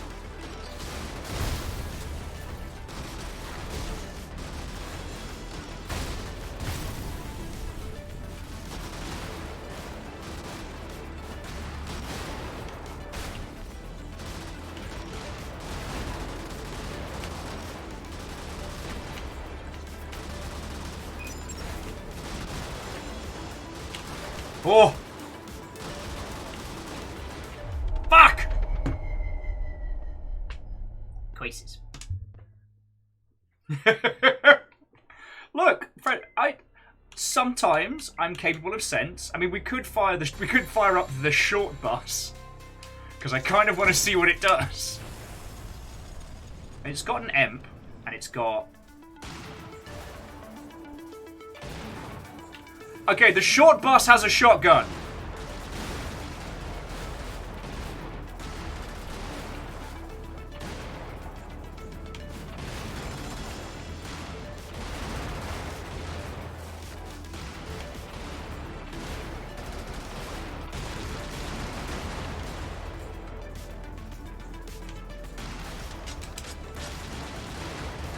Oh, I keep forgetting it's a bloody hover tank. I can go sideways.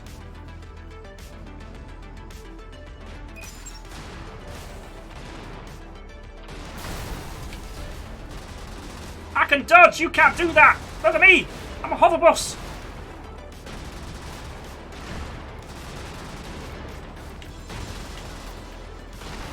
I'm like, what if the Megabus was like a gun?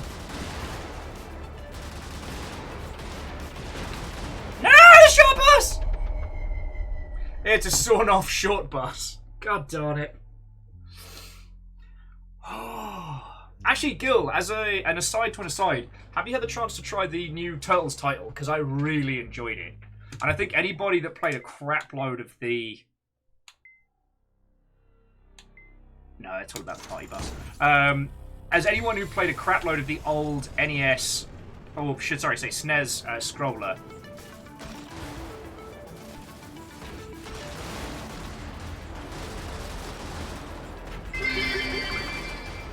What hope? Got a promotion. Hey! Yo! Holy shit, Adolf! Fucking thank you! I mean, congratulations and thank you, holy shit. How are you doing?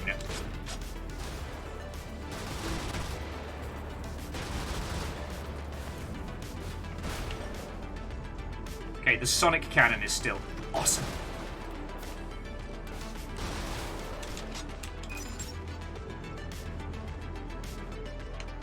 This mission's a feckin' challenge, though.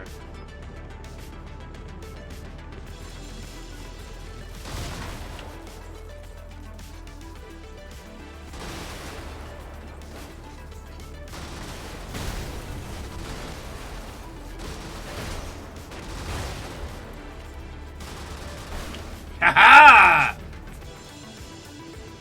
Get Vengabust. No, seriously, Andor. I mean, for scattering a well-collected group of corgis to the 9 winds. Well done. But also thank you for, like, 12 bucks and bits, you fucking legend.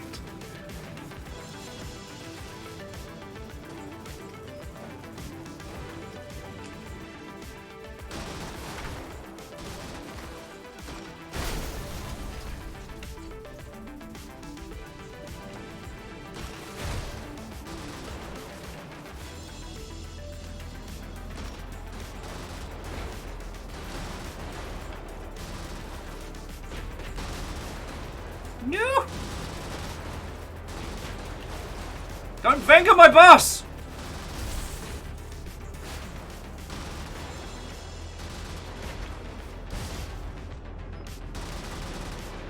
Hadouken!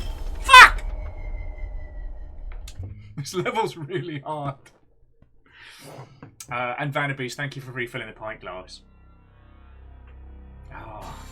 And Gil, I don't know if you got the chance to try it as well, like, doing the new Turtles game with 4 to 6 people is the most wonderful carnage. It's like the game scales up to about, like, 2 to 4, and by the time you hit 4, it's just glorious. You know what, Ket? There is vehicle ramming. So each of the vehicles kind of have their special ability. Hover vehicles can move sideways and can fly over smaller terrain. Mechs can stomp on things. And tanks and vehicles like this have the ramming speed.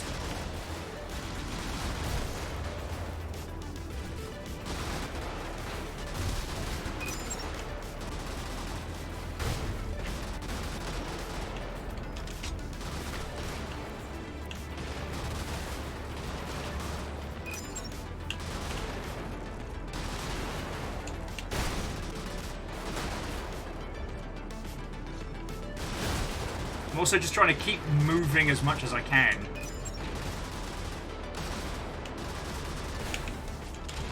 Because killing other units gets us their shields. The mechanics are, you don't get any additional heals. Also, I need to leave the big guns till last. Because they just come in so fucking fast.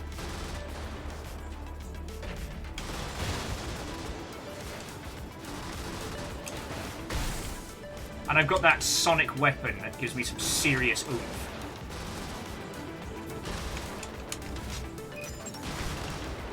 But also, like, Mech Warrior rules apply. If they get to your rear, it does shit tons more damage, etc, etc. But it's alright, everybody. I've got 10 health and a dream. 10 health and a dream.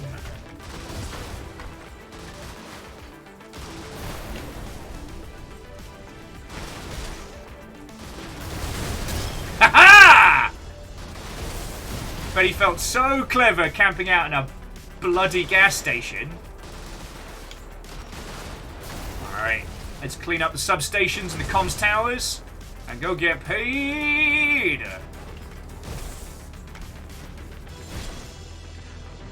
Yeah, Cannonite, you're right. The Killdozer is tailored for ramming. But how could I say no to the feckin' treehouse?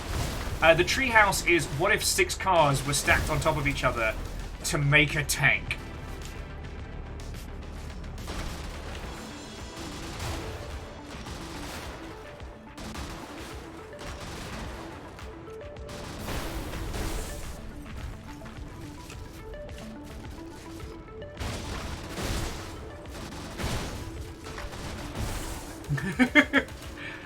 Well, Okay, so Ket, they aren't in a trench coat, but I'm gonna have serious words with the dev team about making that as a... Like, give me that as like an unlockable skin. 3 tanks in a trench coat.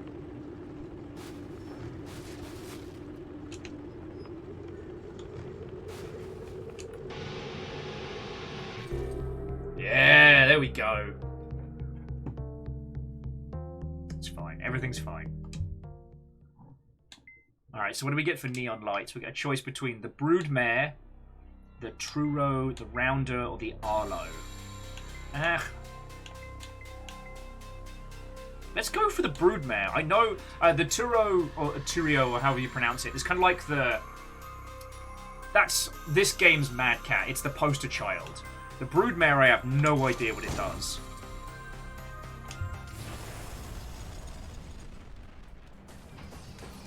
So firstly, stamp! Secondly, what do these guns do? Okay, we've got laser shotgun. Oh, fuck. Is there a fucking bike gang after me? What the shit?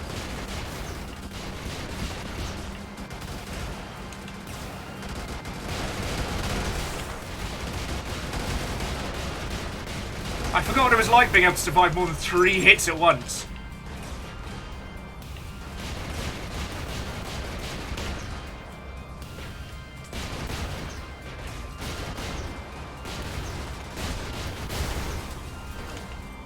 Come here so I can stamp on you!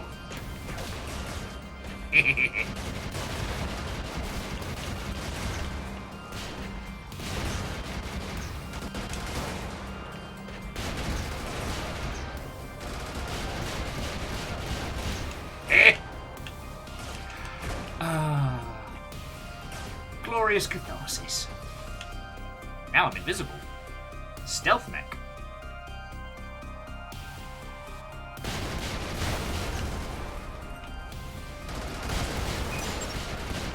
Ah, tiny robots.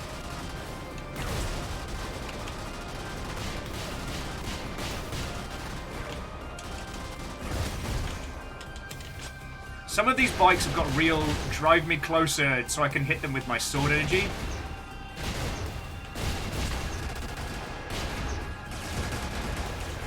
But yeah, I'm trying to think of like Gil, like since last time we hung out, like, and I guess to Ket and everybody as well, like the games that have been consuming our time, I am still besotted. Ah shit, there's the alarm. Oh well. Guess it's time to make me everyone else's problem. But yeah, I'm still absolutely obsessed with Neon White. That game is feckin' brilliant.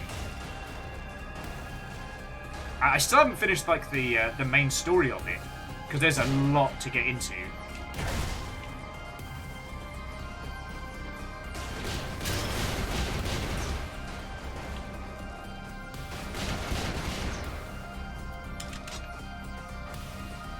And I haven't even started competing on some of the levels.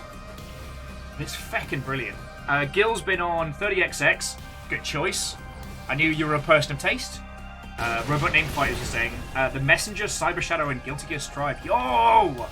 So Cyber Shadow I still haven't picked up, just because I'm trying not to be fiscally irresponsible. Though I did shift a whole bunch of... Ooh, it's time for an ambush. Hold that thought.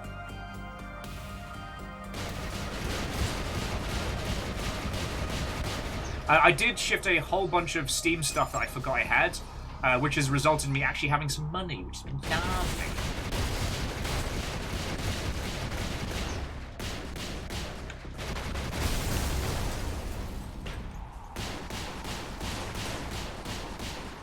Find some ammo. All I've got left is my laser shotgun.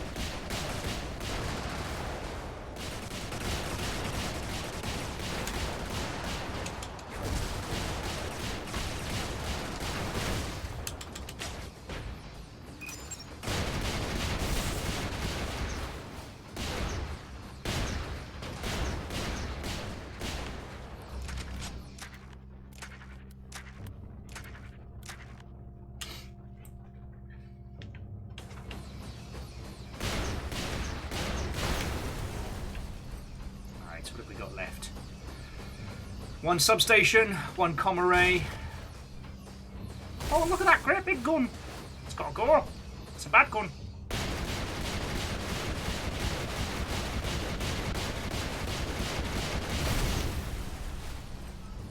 Reactor online. Hey! Weapons online. All systems nominal. The Dreamer, how are you doing, friend?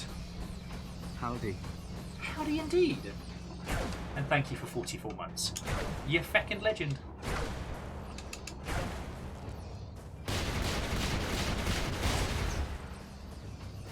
I also love how it kills the substation. It kills the power. And this isn't the fancy part of town, so I don't feel the same need to destroy everything. Just most of it.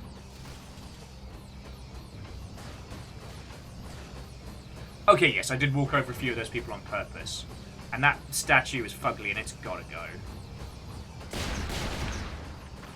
I'm sorry, I said that statue has to go. So sorry about that. Ket hasn't been playing too much new stuff, mostly Deep Rock and an indie game. Hey! Actually, Ket, yeah, you came to join us for a spot of Anacrusis already, yeah? I'm trying to remember if... Because everything's a bit of a blur these days, you know? Excuse me, where's me? Ah, there's a comm tower. Let's get out of here.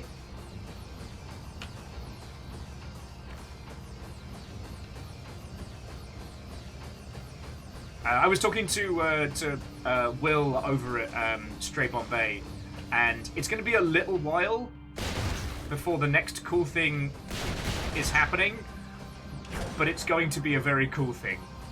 Sorry, I don't mean to be Captain Cryptic, but I'm very much looking forward to showing you all that.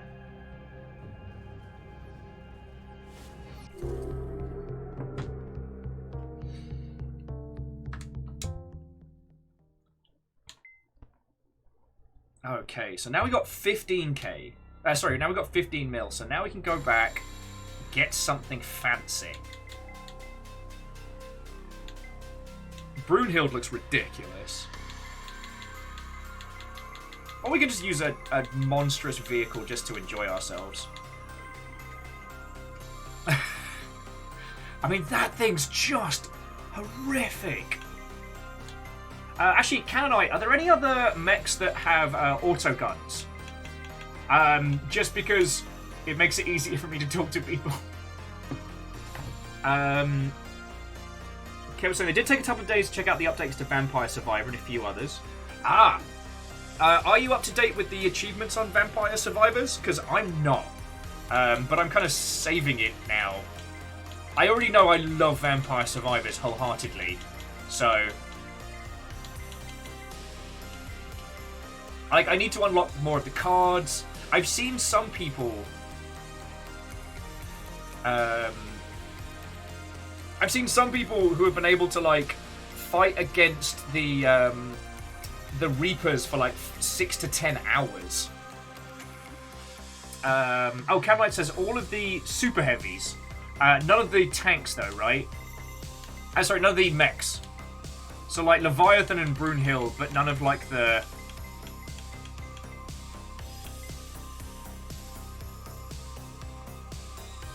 Oh, here we go. This vehicle has additional auto-firing weaponry. Sounds good to me. Alright, so primary.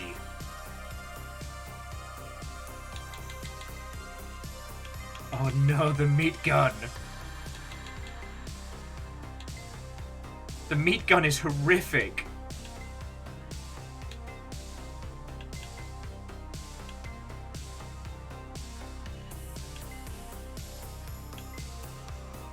Siege howitzer.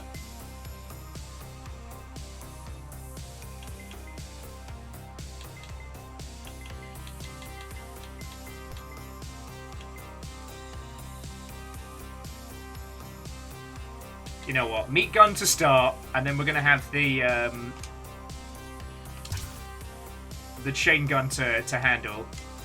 And for special. Oh. You know what? Let's go for the Emp. And then for operation, what's the most expensive we can get? The long walk. Yeah!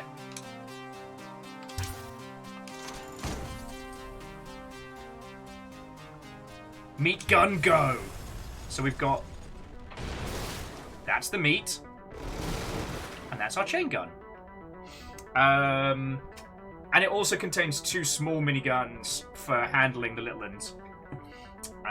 So, Kate was saying they played it a bunch when it first got big. I was going to wait till full launch, but ended up taking a quick peek for a couple of runs for a few days. Well, it's been interesting that the way in which they've done... Excuse me!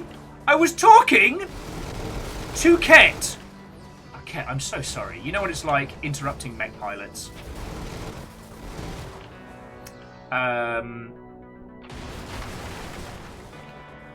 I blew those up with meat. I don't even know where the meat comes from. But no, I found that I've been treating the updates less like I would with other kind of episodic games, and almost more like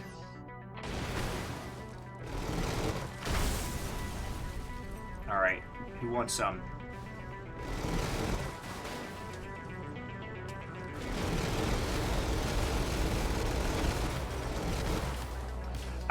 More like games of service content updates, you know what I mean?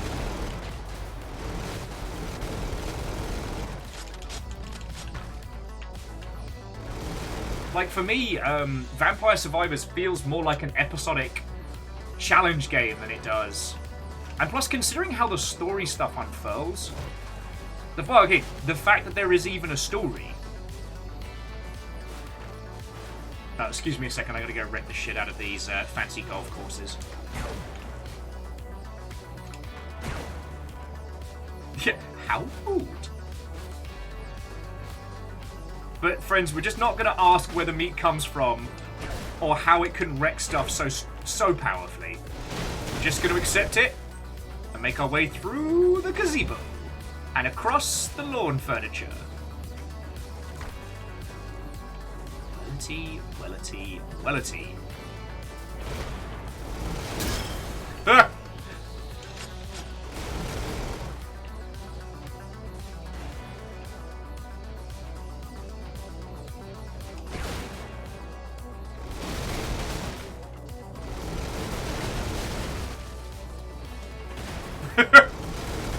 Hey kids, you want to see a dead body?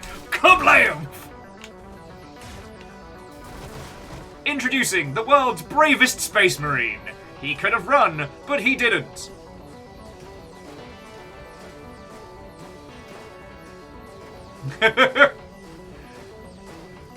Gil, I couldn't agree more.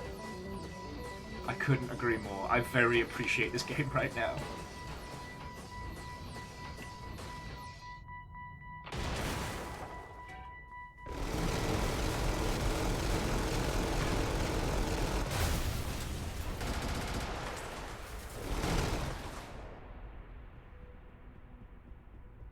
Excuse me? Excuse me, I just shot a man? I did it on purpose! Shut up down there!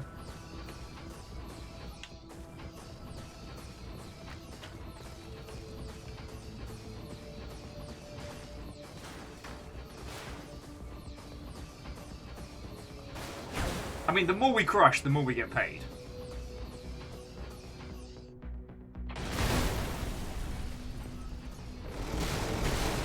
Look, I'm just horrified by whatever it is that's causing the meat to be this effective. Like, that scares me. That scares me more than a little.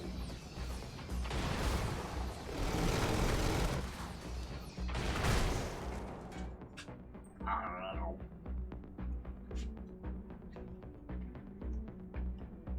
We can't do this on stream. This will get me banned.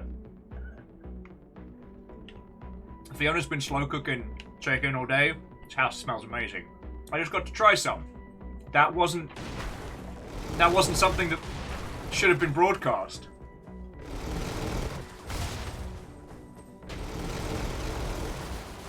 So unfortunately, Kat, the people who are paying you to depose the current government are in fact a big bad megacorp, and you are playing like a bunch of mercenaries and stuff. So it's not guilt-free murder, but I just really, really needed to destroy a regime with a robot. For absolutely no reason!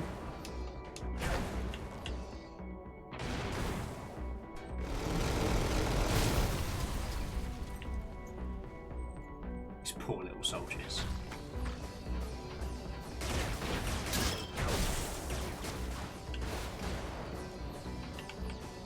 And feck that statue. Alright, well, let's go get our good stuff reloaded and continue. They're firing meat at us! Wait, meat? Like, what kind of meat? I don't know, sir. I don't know. It killed Jenkins, but it smelled so good. Jenkins knows what he did.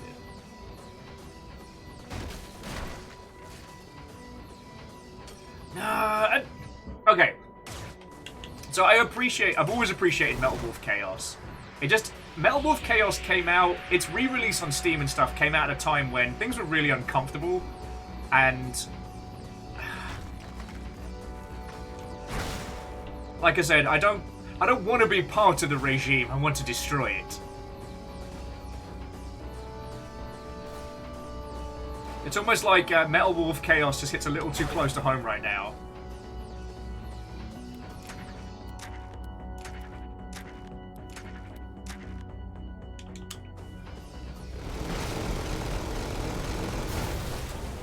Well, I mean, it's entirely possible that there could be some heinous meat mechs in this. Alright, where are my targets? Alright, up there, and then we're out.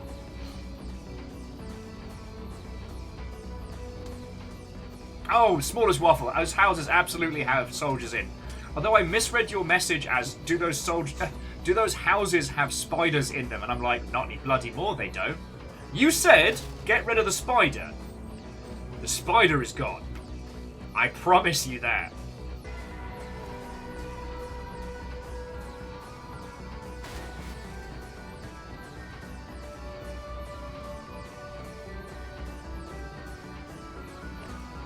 Sorry, the Stumpy robot is not the fastest.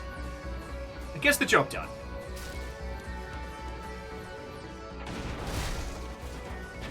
With meat.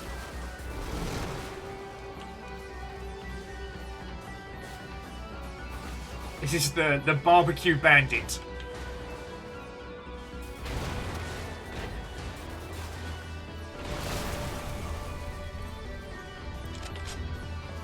The villain of vegetarians.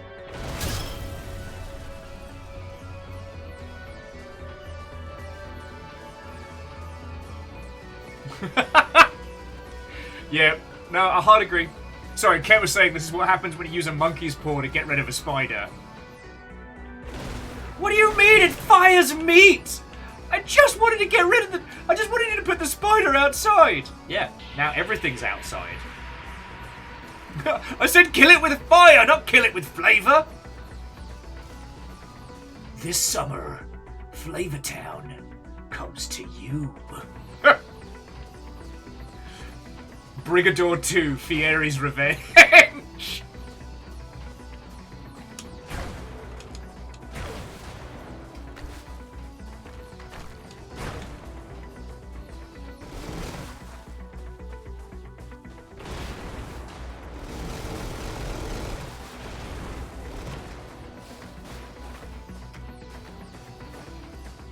Flavortown, inbound at 100 kilometers per hour. Let's go! Oh.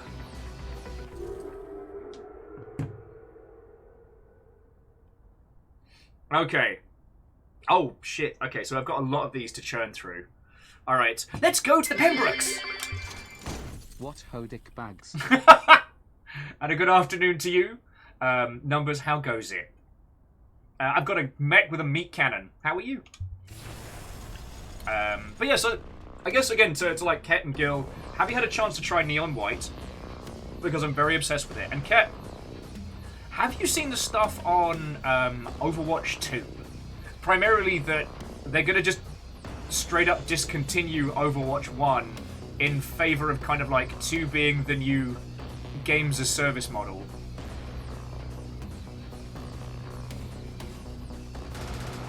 Excuse me.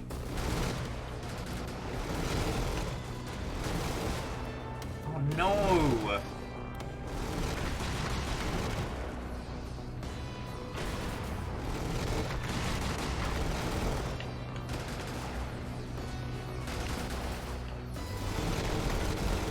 I do love how the EMP knocks out streetlights as well. It's a tiny little detail, but I really love it.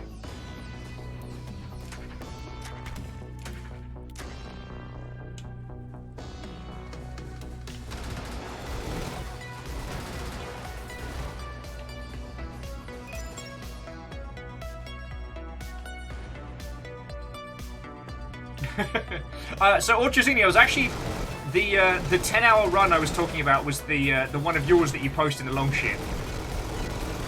Because I've not gotten to that point yet, so I'm still in the equivocant like baby town.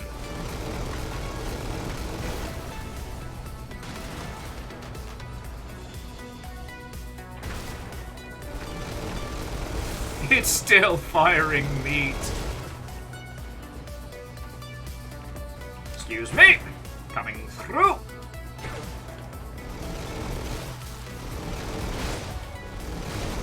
But yeah, so the thing that I'll be really interested to see is if cosmetics or the ilk carry over between them. Like, if they'll be continuing if they'll be continuing any kind of correlation between the second and the first.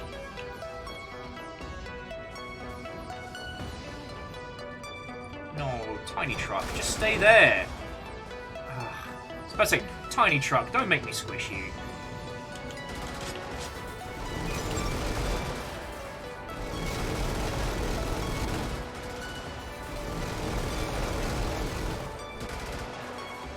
No!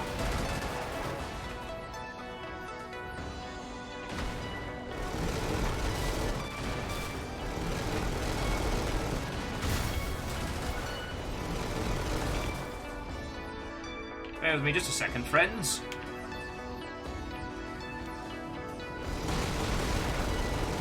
Okay, so Kit was saying that apparently they have said that cosmetics will transfer over, which is real cool. So it makes...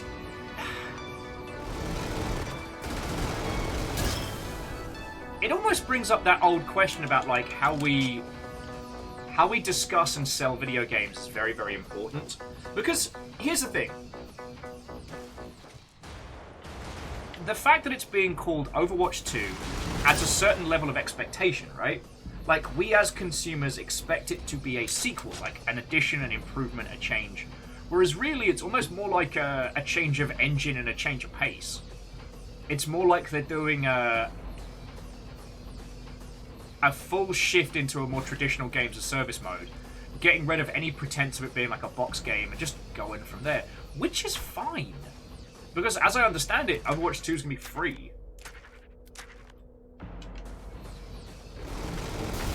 But the way that it was presented and marketed and changed seems to be rubbing some people up the wrong way. And I'm finding that fascinating. Or it's more like, you know, Overwatch A Realm Reborn. Do you know what I mean? It is, for all intents and purposes, a new game, but it's keeping what was in the old one and superseding it. Numbers, I haven't got a date on when we're going to do Final Fantasy Remastered, but obviously I want to at least do a day or so on it, because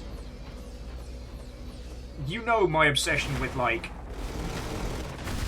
video game remakes that are technically a complete rebuild, but a spiritual successor in its own right. That's some arty-farty stuff I love to talk about. And overwatched, if you will, Smallest Waffle. But this is where, like, because video games are digital products, they're not a thing we can physically hold. I mean, like, you can hold the installation box for Overwatch, but piss. I just fucked up.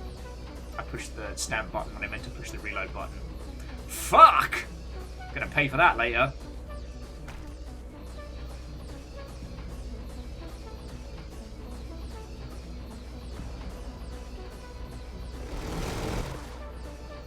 What was I talking about? Oh, yes!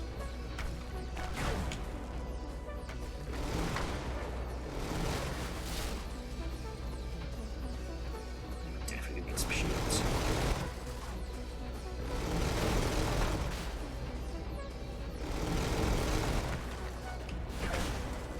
God, I'm gonna have to play real smart now. I've been living off of the bullshit power of the meat gun. And now I've actually got to start doing this like I mean it.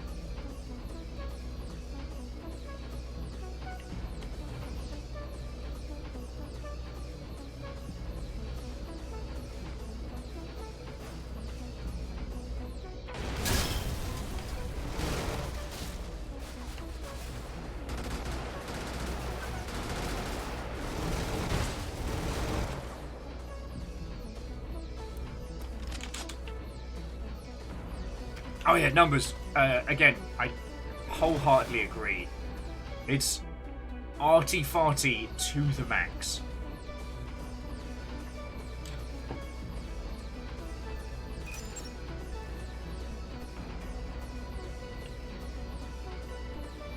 Still, I'd like to see some of the games. Okay, this is one of those things that I understand why. Because the thing is, we all of us that played Final Fantasy VII loved it. And therefore, we kind of end up being the target audience by virtue of just that love. Some of the other Final Fantasy games didn't sell as well as 7.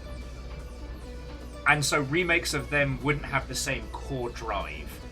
I understand that, but I really, really, really, really want, like, that caliber of remake for, like, Final Fantasy 8 and stuff like that. Ones that were okay, but not quite there.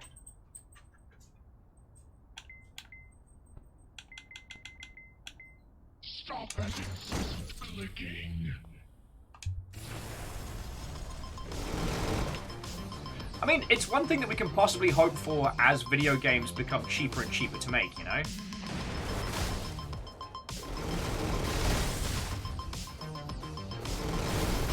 Oh yeah, in freelance mode, basically, everything's up this way. In freelance mode, there's a gamble to it. So, like, I can keep doing as many missions in a row as I want, but if I die, I'm gonna have a bad time.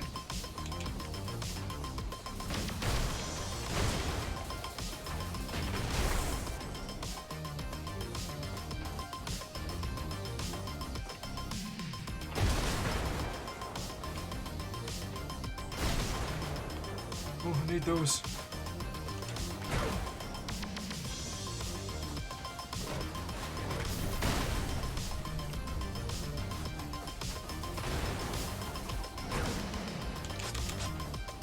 But after accidentally blowing my little feeties off in this, I'm in a lot of trouble, so. But yeah, so there's other things, especially from the Final Fantasy series, I'd love to see get attention again now that we have improved game engines and that we have a better understanding of, like, how to convey a story in that space, you know?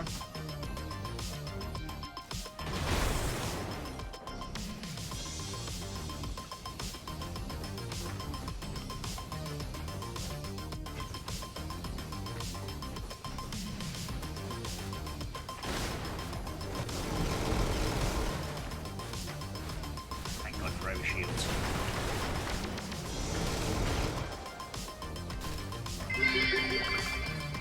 Hey! Enemies can't hide and ambush you if the city is flattened. You know what, Bacon? You make an excellent point.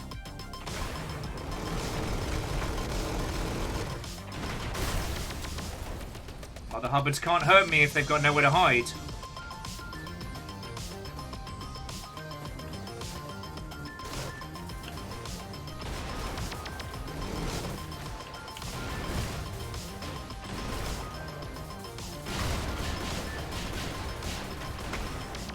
EMP says no!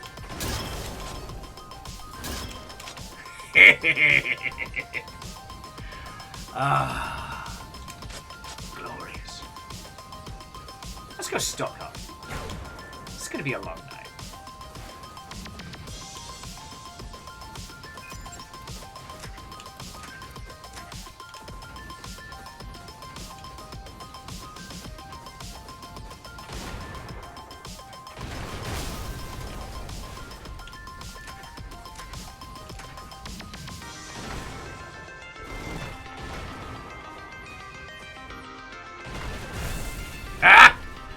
Who's next, kiddos?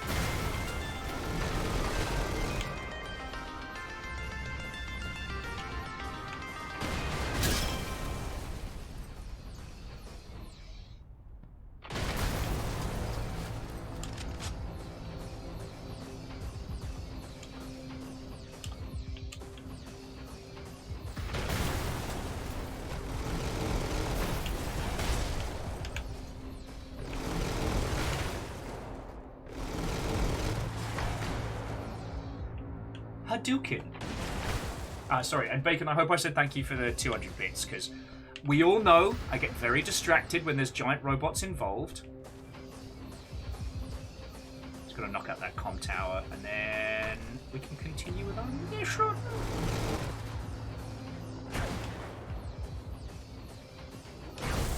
I kind of feel like we should have taken the big giant head. As bullshit as it is, it definitely facilitates conversation.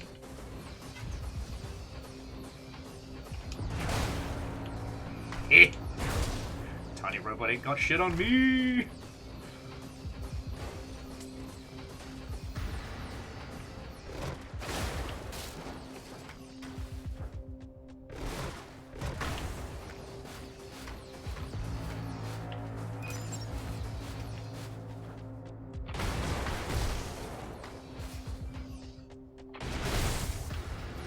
Job's done.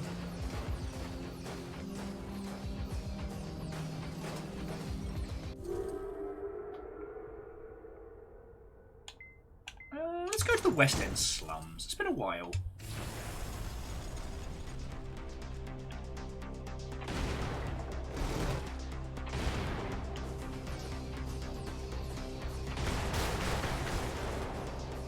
I made a shortcut.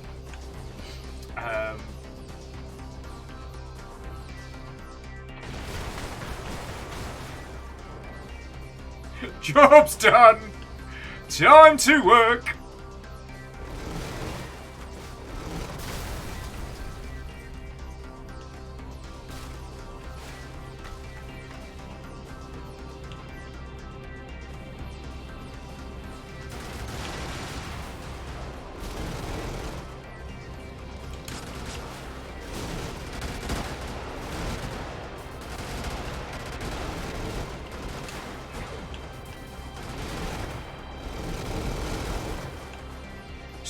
Excuse me, tiny van. I'm so sorry, friends, I'm so sorry. And remember, no unnecessary casualties, he said, flattening 2 lanes of traffic.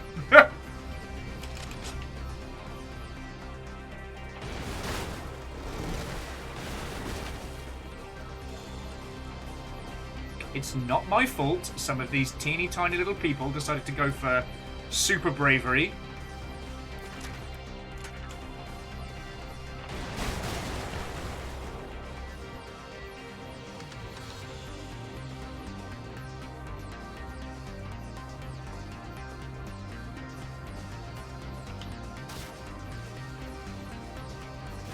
And Jim, what ho friend, hello, hello.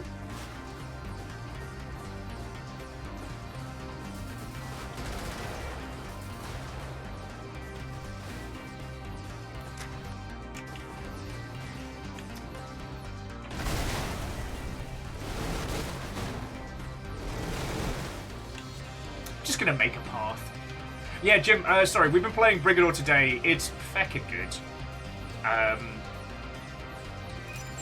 The sheer amount of, like, really good improvements they put onto this title since launch just make it so much fun to play. The devs were in chat earlier on just answering questions and having a natter, but, yeah, it's just me.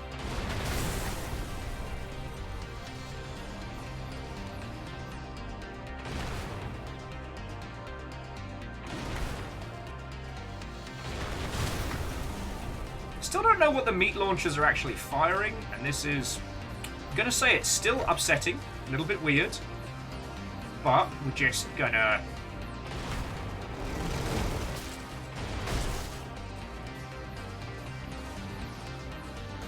make a few holes, make a few omelets, see how this whole thing shapes out.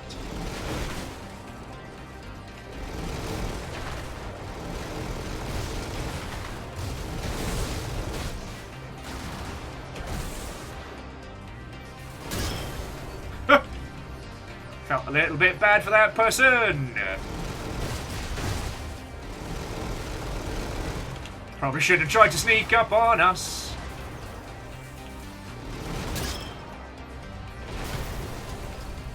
Alright, we've got left a couple more structures. And jobs are good 'un.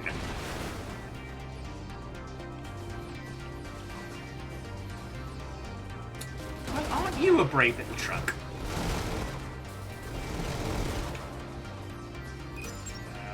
Oh, it's just a comms tower, and then we are... Do you mind? Sorry, I'm getting distracted by tiny robots. What's the fucking comms tower? Excuse me. Excuse me. I'm here for a comms tower. Looks like a big dangly thing. Supposed to be very exploded.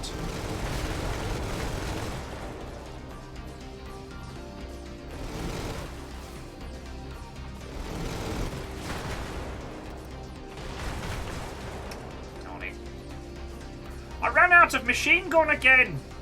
Oh, let's have it this way. Okay, so Jim's suggesting that the meat launchers, it's high velocity brisket.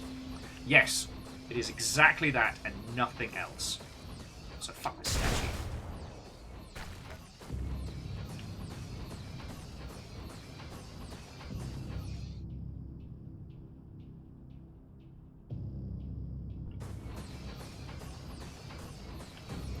Oh, here we go. It's up this way. Oh, so we were too close to it. That's why we couldn't...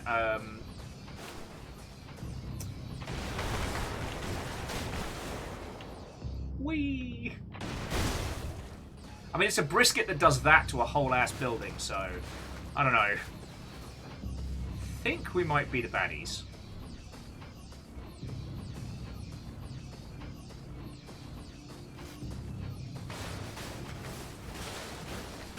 Was the comms tower the friend we made along the way?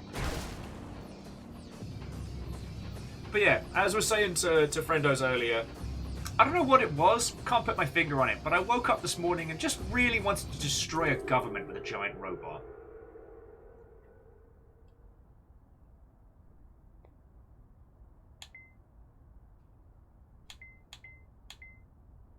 Okay, look, it's a gated community with a golf course. We've got to wreck it. We've got to.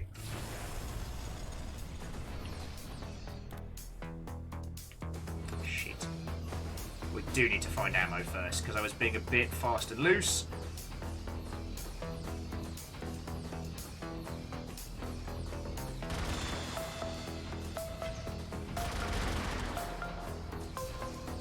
In my defense...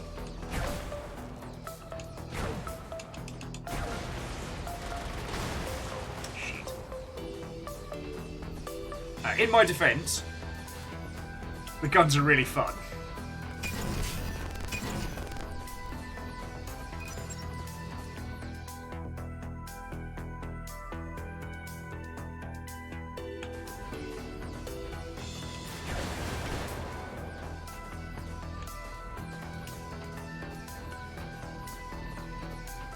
We've still got auto guns.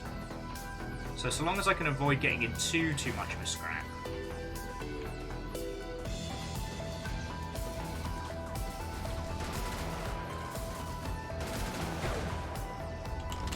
Ah, that'll do, pig.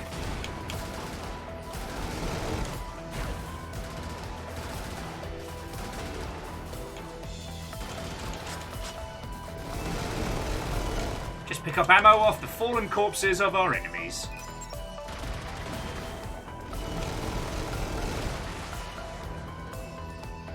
And also feck this golf course.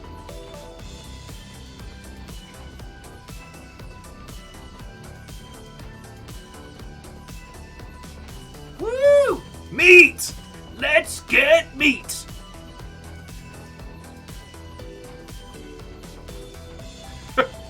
I'm just not going to question the morality of whatever it is we're firing.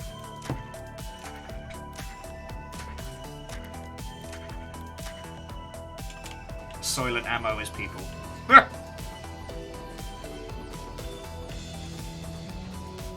there anything up this way? Ooh.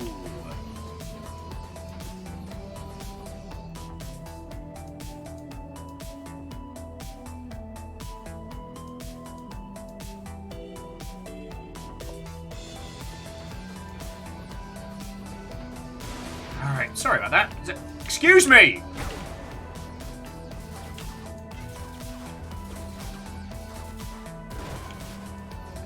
It was so rude on this golf course. No wonder we're being paid to wreck it. Oh, I'm so sorry, friends.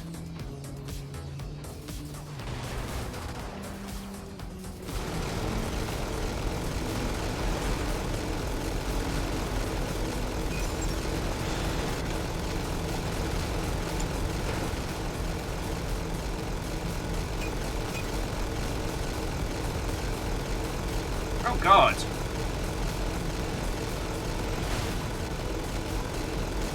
I'm so sorry. I think the guns may be firing of their own volition.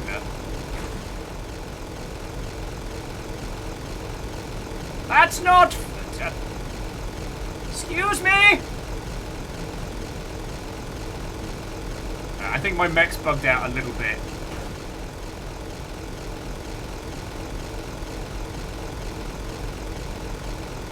My fault, I suppose.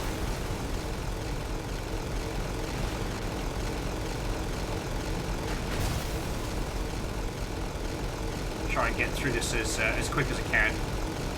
Sorry about this, friends.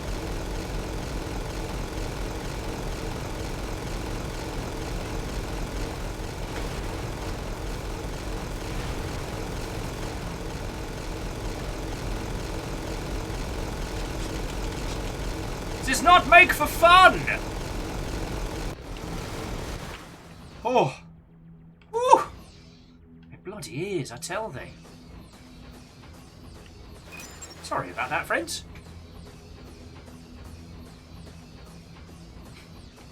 So there was this Japanese company. I mean, I'm sure the company still exists, but I don't think you can buy them anymore. And they would sell giant robots. And they cost, like, a few $1 million. And essentially it was kind of like an advanced car, but it had, like, a mech-like style to it. And it was all, like, non-violent armament, so instead of actual missiles, they were, like, those water rockets you get for kids. And it had... BB chain guns. BB miniguns, I should say.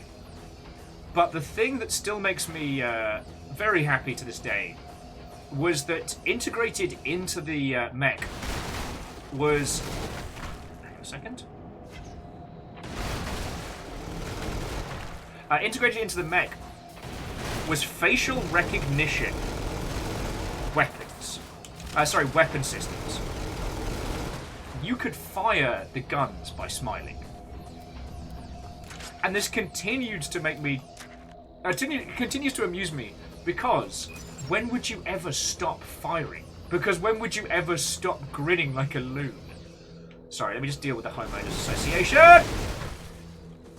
Terribly sorry!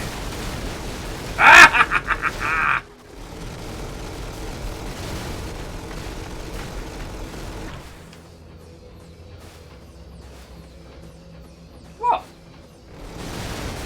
Hey, ho ho, this feckin' golf course has got to go.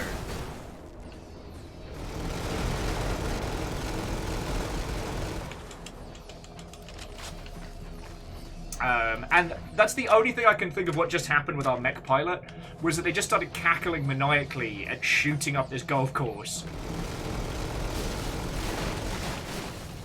And then it didn't stop being funny.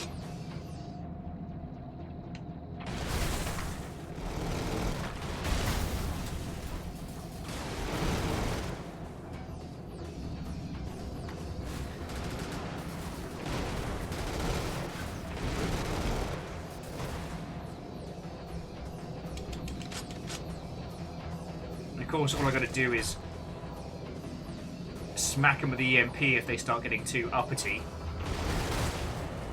And jobs are good.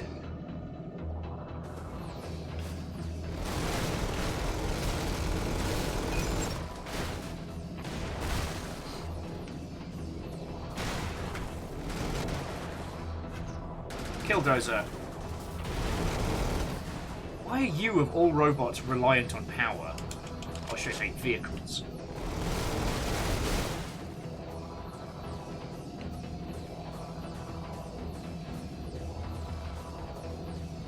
Alright, little top up.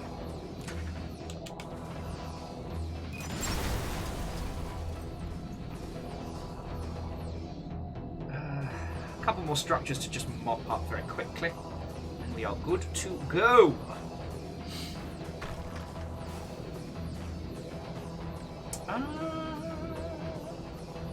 I mean, Smallest Waffle, I do feel there's a certain amount of, like, nature finds a way. It would take a while, but, like, sans people... Like, sans people and sans maintenance. I guess most golf courses would probably turn to desert, or to, like, to turn to barren first, before the encroaching wildlife got on it. Because so far as I understand it, a lot of those... a lot of golf courses are very, very heavily maintained. And without that maintenance, they couldn't succeed. Correct me if I'm wrong? Excuse me. Someone's here to correct me.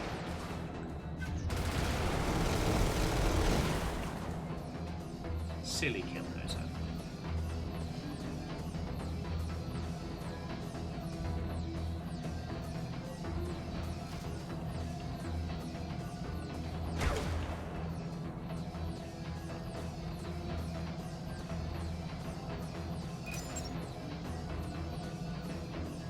Oh, let's just get some more. Let's get some more meat before we head out.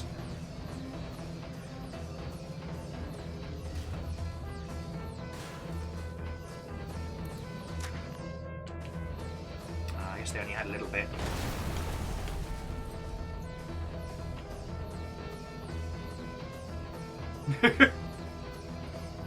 Although, when you think about it, so like shooting up the ground with high velocity brisket. Like, that brisket's got to add some nourishment to the ground. Or potentially bring wildlife in that might start it. So, you know.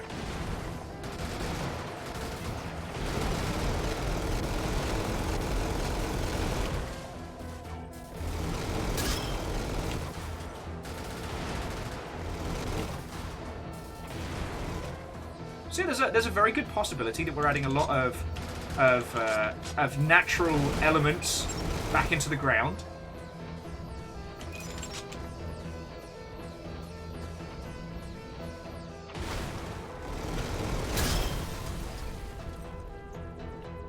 Alright, jobs are good.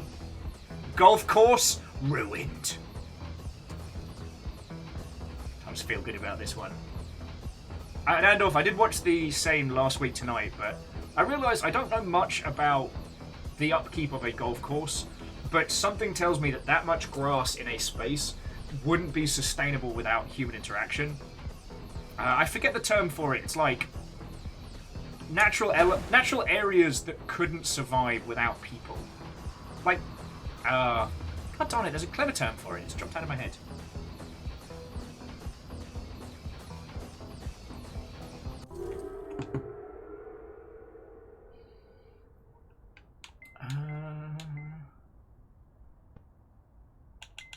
I guess we'll just head through them while we're kicking some ass.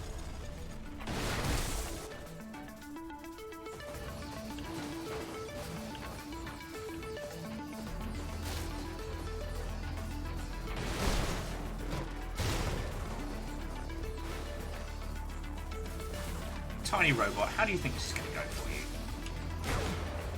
for you? I will step on you, not in a fun way. Do you want to have the last person to try what you're trying? Well, they're being fired out of my ruddy cannons.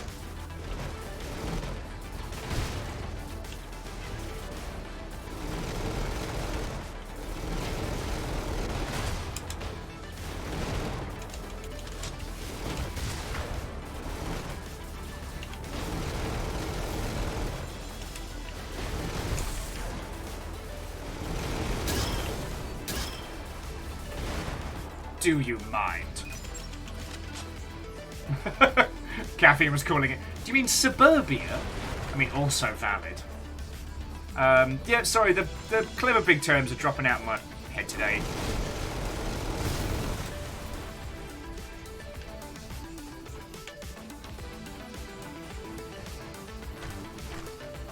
I should really keep this. Oh yeah, I'll keep this upright. I'm gonna smash these now.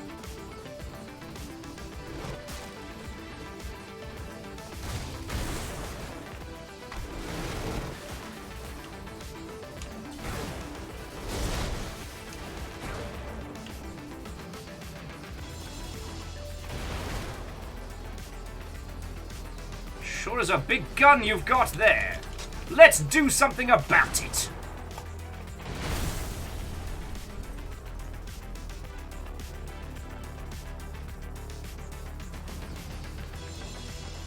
Despite my challenge, they seem unfussed. Alright, let's go get some brisket.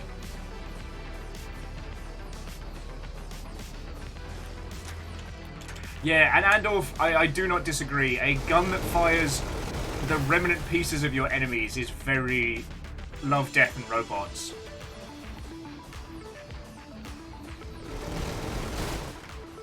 God. I'm really looking forward to the complete death and forgetting about nufters. I'm sorry to share this with you, because alright, this season of Love, Death, and Robots was very good.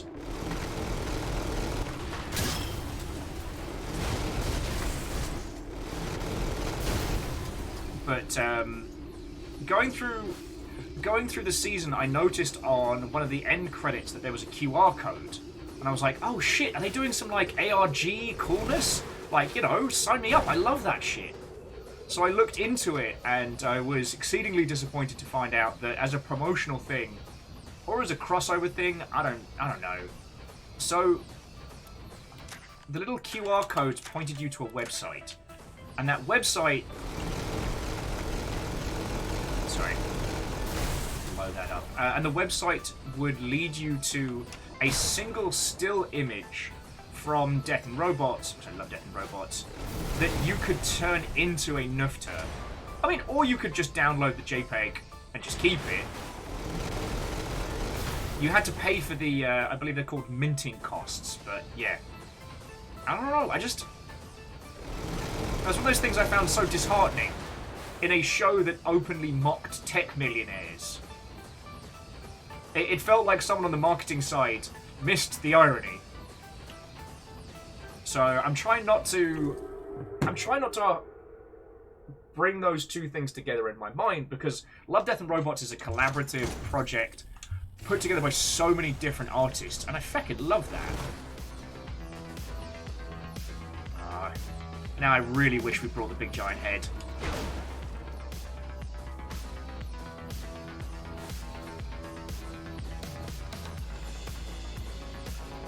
I mean, yay train yard and all, but heck.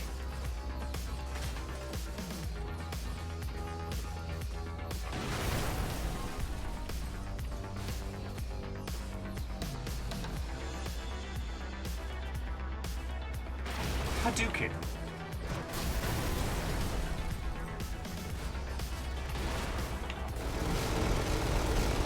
No alarms for you.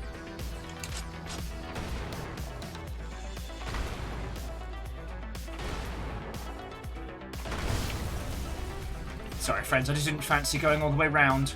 Sometimes when you have a giant robot, it means never having to say you're sorry. But yeah, so Love, Death and Robots, if you're not aware of it, it's a series of shorts created by tons of different directors and creatives.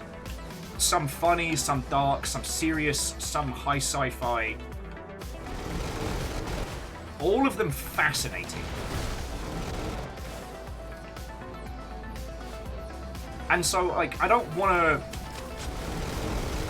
judge those elements based on a completely unrelated marketing, I don't know what you'd call it. Like a marketing faffermancy? I don't know.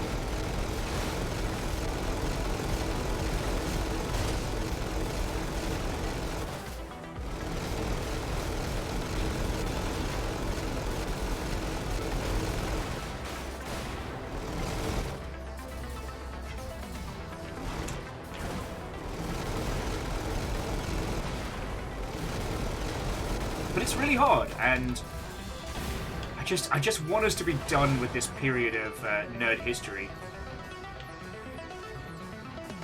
You know? Crux, the latest season, it's shorter than the others, and it's not quite so what if thing, but bad.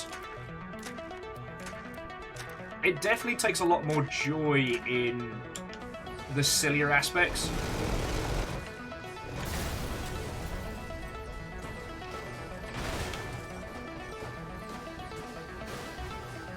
So it's entirely worth your time, and I do feel like Love, Death and Robots ends up being like the best series of like animated video game concepts that you'll see in a while.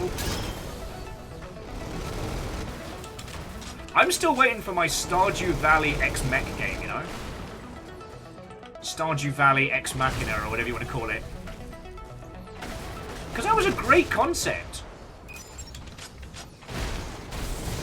Excuse me a second. Actually got to fight like I mean it. And it's something I would really hope to see, you know?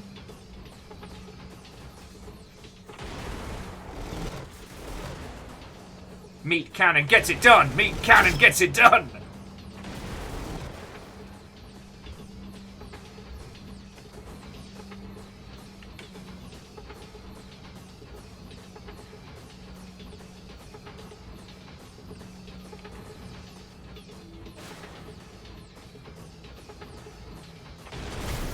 Feck your guns. Feck your house.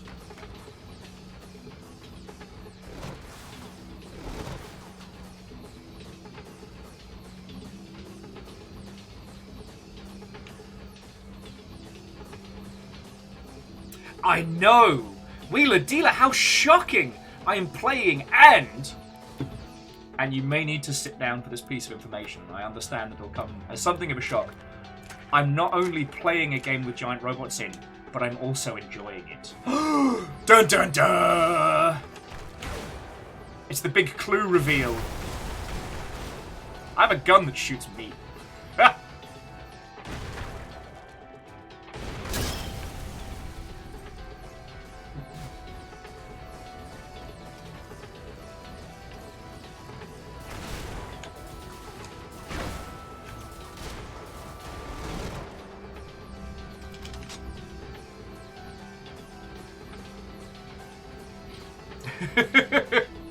No, Wheeler Dealer. The Mech Butler did it. But yeah, I'm just having a general natter. One of the reasons why I was showing off this game is because this was an example of a title that had a very rocky launch, but went on to do really well. And not like a No Man's Sky, yeah, sure, people were mad, but they still bought 1 million copies kind of rocky. Like, it's had a hard launch. And yet the team just knuckled down, worked their face off, and got it done. And obviously I'd never, like, advocate for teams working themselves to a standstill, but in a situation where it was make or break, you know, the team just doubled down and got it done. And, I don't know, that was something I always like celebrating. I like talking about teams that get to where they are just through hard work. Because so often when we talk about like the indie successes and the indie darlings, it's dumb luck or just right place, right time. Or, what was it, the 10-year overnight success, I believe, as someone put it earlier, where you only see the victory, not the hundreds of hours of work that go into it. Alright, 2 more, and then it's time to spaceport out! Yeah!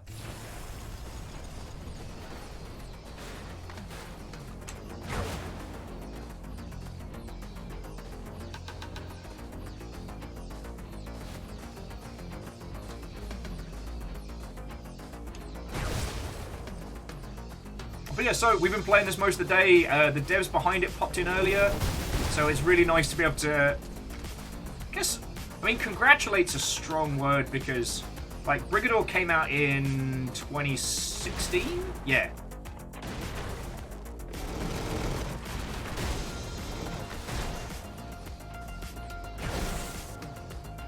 And I believe the re-armored edition was officially out 17?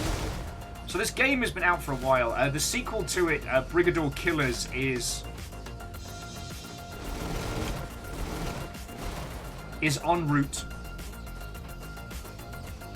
And is definitely something to put in everybody's wheel well before it drops. But yeah.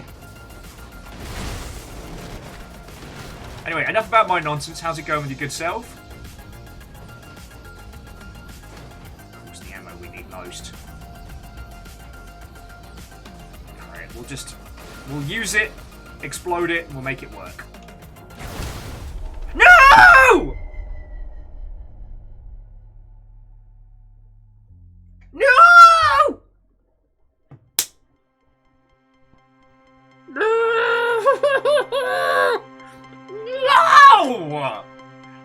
Fuck!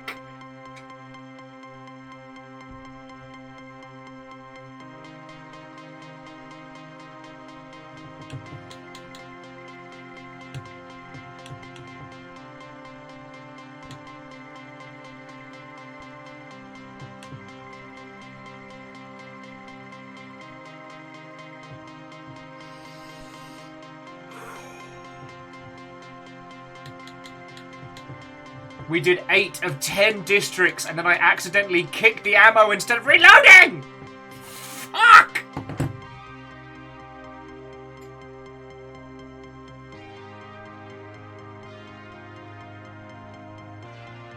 Why am I like this? Why am I like this?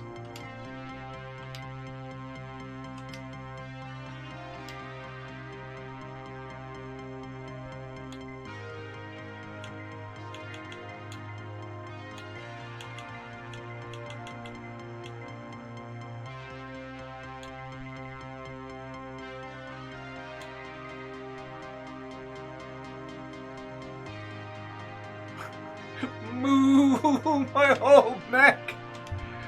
Oh, okay, so for those of you who just joined us, there are 2 modes in this. I don't even know what acquisitions is. So campaign and freelance. Campaign's kind of like the playthrough story where you get mechs to choose from pre-configured. Freelance is you choose the pilot, you choose the mech and the gear, and then try and complete the mission. If you die, whoopsie doodle. I think that might be a good time to at least bring our Brigador section to a close, but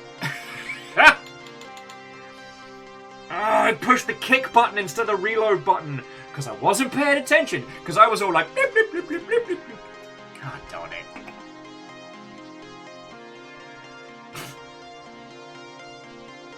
Why am I like this?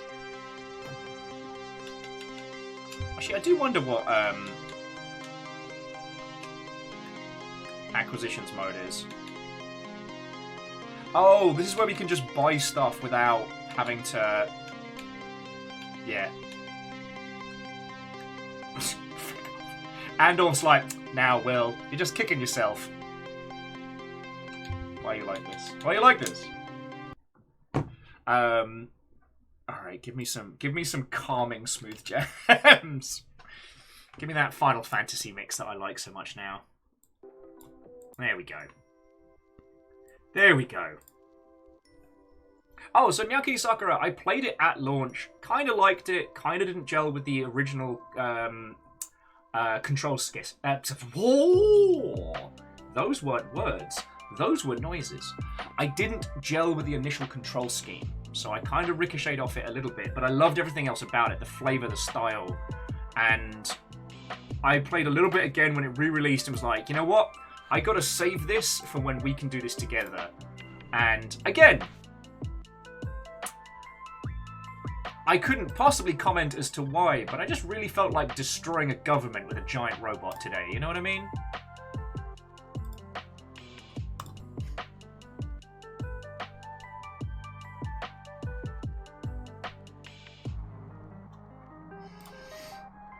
Oh. So yeah, however, friends, currently, with the Steam sale, this game is $9. You can just do that. You can just play it. And if my occasionally monosyllabic but definitely enthused face didn't tell you, fucking love this game. So yeah.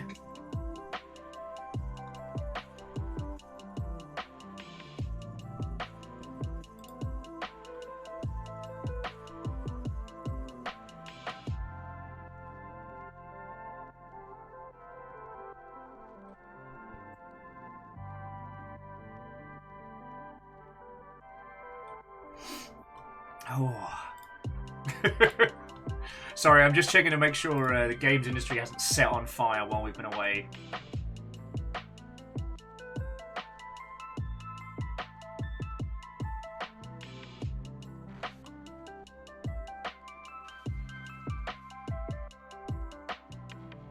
Okay, looks like everything's alright. Splendid.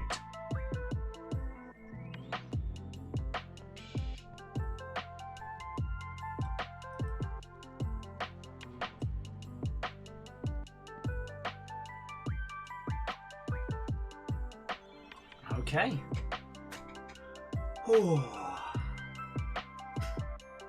As the giant robot adrenaline come down slowly kicks in. Oh yes, and after the earlier stuff, yes, I am wearing my "Leave me out of your non-fudgeable horse shit" shirt. I look forward to it reaching the point where people don't understand the reference. I'm looking forward to that. It's going to be a good time.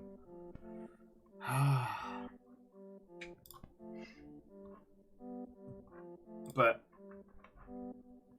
yeah, I guess to recap for those of you that weren't here earlier, Zalavir's game Can Android Survive got a Steam release. We talked about the Overwatch 2 situation, and it's interesting to hear everybody's thoughts and feels on it. I think that's kind of been the long and short of it. The one that still hits me is the team behind the latest Sonic game just saying, like, yeah, Sega didn't give us time, we're not happy with the launch either. Oh, Fick, and we didn't even talk about the end of Zachtronics. Big long sigh. We'll probably end up streaming the Zachtronics, the BBS Games Collection, because I think we need to, but I mean, plus, it's got a little Gundam building section in it, so it's hard not to wanna. But yeah, for those of you who don't know, Zachtronics are going to be closing their doors, and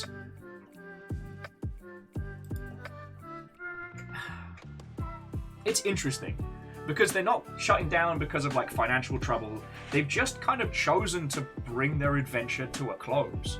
And kind of like with Vlambeer, like, well, I guess not kind of like with Vlambeer, just like with Vlambeer, it's rare in our industry for people to go, no, we made the games we wanted to make. We're good. Like, they didn't suffer from the AAA overbloat and then, like, you know, the battleship death. You know, is it alligators or crocodiles that just keep growing until they can no longer ingest enough calories to sustain themselves? It's one or t'other. AAA very much has that problem. And with indie, it feels like a lot of our favorite teams step up to a big roulette table and they keep playing and they keep playing until they lose big, you know? I mean, hell, it's hard to point to too many people who've won big and then come out of it unscathed, you know? Yeah, and that's what's so fascinating about it. And it seems like it's not like their games aren't selling, it's just they're happy with what they've done and they're ready to bring it to a close.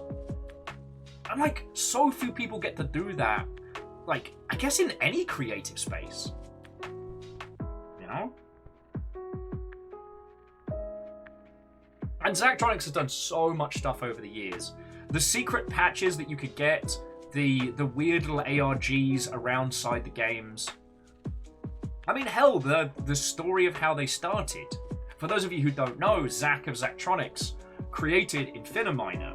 Infiniminer being an open source mining game that would be that he released with the source code for free. That was then taken, reworked, and made by Hatsune Miku into what would become Minecraft. Like, he made Minecraft before Minecraft, and rather than sit around and sulk and get bitter about it, it was the fire under his little buttocks to start making the kind of games he wanted to.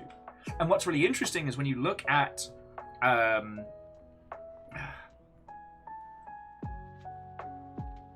what was it called? It had this obnoxious name. It was like QX013 or whatever. The space game that was going to be using like Lua scripting to program your spaceships and stuff that never got released. How that never happened. And I would surmise that it was because the individual in question just had stupid money and no way to gauge the title. Whereas, like, with Zachtronics, it was kind of the opposite. They missed out on the megabucks, but was then inspired to create some truly beautiful games. You know, Exapunks is amazing. Opus Magnum is my personal favorite, and if you let me talk about Opus Magnum, I will bore you for hours. I still have my favorite builds saved to my desktop, and I just look at them sometimes. I just look at them.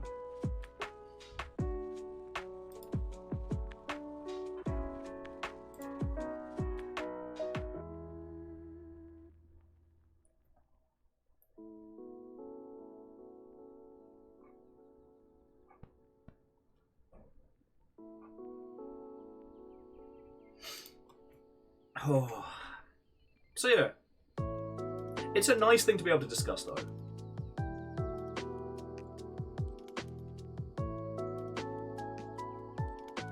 I mean, hell, one thing that strikes me is there are a lot of projects and IPs that probably would have survived for longer if the creative teams had just said, nah, we done. I know that seems weird, but like, especially in AAA spaces.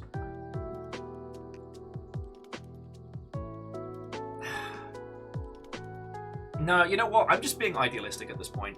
Thing is, I know why these IPs continue for 1,000 years.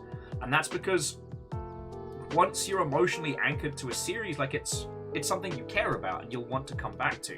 A new series is kind of, take it or leave it. But something that's a continuation of something that you really love is you're going to be interested from the get-go, and you might even just buy it out of love, even knowing it's a bit naff, a bit shaky. And when you have a studio of like 800 to 1,000 people, all of whom are reliant on that game to sell, like, you want to stack the odds in your favor, not the other way around. And like, being done with a successful IP and then saying, right, next new thing, not connecting it at all, that's scary, because that's the kind of thing that can destroy a big studio. You know? I know we talk about Supergiant a lot, but even though they do a different game every time, their team's not bigger than like 20. Like, they are close-knit, and they make the kind of sales that gives them a huge runway.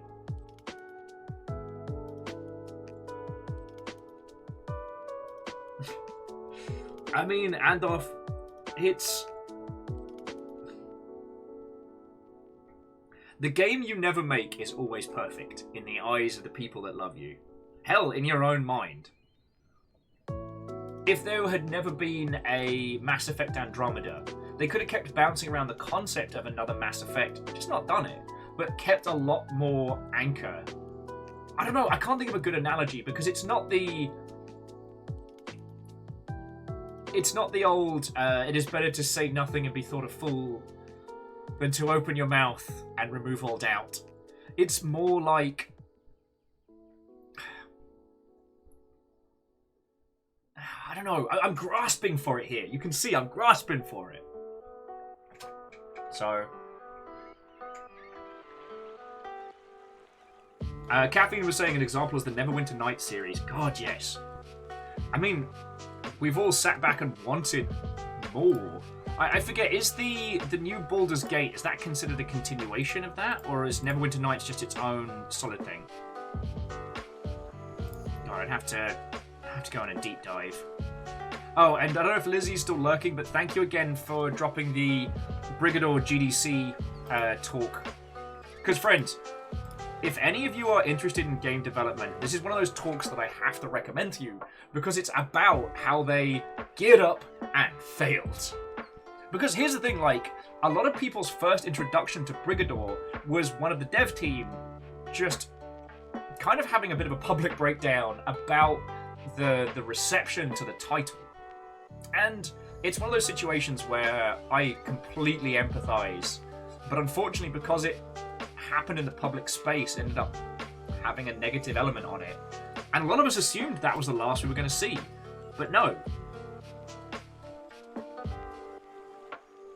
They knuckled down and worked so hard and are kicking ass.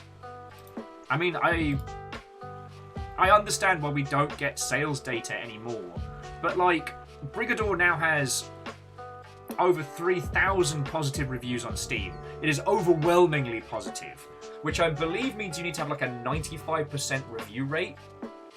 Like, that ain't nothing. And you certainly don't get to that level failing. So, I don't know.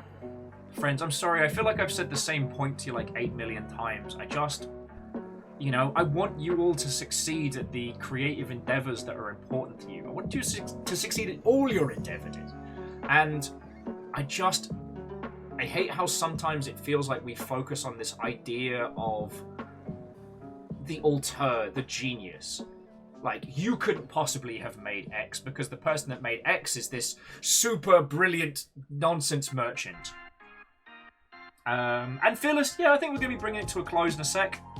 I just wanted to hang out and chat with you all before our adventures come to a close.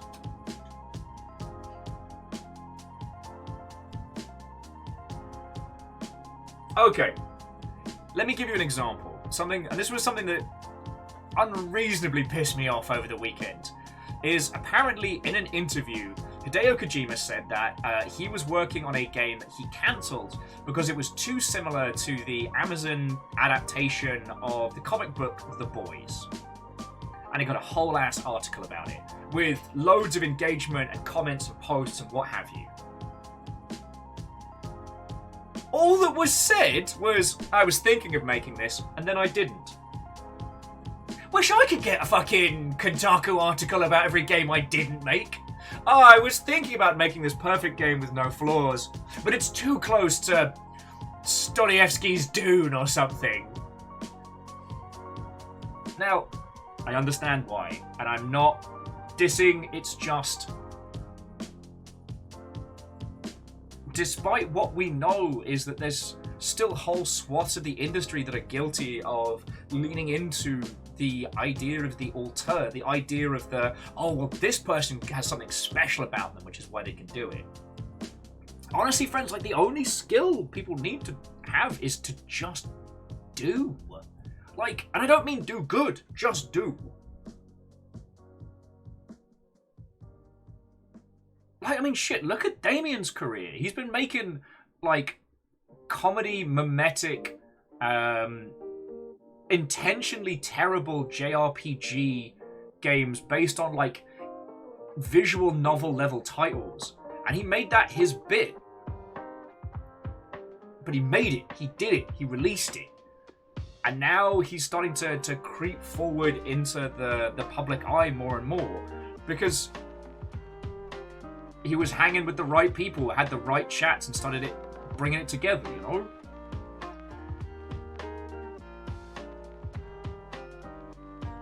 Yeah, okay, talking about works that never got made and are theoretically amazing. Of course, the game you never make is perfect, because you never have to fucking ship it. And I know I'm guilty of this as well. I know I'm guilty of this, because I wouldn't say I have regrets, but I got so close to being part of a core creative team on a project, and it never went ahead. And I've always had that feeling. So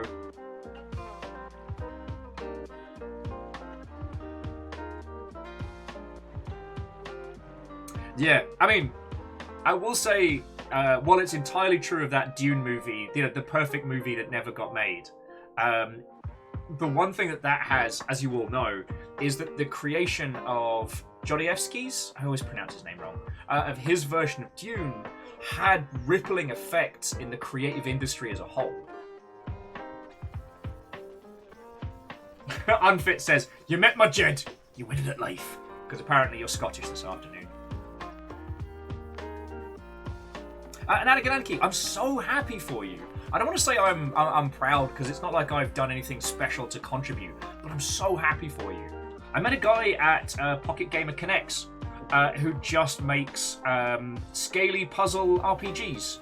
Story-focused with kind of a light point-and-click style mechanics, made specifically for people who really like anthropomorphized dragons. There's no adult content in them, but that's his niche. And the difference is, he keeps making them. And in the same breath, I was introduced to a person who was telling me about this top-down game that they were going to make, and how it was going to have all these brilliant ideas and concepts and things. And I just found myself thinking that the person who has actually made this simplistic story title sits far and above the intellectual with the great idea that never gets done. And I know you will know about this. It's just, yeah. Actually, so Unfit Films, the reason I wear wristbands is to help with typing. Keeps my wrists from flopping around. I'd like to say that it was some kind of stylistic choice, but I found these to be better than those like wrist rests you get for keyboards and typing.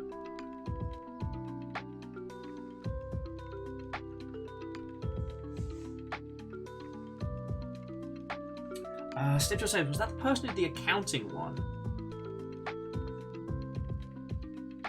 I'm not sure which game you mean, Ket, but that's probably because my brains are leaking out of my ears.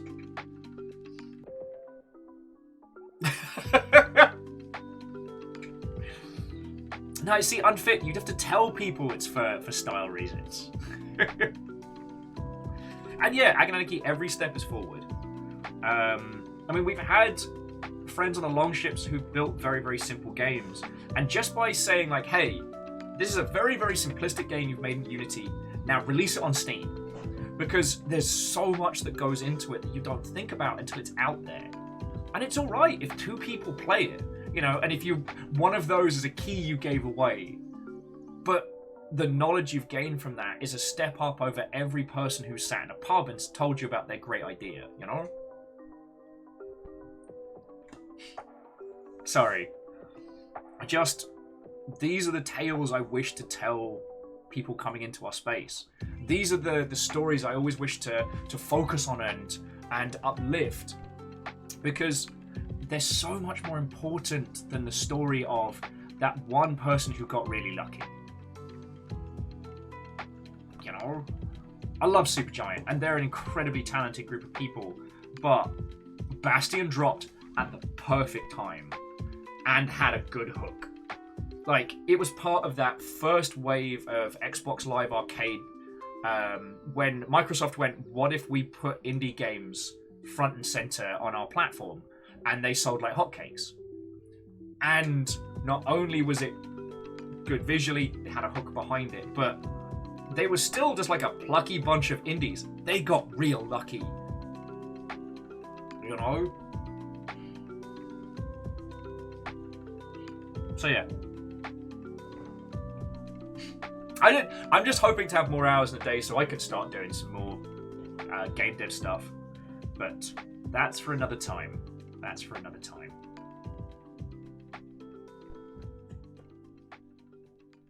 Yeah, well, Unfit, it's amazing how many people sprung out from that XBLA indie arcade space. So, like, the makers behind Salt and Sanctuary and Salt and Sacrifice, which is, they Scar Games? Scar Studios? I forget. But that was basically a bloke using the old XNA framework who made a meme game called, misspelt, I made a game with zombies in it. And it sold gangbusters. It was like, what was it, like the equivalent of like $2-3? And everyone bought it. Because it was just right place, right time. Now, the things that particular team has done that's very good is kept small, kept focused, not hired 50 people, like, so that when games didn't do well, I believe it was Charlie Murder was their flop. Because they did, what was it? Dishwasher, the Vampire Samurai, and then Vampire Smiles, which sold gangbusters. Then Charlie Murder didn't sell. Unlike a AAA team, they weren't reliant on it to sell 1 million copies to be able to pay the bills. So, yeah. I mean, Agonanarchy, I thought Charlie Murder was a good game. Like, I'd have to go back into it to find out why it didn't sell, but...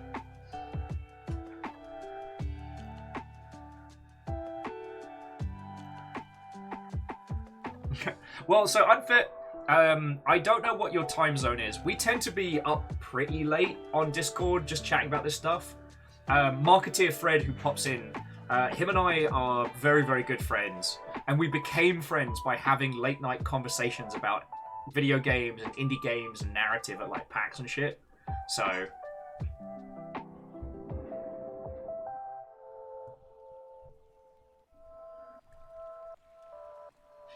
Oh, and Agonanarchy, that's real cool. That's real cool.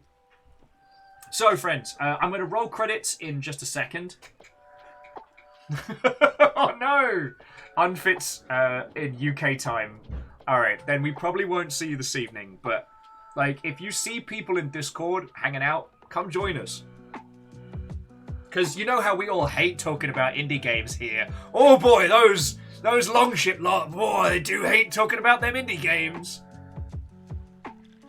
They even hate... The only thing they hate more is playing Sea of Thieves while talking about it. New content this week! I'm so ready! Can't wait to have my own ship. It's gonna be great. Gonna name it. Gonna have like a cool name. It's gonna be amazing.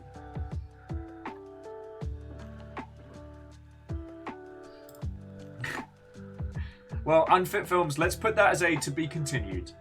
Because I do need to say some thank yous. As I said, friends... Like, today is Summer Games done quick, and I completely understand, like, that's a big bombastic charity thing that happens. It's a spectacle, and this is the first GDQ that's being done in a physical location again.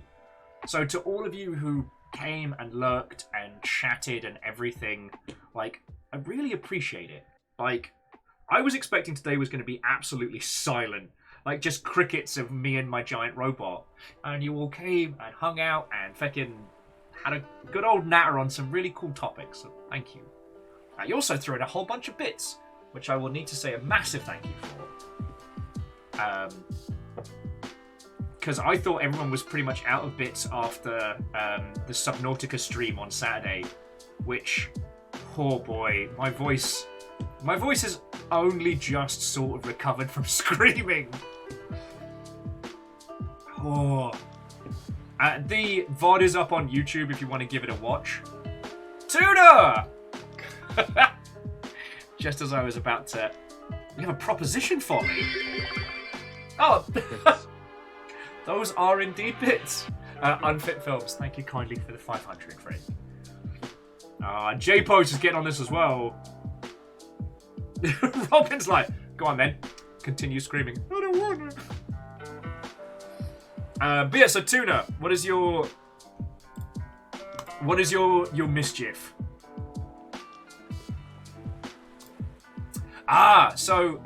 Tuna. We have a rule, which is if I ever join you in the Purple Tick Committee, if we ever get verified here on twitch.television, then I have to play Raft. That's the agreement. If it happens, I gotta do it. And yes, I heard that it's hit version 1. Oh boy. Yeah, the itty bitty Purple Tick Committee needs to come say, we see you here on this twitch.television and we deem you worthy.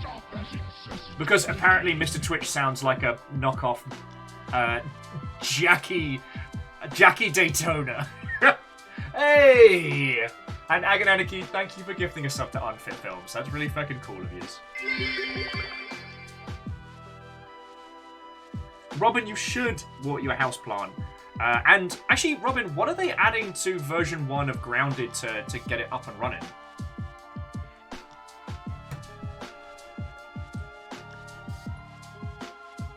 God. And Tuna, I do need to plan us doing a thing. I've been so behind on planning streams and stuff and things. But I hope you're doing well, friend. I was hanging with Zelky. You know, we'll miss you.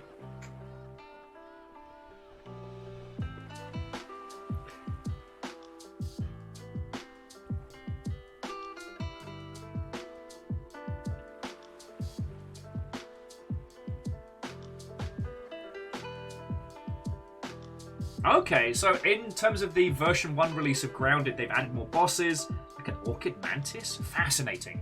For those of you who don't know, Grounded is a Honey, I Shrunk the Kids survival game where you build like bases and things out of like the things you'd find in your back garden.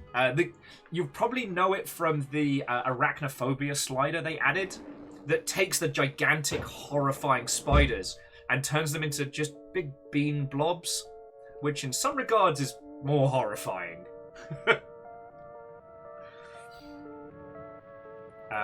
But no, it's on Game Pass, so if you want to give it a try, it's free. I'm not sure that the blobs are less terrifying. Oh, also, Tuna, for just unmitigated destruction fun, I don't know if I talked to you about the game we played today, which is Brigador, but it's $9 on Steam, and it's just top-down, city-smashing gloriousness. Now, Numbers, I would agree, the blobs are probably less terrifying for you, and I don't know if you saw on Webbed that the arachnophobia mode just turns your character into a little Kirby ball. It's so cute.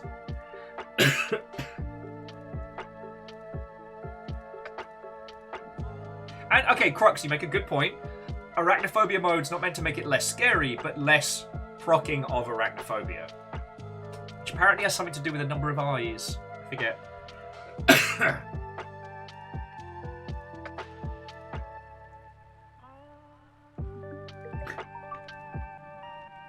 Oh, number saying number of legs for... Okay.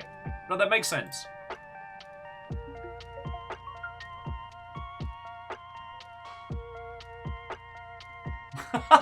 Oh, feck, I forgot about that. Sorry, Secretly Robin was saying that the arachnophobia mode in Satisfactory replaces all of the offending aliens with JPEG pictures of cats. That's amazing. I completely forgot about that.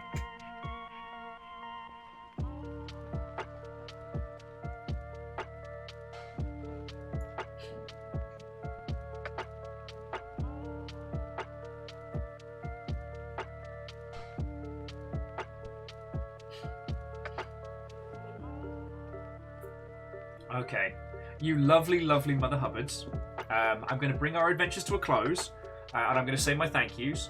But, like, Tuna, it was lovely catching up with you a little bit. Blep at me about stuff and things, and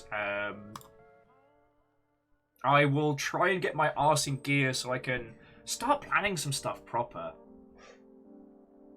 I'm still working on when next Memnol is going to happen, but it's definitely going to happen. Oh, yeah. I've been trying not to binge Sea of Thieves too hard, because I do worry about burning out, but I love it so much.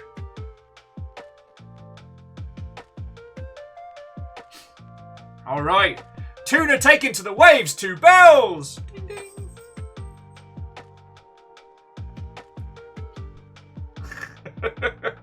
Yeah, but usually, Robin, when it comes to streams and work, I'm very well organised. It's just the rest of my life I'm a disaster on. So... Huh. That makes sense. Sorry, Ark of the Conclave was saying that they can deal with spiders in the real, but not like giant ones in movies and video games. Huh, I mean, that does make sense. It's disproportionate of the norm. Yeah! Deus, they get to see the new thing tomorrow.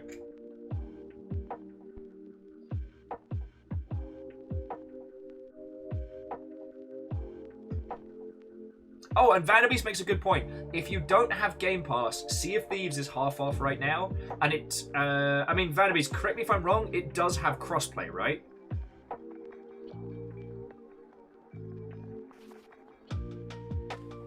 Like, if you use the Steam variant, you still have to log on via, like, a free Xbox account, right? Hey. Because I've not actually had the chance to play it. Like, we got playing it on Game Pass because that's all we could afford. And, yep. Hello, baby boy. Talking about Sea of Thieves. Yes. Amos is very curious about this. Okay, and Bacon's confirming Sea of Thieves full crossplay. Okay, right. Friends, let me roll credits, and I will try and find us a lovely person to raid into, because I have a feeling everybody's kind of having a bit of a quiet day today.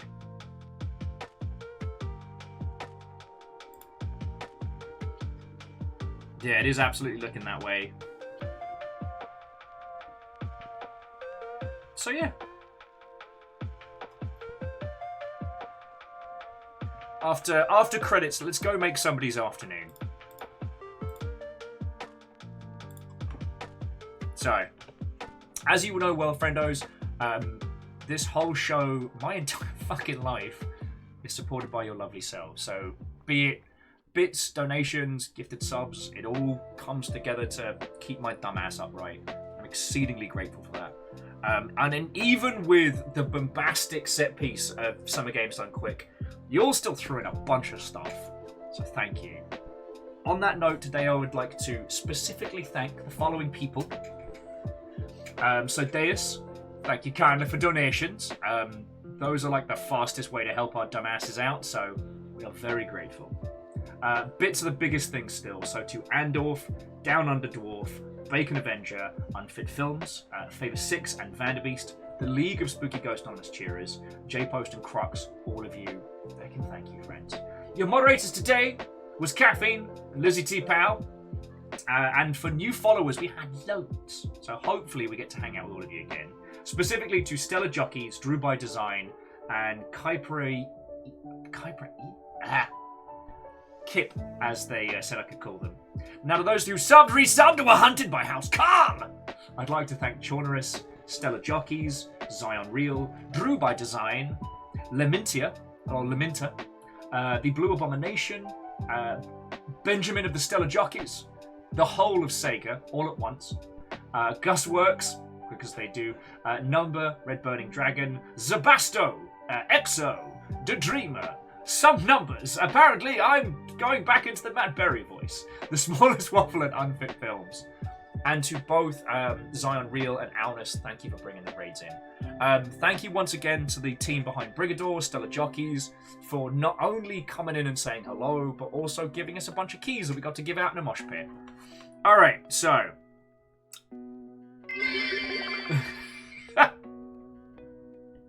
Yeah, Unfit, you made the credits twice. It's a power move. And J-Post, thank you for the extra 100. Okay, so let me give you a choice as to where we can go next, dear friends. And these are all teeny tiny operations. So I can offer you a little book club. I can offer you Drunken Fist 2 Zombie Hangover, or Mech Warrior Online. So, books, Drunken Zombies, Mechs.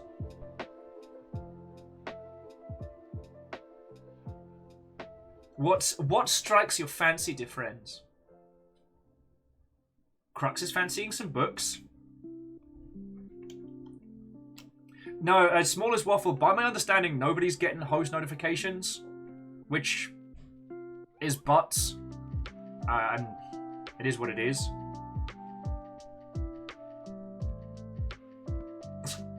Well, I mean, Smallest Waffle, if you want to host early. Get those numbers percolating. Like, the more we can do to bully Mr. Twitch into acknowledging us, the better. But as Crux is the only one who's been quick off the draw, friend, I'm going to pass you over to. Alright, well, as soon as the feckin' advert finishes, the squad over at Geek Girl Con are doing a little book club. So you can go and say hi, howdy, hang out with some cool peoples, have a good time. It's gotta be great.